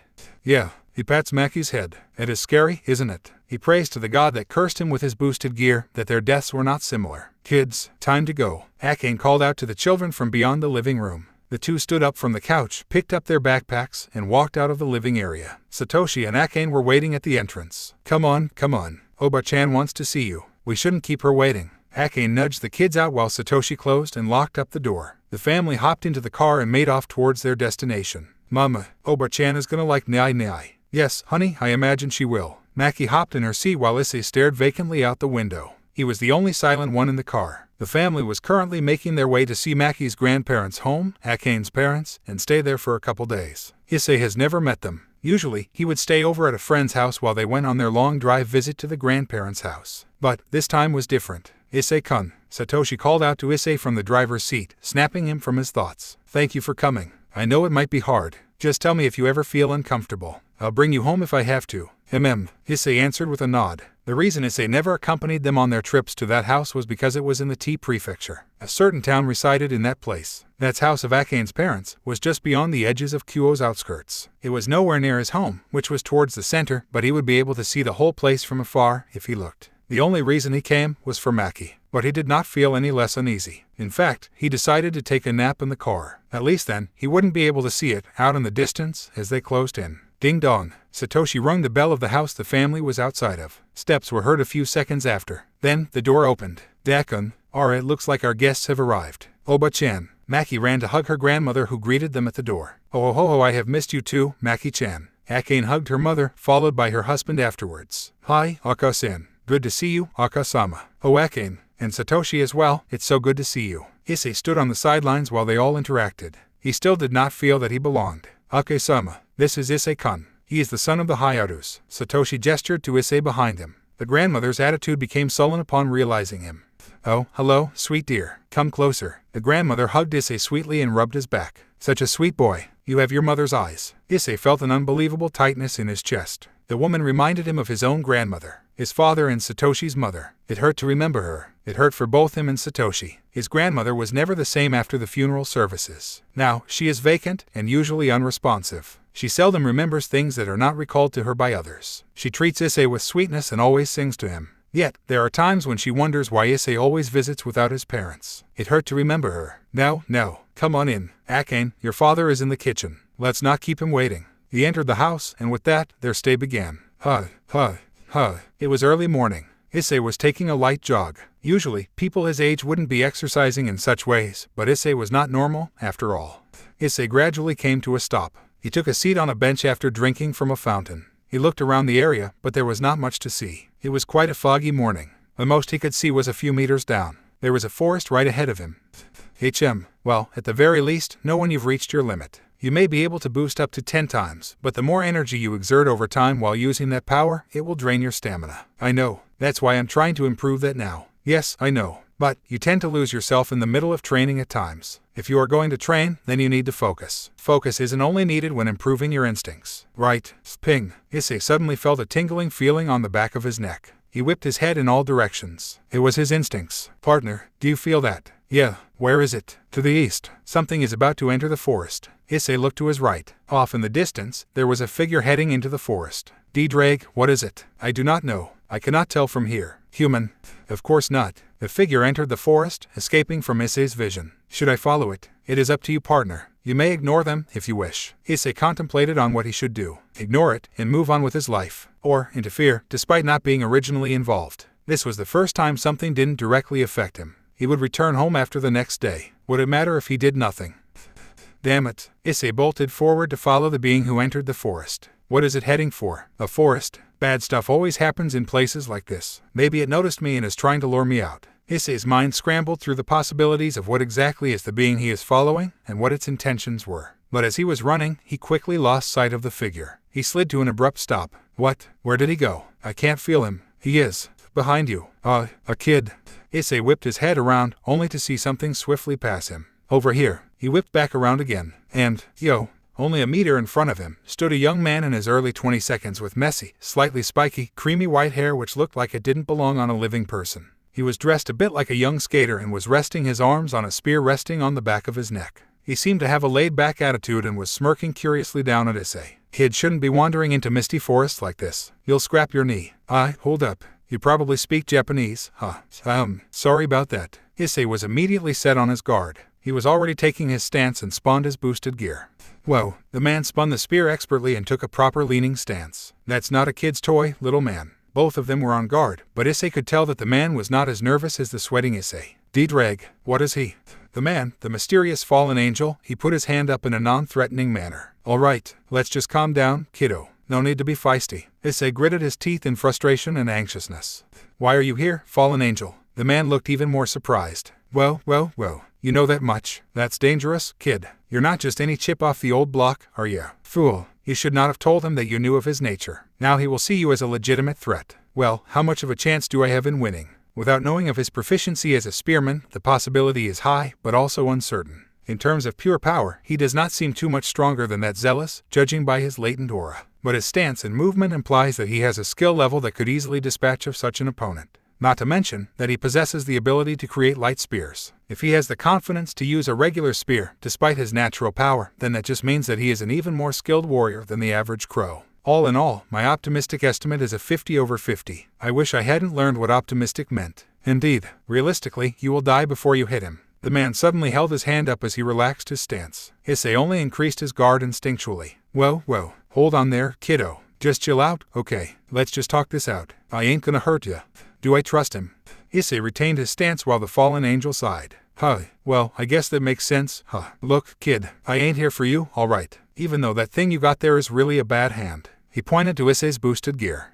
But still, you ain't my objective. I'm here for something else. I can't be wasting my time with you. Issei's eyes narrowed. What are you planning? The fallen raised a brow. If I tell you, will you chill out? Issei didn't answer. The fallen angel sighed again and crossed his arms. Alright, whatever. Look, kid, like I said, I ain't here for you. I'm here for another kid. I'm here to find my boss's kid, you know. She's been running around wherever, and I gotta find her and make sure she's okay. I'm supposed to take her back too, but that's not the problem. I just can't find her. I'm closing in on the trail, but you're in the way. That's the thing, Issei. Issei's guard only increased with his words.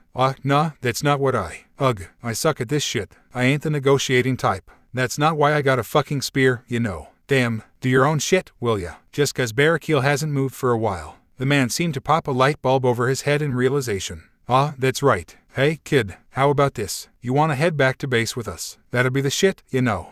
But there is that little white runt. Would he cause trouble with you 'cause of the legend? Nah, he should be alright. So, what do you say? The Fallen smirked in a relaxed manner. Issei only became even more hostile than ever. His skin felt a little hot. Something felt like it was being released from his pores. Whoa, chill out, kiddo. I ain't trying to say that I'm kidnapping you. I'm asking you, man, you're a hostile little man, aren't you? I mean, I don't blame you. If you know that I'm a Fallen, then that probably means you had some interaction with one of us. Probably not a pretty one, huh? The Fallen stopped rubbing his neck and looked down at Issei seriously. Did they kill someone? Issei froze for a bit, but his shock quickly disappeared. Not one of you guys. The Fallen was looking deep into Issei's eyes. Issei felt like his whole soul was being exposed in front of him. The Fallen relaxed and cracked his neck. That's so. Well, maybe it was from the one of the other sides then. Had to be something bad if you got that scary fucking thing looking so young. But if you live around here. The Fallen was casually looking around, deep into different parts of the forest, until he stopped mid-sentence. He looked like he realized something and turned his head to Issei with the same seriousness from earlier. You're one of those victims, ain't ya? The Fallen crossed his arms and leaned back to look up into the fog-covered sky. That shit ain't funny, man. Issei only felt confusion towards his actions. The Fallen Angel's tone sounded grim and sincere. He was gazing up at the sky with a distant look, as if he was in deep contemplation. D-Drag, what is? Devils and Fallen alike are masters of manipulation. Do not let down your guard. Issei had only noticed it when D-Drag mentioned. This guard had loosened. He solidified it once again and waited for the Fallen to make a move. The Fallen took notice of it. My bad. Touchy subject? Yeah. Damn, who would have thought that you'd be in there when that happened? That's some really bad shit for the devils. No wonder you got all that hate in your eyes. Woof. That's rough, little guy. I don't even think I gotta ask you to tag along anymore. Our side or not, you'll just be against those fuckers anyway, huh? Issei couldn't make sense of any of the things he had been saying. From the very beginning, there were many things he was lost on. But that didn't matter. What mattered was whether he was truly a threat or not. The Fallen placed his hands on his hips. But being that hostile is bad for you, you know. That means you're more likely to go nuts. I feel like you got some crazy in you already. Maybe I should take you back with me then. If I don't, Azazel may just come around himself and that will be super troublesome in this area. Damn, what to do? The Fallen tilted his head in many directions while thinking deeply on what to do. He suddenly stopped. Zin. Suddenly, the Fallen Angel's eyes shot open, causing Issei to flinch greatly. The Fallen whipped his head to look behind himself. The Fallen then jumped into the tree line and ran deeper into the forest. What? Issei bolted after him, acting on instinct. He said he was looking for some child. I can't just let him go knowing that. Fool, did you not listen to his words? He is searching for the child of his superior. That child is no doubt inhuman. He is not concerned with you. This does not involve us. Stop, you fool. Scared. Issei grinded to a harsh stop. Just before him was a clearing with multiple figures in it. Multiple men and 2 children. Issei looked around to find the Fallen. He tried using his instincts and felt a hunch to look left. About 5 meters away, sitting silently on a tree branch, there was the Fallen Angel. Issei snapped out of it and hid in a bush right in front of himself. He peeked through the foliage and observed ahead of him closely. This feeling, they feel like high-class devils. Issei looked to one of the children. One of them was wrapped in a net. Then, there was another young girl next to her, who was the one that caught Issei's eye. One with crimson red hair. Issei's mind came to a sudden halt as the world around him continued moving. He didn't remove his sight from the crimson-haired child. Now, please calm down. I am the current head of the House of BGMI, and the one that is in charge of this area, Heinrich Cornelius Agrippa. Please call me Agrippa.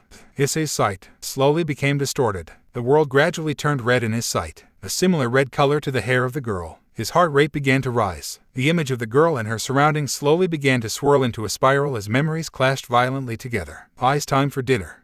You're a victim, ain't ya? The children. I've been killing them, of course. The only assumption is that the children are no longer with us. You will die. Nyai. Hold me up. I wish that none of this would ever have happened. I refuse to die. This is the little shit. He don't look like much. Those eyes ... They are not the eyes of a child. I killed him, of course. As I recall, the Lord of BGMI was also accompanied by the next heir to the household. This territory is to be a gift from him to his daughter. Surely it involves that. This family of yours, they will surely come for that. Badump. Badump. Badump. Badump. Badump. Badump. Badump. Issei's heartbeat pounded loudly through his head and shook the world around his view. His gaze was only set on the crimson hair of the child ahead of him. The child with a familiar air around her. The child accompanying the man who held a familiar name. A high-class devil. Issei's skin felt like it was starting to burn. It was slowly, but surely, releasing something. Something dark, something red like blood, something that wilted the grass beneath him, something that burned his own skin, something that made the air around him unbreathable, something that implied death. You are but a child. There is simply nothing you can do. Zin, Then, out of nowhere, something small and sharp sliced Issei's cheek. He looked down to where it landed, a small needle of light. He slowly looked up to the direction it came from. The fallen, sitting up in the tree, shook his head at him and shifted his eyes to the men below. When Issei followed his gaze, the high-class devil Agrippa was staring back at him. You fool, mask your presence. No. Issei clutched his mouth and hunched over into a ball. His mind clamored desperately as he tried to rationally disguise himself. Calm down, calm down, calm down. Mask it. Put it away. You're not here. You're not anywhere. You don't exist. You're not here. You're not here. Calm down, calm down. You're not here. You don't exist. You're not real. You're not here. Don't think, don't feel it. There is nothing. His grip on his mouth slowly loosened, and his muscles untensed themselves.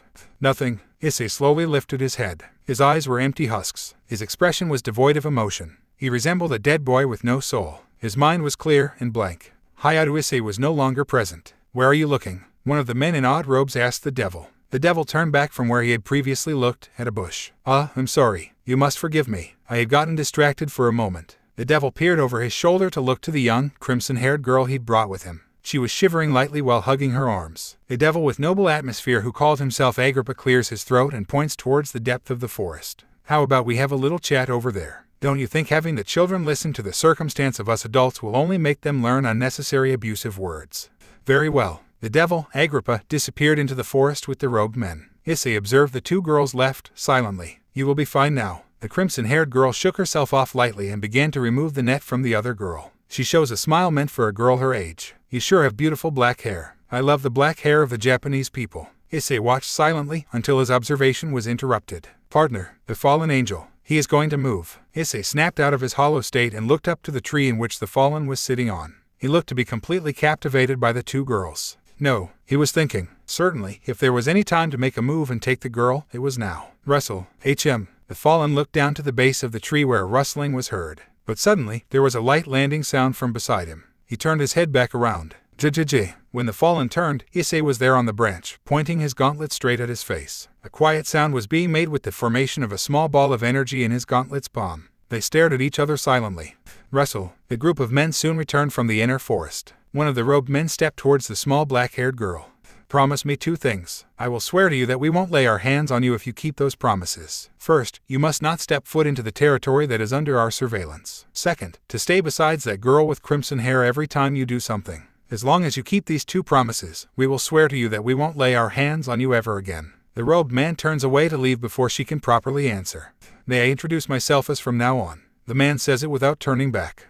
There are many others that carry that surname. Do as you like. Saying just that, the robed men leave from the forest. The two devils then spoke to each other. Now then, princess, I will leave the rest to you. Was it okay, Agrippa? Didn't you need to do something due to the issue about our territory? I do not have a hobby to pass a judgment on a small lady after all. However, it was fortunate. I will be leaving from this area next month and it was planned for me to work in a different country. If the devil from a different household that will be taking this territory were to meet with this lady ... that devil wouldn't have been merciful. Issei raised a brow. What the hell is happening? What are they doing? The crimson girl turned to the other girl. I'm very sorry for the fact that we, the BGMI, took everything from you, which includes your birth. You probably had your reasons and you even had the history of your life till now. However, this was the only way to save you.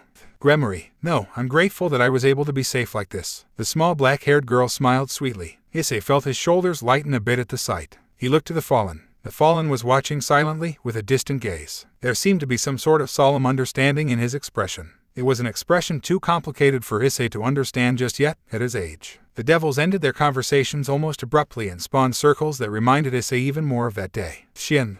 With a quick flash of light, they were all gone. What? Issei was shocked while the fallen simply sighed. Well, there they go. The fallen stood up, jumped off from the branch, and into the clearing. Issei quickly followed him. Wait, what happened? Where did they go? The fallen turned to him, casually. Home, and with the girl I was set to bring too. Hello. Damn, that's my ass all right. The fallen sighed while stretching lightly, as if nothing happened. Wait, they took her. You mean, what are they gonna do with her? What's gonna happen to her? Issei was in a terrible state of concern. The Crimson Girl mentioned that the girl was Japanese, and her name was supposedly Haimjima. In other words, she was human after all. This revelation sent Issei's mind into disarray. Once again, another child. Another one he couldn't save. Another one he couldn't meet. Another one to add to the list.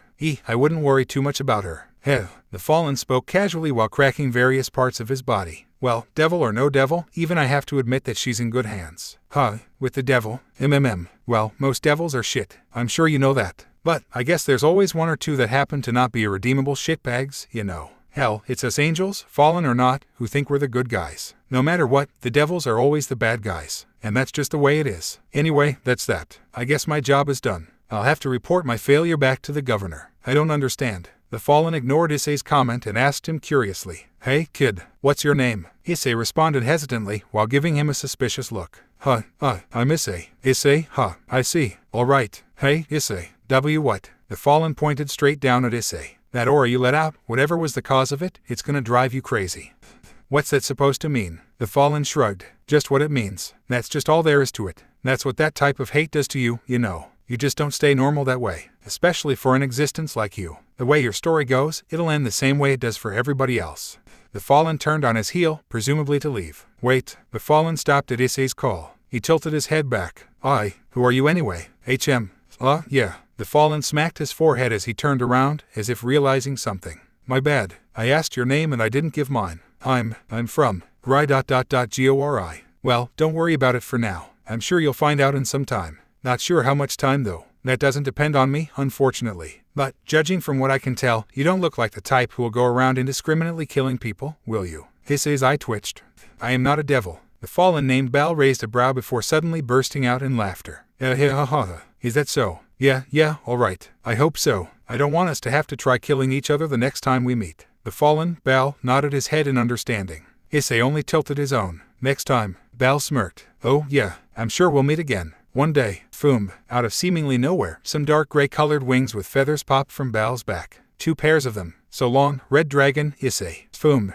Bal flew off and escaped Issei's vision in a second. Issei was left in a state of shock. He knew what I was. Of course he did. You revealed your sacred gear to him. My reputation is not one that sleeps in the darkness, boy. Seriously. Issei looked down at his gear. Maybe I should be careful with that next time. HMPH. Is that so, boy? Issei looked up at the sky Bal had flown off into.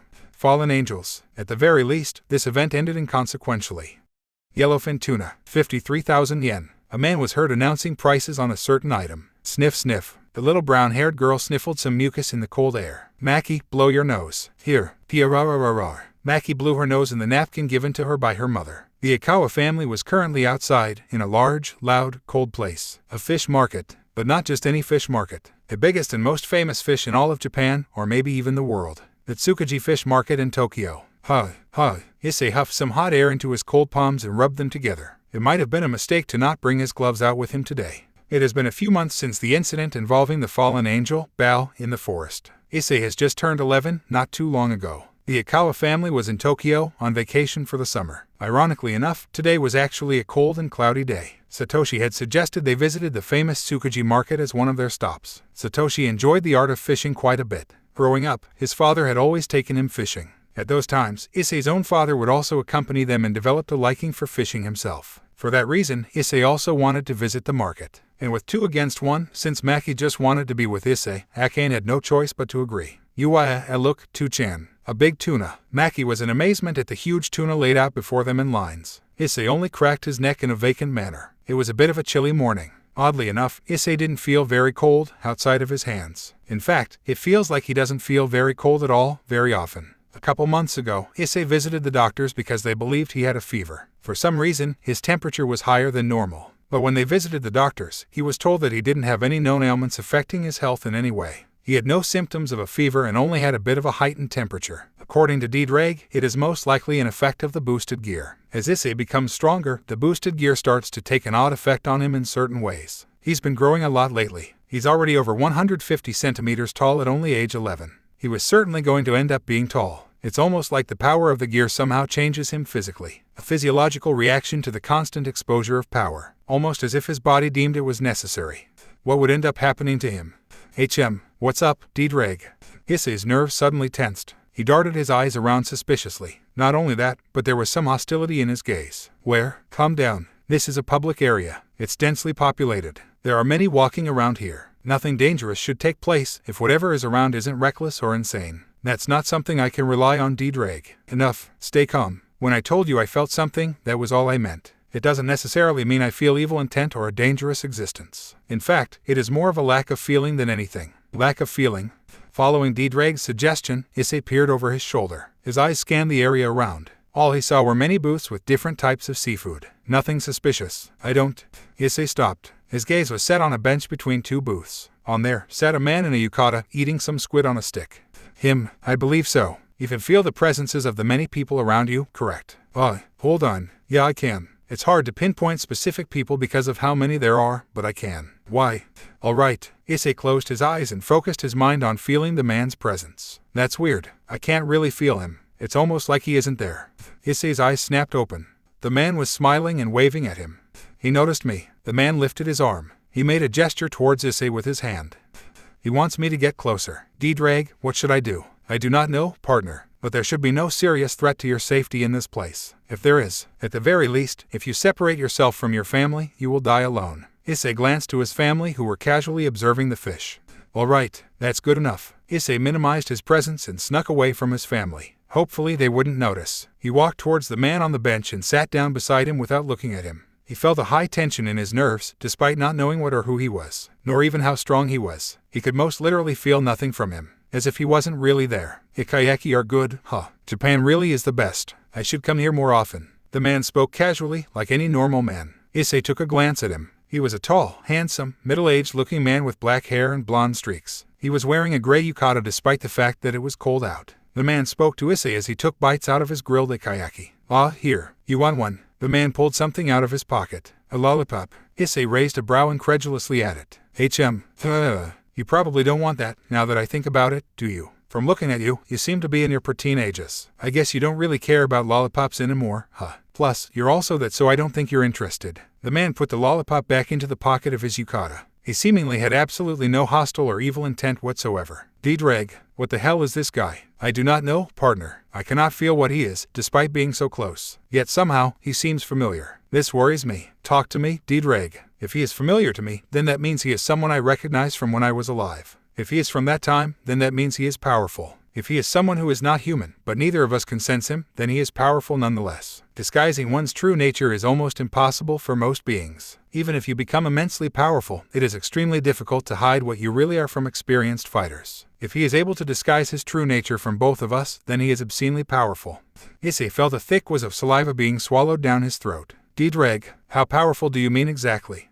Issei felt an immeasurable weight plant him to the bench. It felt like the world went blue while his skin went pale as snow. It was a familiar feeling, familiar to that of that day. The day he saw and felt those ominous figures high up in the sky. Those 4 figures. This man was on their level. You've gone pale. Are you all right? Nothing's going to happen to you, you know. Issei snapped out of his terror and felt profuse sweat rolling down his forehead. He glanced up at the man, briefly. The man had a casual expression of curiosity as he looked down at Issei. His expression didn't have any negative implications at all. Somehow, it nearly eased Issei a bit, similar to the situation with Bao. In fact, Drag, this guy kinda smells like Bao. I think. Is that so? In that case, that would possibly make him a Cotter-class fallen angel. Issei felt another chill. A Cotter-class being. A league in which even the weakest of beings in it have the capability to cause serious destruction. Just my luck. Are those your family members? Issei was ripped out from his thoughts as the man pointed towards his family. He hesitantly nodded. I see. They look like nice folks. They're a bit special, aren't they? Especially that man. He can tell how they are. A nice little family. Good for you. His tone was sincere and possibly even a bit sullen. It's terrible that you had to go through something like that at such a young age. Truly, the hosts of the are unfortunate ones. I wonder if you and him would relate to each other. What the hell is he talking about, Drag? He refers to the White One and myself. Though, I don't know what he means by the end. You seem like you're happy here, huh? The stranger went a bit quiet as he crossed his arms. I'm not saying this is a threat, but you think you can protect them? The man asked Issei earnestly while looking through his eyes. Issei couldn't help but feel like every part of his entire being was being analyzed thoroughly, deconstructed and reconstructed. He felt the cold sweat run down his neck as he gulped. He couldn't speak. But, I will protect them. Issei communicated without words. His determination burned like a fire in his eyes. The man silently stared at him. He let out a quick, light sigh as he looked away from Issei. I see. The man stood up and cracked his back. Alright, that's all for me then. I suppose I'll get going. That will have my head if I don't return soon. He lightly stretched his limbs. He's leaving. The man looked back. You're not bad for a kid. I'd say you're just a couple steps away from obtaining. Not bad, but I'd say you're still behind him. Well, you're human after all. Whatever. You're still young, so you won't have to worry about that for now. But if you ever feel like you're lost or don't know what to do with yourself, you can always just come to us. We'll be around. Be careful around the other guys too. I don't know if the guys upstairs are aware of you yet, but if they do find out about you, be careful. They have the most resentment and caution towards the heavenly hosts, ironically enough. Take care, Brett. He ended his cryptic speech and started walking away. He waved back at Issei as he gained more and more distance. We'll definitely meet again. Someday. Maybe I'll send someone in the future. Try not to kill them, please. He randomly spoke to himself before calling back, disappearing into the crowd of people. In a moment's notice, the man, the fallen angel, was gone. What the hell? Who was that guy? It felt like he knew everything about me. It must have to do with the one named Bal from the past. He most certainly briefed his superiors on the case regarding you. Though, his superior didn't treat you suspiciously. Possibly because they have already deemed you not a threat. We are lucky, though, we didn't meet him by chance. He said we'll meet again. Nay. Issei snapped his gaze from the crowded area to his right. His family was standing there with concerned expressions. Eyes-kun, are you all right? Would you like to head back? His aunt asked him concerned with worry. Issei shook himself off and smiled. I'm all right. Just tired. Let's go. Issei got off the bench and continued browsing around the market with his family. This would certainly not be the last time these two met. The cult. A year after Issei's encounter with the Cotter-class fallen angel. Crunch, crunch. A sickening crunch was heard at an abandoned construction site. It was the dead of night. The moon was the only light in the sky. In the construction site sat a lone woman. A beautiful, purple-haired woman with glasses sat on her knees. She appeared to be sobbing uncontrollably. Crunch. But that was wrong. The woman's head whipped back with a gasp. A boy with a red gauntlet stood above her, his silhouette blocking the light of the moon behind him. Though, through the darkness of his form, there was a slight green glow in his eyes. A stray. Didn't know they did such deplorable things. The woman fell back in shock. There was blood on her face and a lying dead man below her. She was eating him. The boy paused before speaking again, as if he was addressing someone else entirely. Yeah, obviously. We can't leave her alive. Who are you? He didn't acknowledge her, but only pointed his gauntlet down at her face, with a glint in his eyes. Go back to hell. A red ball formed in his palm. Please, why? BOOM. SSS. The red beam of energy fired, and left was a small crater and smoke behind the woman's body. Her head was gone. The headless body fell back to the floor. Thud. Issei looked down to the dead man's body behind the woman's. She was bruised and crying. Some sort of revenge. Possibly. He also may have fought back. Though, that wouldn't explain her tears. Your assumption may be more likely. Well, I'm sure he didn't want to die. As he looked over the dead man, he noticed which pieces of his body were missing. His stomach had been eaten away. They didn't want to die. The image of a severed hand. No. Before his mind could go any further, Issei shook his head vigorously. No, not now. Issei took a breath, preventing himself from spiraling into some sort of episode. He noticed the small detail of an odd-looking cross around the man's neck. Compared to normal crosses, it looked unconventional and white. It was made of something odd, almost like it was made out of bone. But soon, Issei's instincts picked up on something. D-Dreg, I feel it, partner, approaching from the east. Yeah. Issei quickly hid himself behind some large building pieces. There were multiple signatures approaching the site. Soon enough, multiple figures appeared in the sky and landed near the dead bodies. Issei cleared his thoughts and emotions of anything negative or positive, and calmly observed, essentially eliminating his presence. Devils, we may have alerted them of this position when you blasted the stray. They must have been searching for her already. The small group of devils approached the bodies and began speaking to each other. Issei listened closely. It was killed. Who could have done it? A sacred gear user. Who knows? Possibly even a fallen. It may have just had an unfortunate encounter with someone. Or something. Well, it doesn't matter now. Agar-sama should be pleased that it's dead. Too bad we didn't do it. But we did. Right, I see. We may as well take credit for it. Won't make a difference. Good thinking, you guys. The three devils flew off after quickly dispatching of the two bodies. Those devils. Do you think they could have been related to the ones we met back then? I'm not sure, partner. Unlike the others, these seem to be low-class versions. Because they're not strong. Yes, they are quite weak compared to your current self. Though, they might put up a fight altogether. Well, nevertheless, they were enough for the stray. Unfortunately for them, we got to it first. Yeah, well, let's just hope that's our last chance encounter with another stray I have to hunt down and kill. I wouldn't want it to become a pattern. Sigh. Yeah, let's go. With that, Issei stood from his spot and returned home. A week since Issei killed the random stray. Slow. Thud. Ooh. A boy with caramel-colored hair groaned while his back was to the floor and his legs were in the air. An all too familiar position to Issei, the one who just flipped him over. Let's take a break, Narutobi. Issei wiped his hands as he talked down at his longtime friend, Narutobi. Okay. Issei gave Narutobi a hand to pick himself up on. He lifted himself while rubbing his lower back in pain. Issei and Narutobi were currently in the old playroom of Issei's house, which has now become more of an exercise room for him. Both of them were similarly dressed in gi, but with different belts. Narutobi was in a white belt, while Issei was in a purple belt. The two boys were practicing judo, which Narutobi has just begun learning. Narutobi rubbed his neck awkwardly with a sad frown. Moo, you're amazing, Issei. You're so far ahead of me. To believe that you can handle two martial arts classes like judo and tai chi at once. Issei sat down and randomly pulled out some martial arts book. 3, actually. Though, this one is kind of self-taught for me. Issei said that as he began reading the book. It was a book about mastering jujitsu. Narutobi sighed as he sat down beside him. How nice. To be so prodigious. I wish I was a genius. It's about commitment, not natural talent. Also, you're good at school. But that's not the kind of good I'm looking for. The reason Narutobi was practicing judo was to become more manly. Narutobi has never really been the physically strong or capable. But recently he'd been feeling that he is too effeminate and weak for his tastes. In truth, it was actually because there was a girl he liked that preferred masculine boys and he was not that. And of course the best person to ask about masculinity was the well-known Hayato Issei who would dominate physical activities at school. Of course, Issei knew why he was asking him, but considering that he was his friend he didn't mind helping him in his efforts. Man, you're lucky, Issei. You're so handsome ... and popular, and tall, and strong, and smart.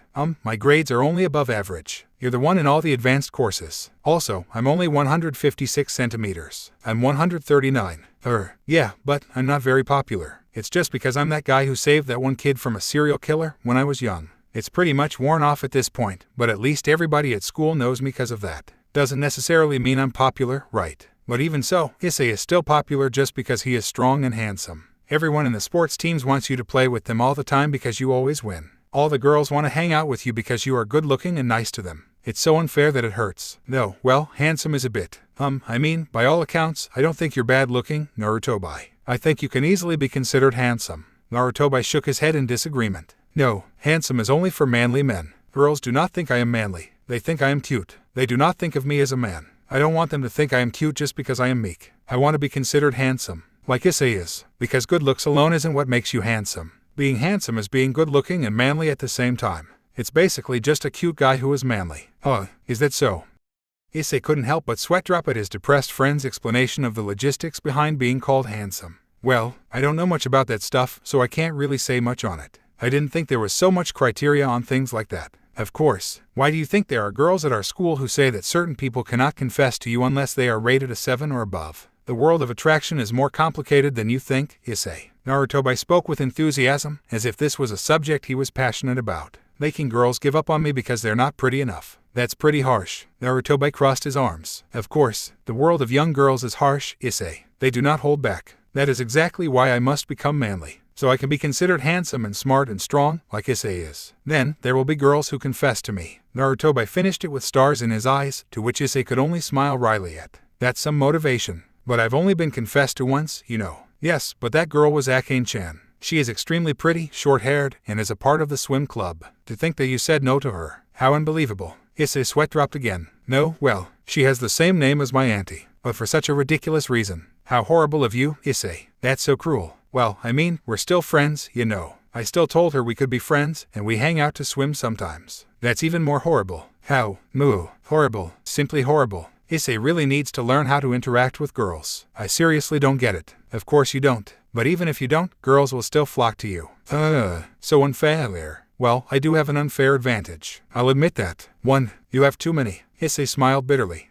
Well, I was thinking of the boosted gears influence. Issei cleared his throat.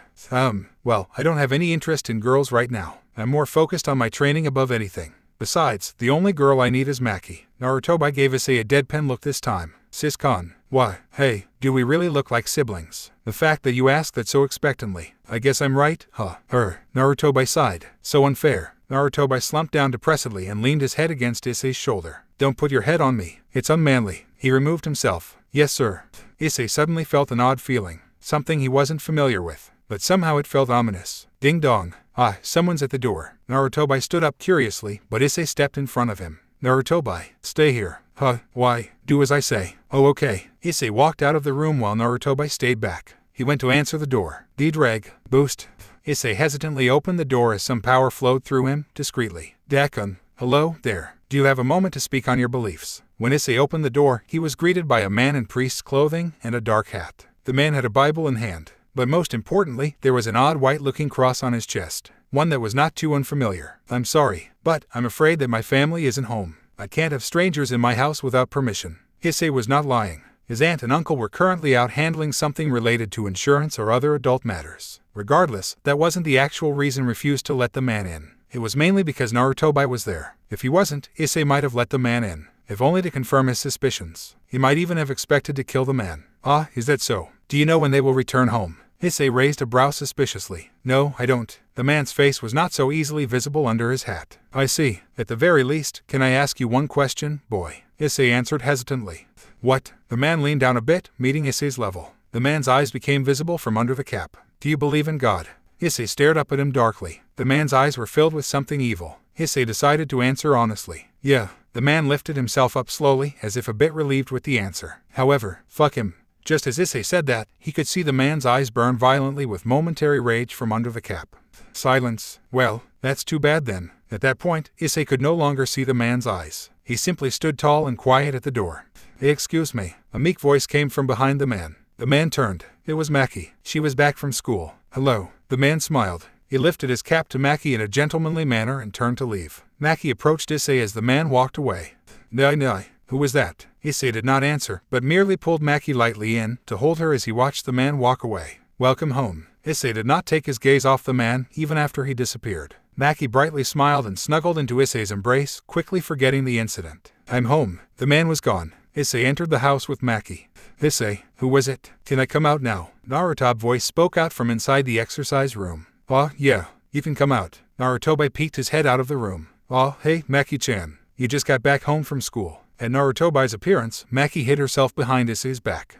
I see. Narutobi rubbed his neck awkwardly. Maki was always a playful and sociable girl growing up. Or at least, that's what Issei thought. But as it turns out, Maki is quite shy around strangers. All his life, Issei believed Maki was a sociable, playful girl. But he did not realize that she was only like that around her family. He didn't know what she was like at school or with others, because he didn't go to school with her. He's older than her after all, so he is grades above her. He doesn't get to witness her interaction with others, besides other cousins and such. He just assumed that, because of how she was with him, she was definitely playful and outgoing. Turns out, that wasn't exactly the case.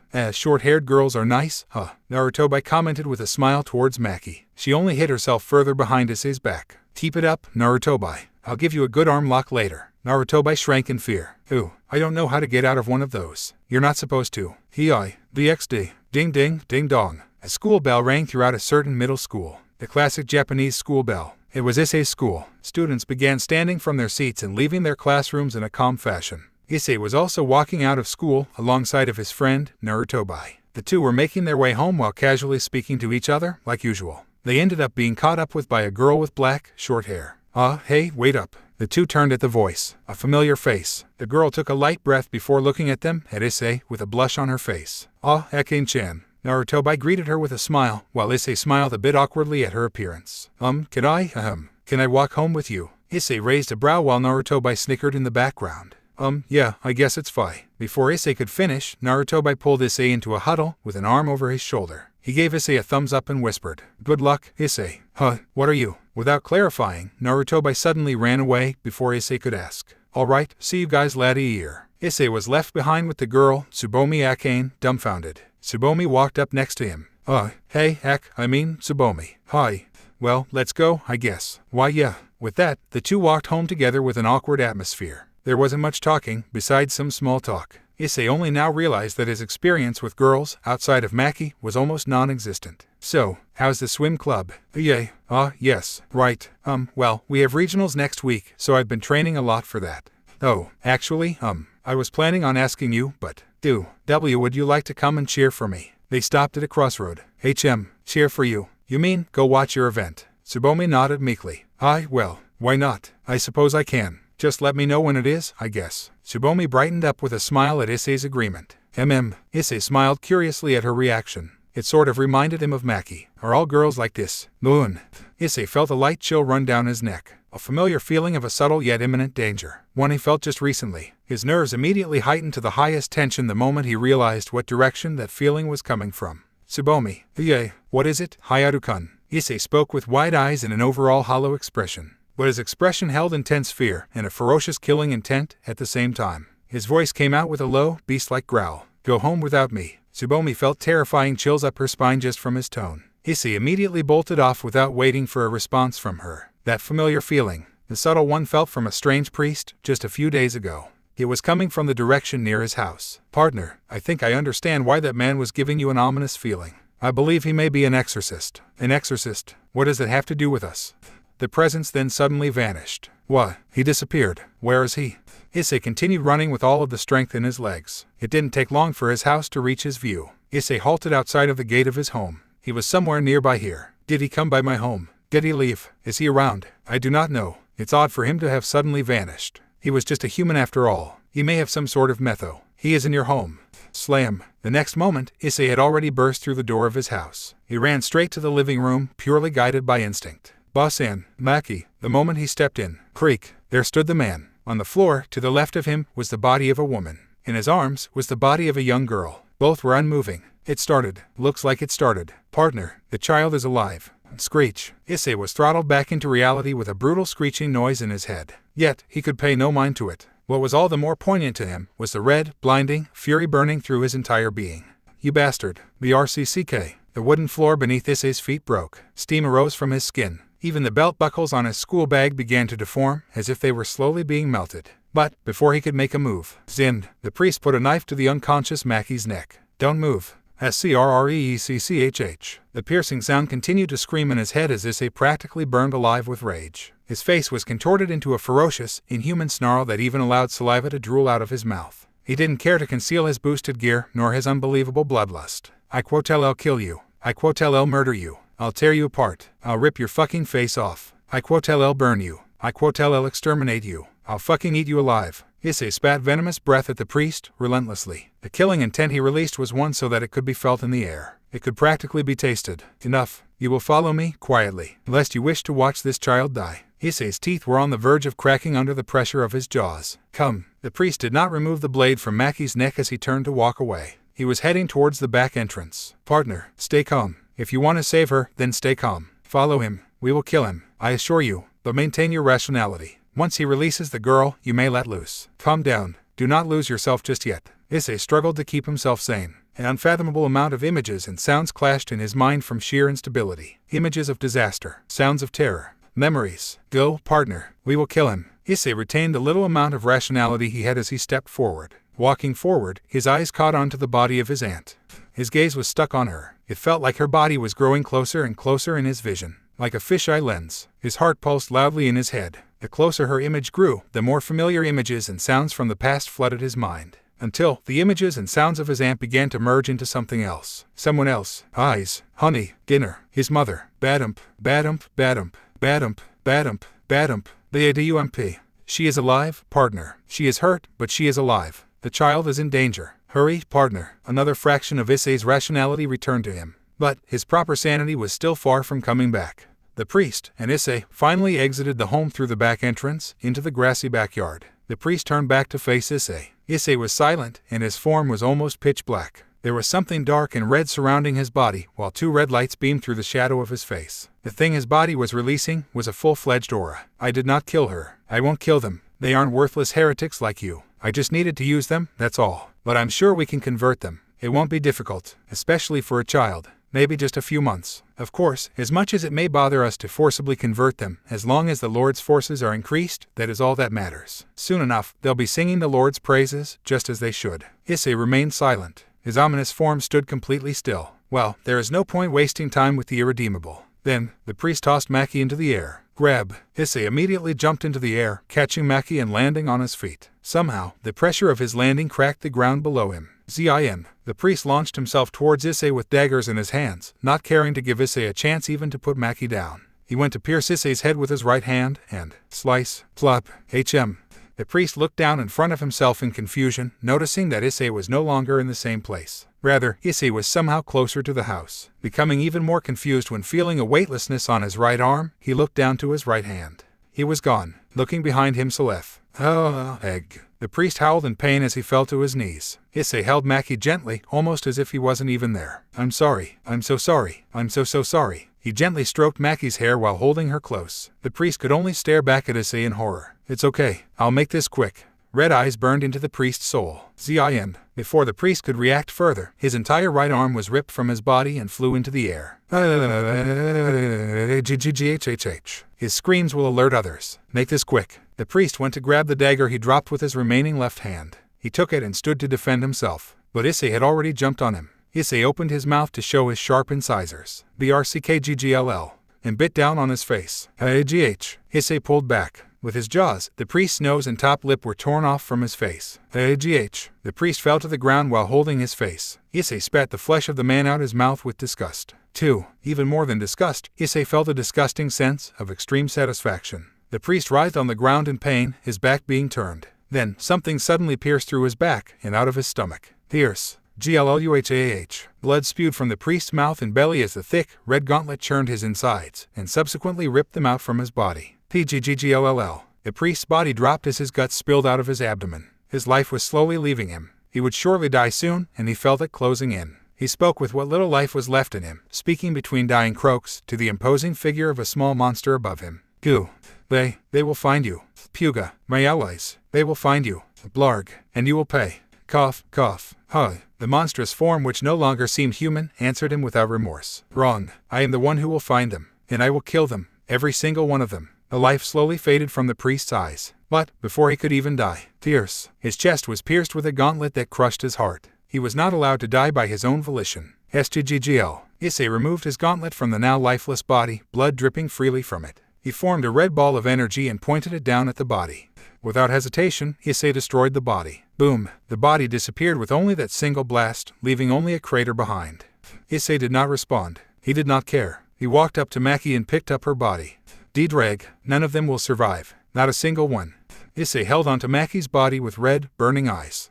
Not a single one. DXD. A few weeks passed since the events with the strange priest took place. Issei was now set on a hunt. Every night, he searched for them. He searched for any number of allies the priest reportedly said existed. He searched all throughout the edges of his city. Nothing, not a single trace of them, until today. It happened right after he was returning from school one day. After the event with the priest, Issei was brought into the public eye once again. This time, it was because there was reportedly a madman who broke into his home and attacked his family, right before suicide bombing himself in his backyard. The details were unreliable, but that was the only explanation they had. Though, the investigation was ongoing. Nevertheless, it worked perfectly for Issei. It seems like one of the priest's allies brought themselves out of the shadows after that. They must have known that it was Issei who killed him, because of his history and the fact that the priest disappeared there. Perfect. The current situation was that Issei was being followed on his way home. Two people. Better than perfect, the more, the merrier. Somewhere, deep inside himself, Issei felt a great satisfaction in realizing there was more than one. It would certainly allow him to kill more of them. Issei led the two astray. He wasn't going anywhere near his home, of course. Far from it. He was bringing them near a familiar forest. It had become a nostalgic place to him at this point. He subconsciously relished the idea that he was murdering them in this nostalgic place. He also noticed that the moment he entered the forest, one of them separated from the other and took to the trees. They were planning to get the drop on Issei by staying ahead. Good. It felt even more satisfying to think of crushing their hope when their little plan failed. Finally, Issei made it to the familiar clearing he trained in regularly in the past. Soon enough, a robed figure stepped out from the tree line behind him. I have found you, heretic. The man removed his robes to reveal himself as another priest with an odd glowing weapon in hand. More importantly, he had the same bone cross on his chest. I will slay you here, in the name of the Lord. And, in the name of... So that's what you call yourselves. A cruel, dark smile slowly stretched apart Issei's cheeks. Genesis. But, before Issei could do anything, Zin. A blade made of an odd light stabbed into the priest's leg. He fell back and held his pierced knee in pain. It is I who has found you, heathen. Issei whipped his head around to the trees behind him, following the source of the voice. There was someone in robes, on top of a branch. The one that Issei had assumed was his ally. Yet, they were the one who threw the weapon. The person removed their robes, revealing their true form. Foosh. The one who stood on the branch was a young girl with short, red hair, but not much older than Issei himself. She was dressed in odd, white battle attire, and on her belt rested a sword in sheath. You are finally mine, heathen. To brainwash and forcibly convert others to Christianity, and kill all of those who do not. You will be brought to justice here. Heretic of... Issei was only able to make a confused sound as the girl jumped from the tree and landed in front of the priest. She unsheathed her sword without hesitation. It was a magnificent-looking sword. She lifted it up and brought it down upon the priest, swiftly. You Zim. With one strike, the priest was dead. The girl lightly sighed in relief. Thank you, Lord, for allowing me to rid the world of these heathens. I will do my best to save those who can be redeemed and send those who cannot, to you. Amen. The girl finished her prayer while Issei stood there, silently, dumbfounded. Out of nowhere, another seemingly Christian exorcist appeared and stole his kill. And this one was not far from his age. No greater than maybe a couple years older. But more than that, her outfit felt obscene. All in all, Issei was completely lost. Hello. The girl turned and greeted Issei randomly. She greeted him in Japanese. She seemed to be speaking a different language just before. French, perhaps. The girl smiled at him, silently. Hi. She merely continued smiling, until she fell to her knees and dropped her sword. Lord, I have found someone who will communicate with me. Praise be. Amen. Issei still couldn't comprehend the situation very well. The girl suddenly shot up and smiled awkwardly. Excuse me, but would you happen to know where the nearest church is? Preferably a Catholic one, if possible. Issei cracked his head to the side. Oh, well, you see, I seem to have gotten lost on my way to my destination. I was stationed to a church here, and no longer had the means to contact them when I arrived. And I got lost. So, teehee. She lightly bonked her own head while playfully sticking out her tongue in a cute gesture, to which Issei still didn't understand. Who are you? Oh, the girl suddenly gained a look of realization. Right. The girl picked up her sword and lifted it into the air. She then picked up one of her legs and spun around on the tippy toes of her other leg, like a ballerina. I am a devout Catholic who lives in the presence of Christ and His glory. I am the prodigious exorcist who is known, mostly, throughout all, whisper, the lands. I am Marie Bellerose. She took a pose as she ended her announcement, proudly and with a smile. The girl's body began shaking from the struggle to hold her pose. Her smile looked to be twitching nervously. Okay, thud. Once Issei said that, the girl immediately dropped back down to her knees with comically large tears in her eyes. Thank you, Lord. I have finally found someone I can call an ally. Ally? That was the fateful day Issei met that girl, his friend, the girl named Marie. Okay, sadly the chapter is over. And if you enjoyed, just leave a like and subscribe with post notification, so when the next chapter is ready, you will be notified. Okay, see you in the next video. Bye.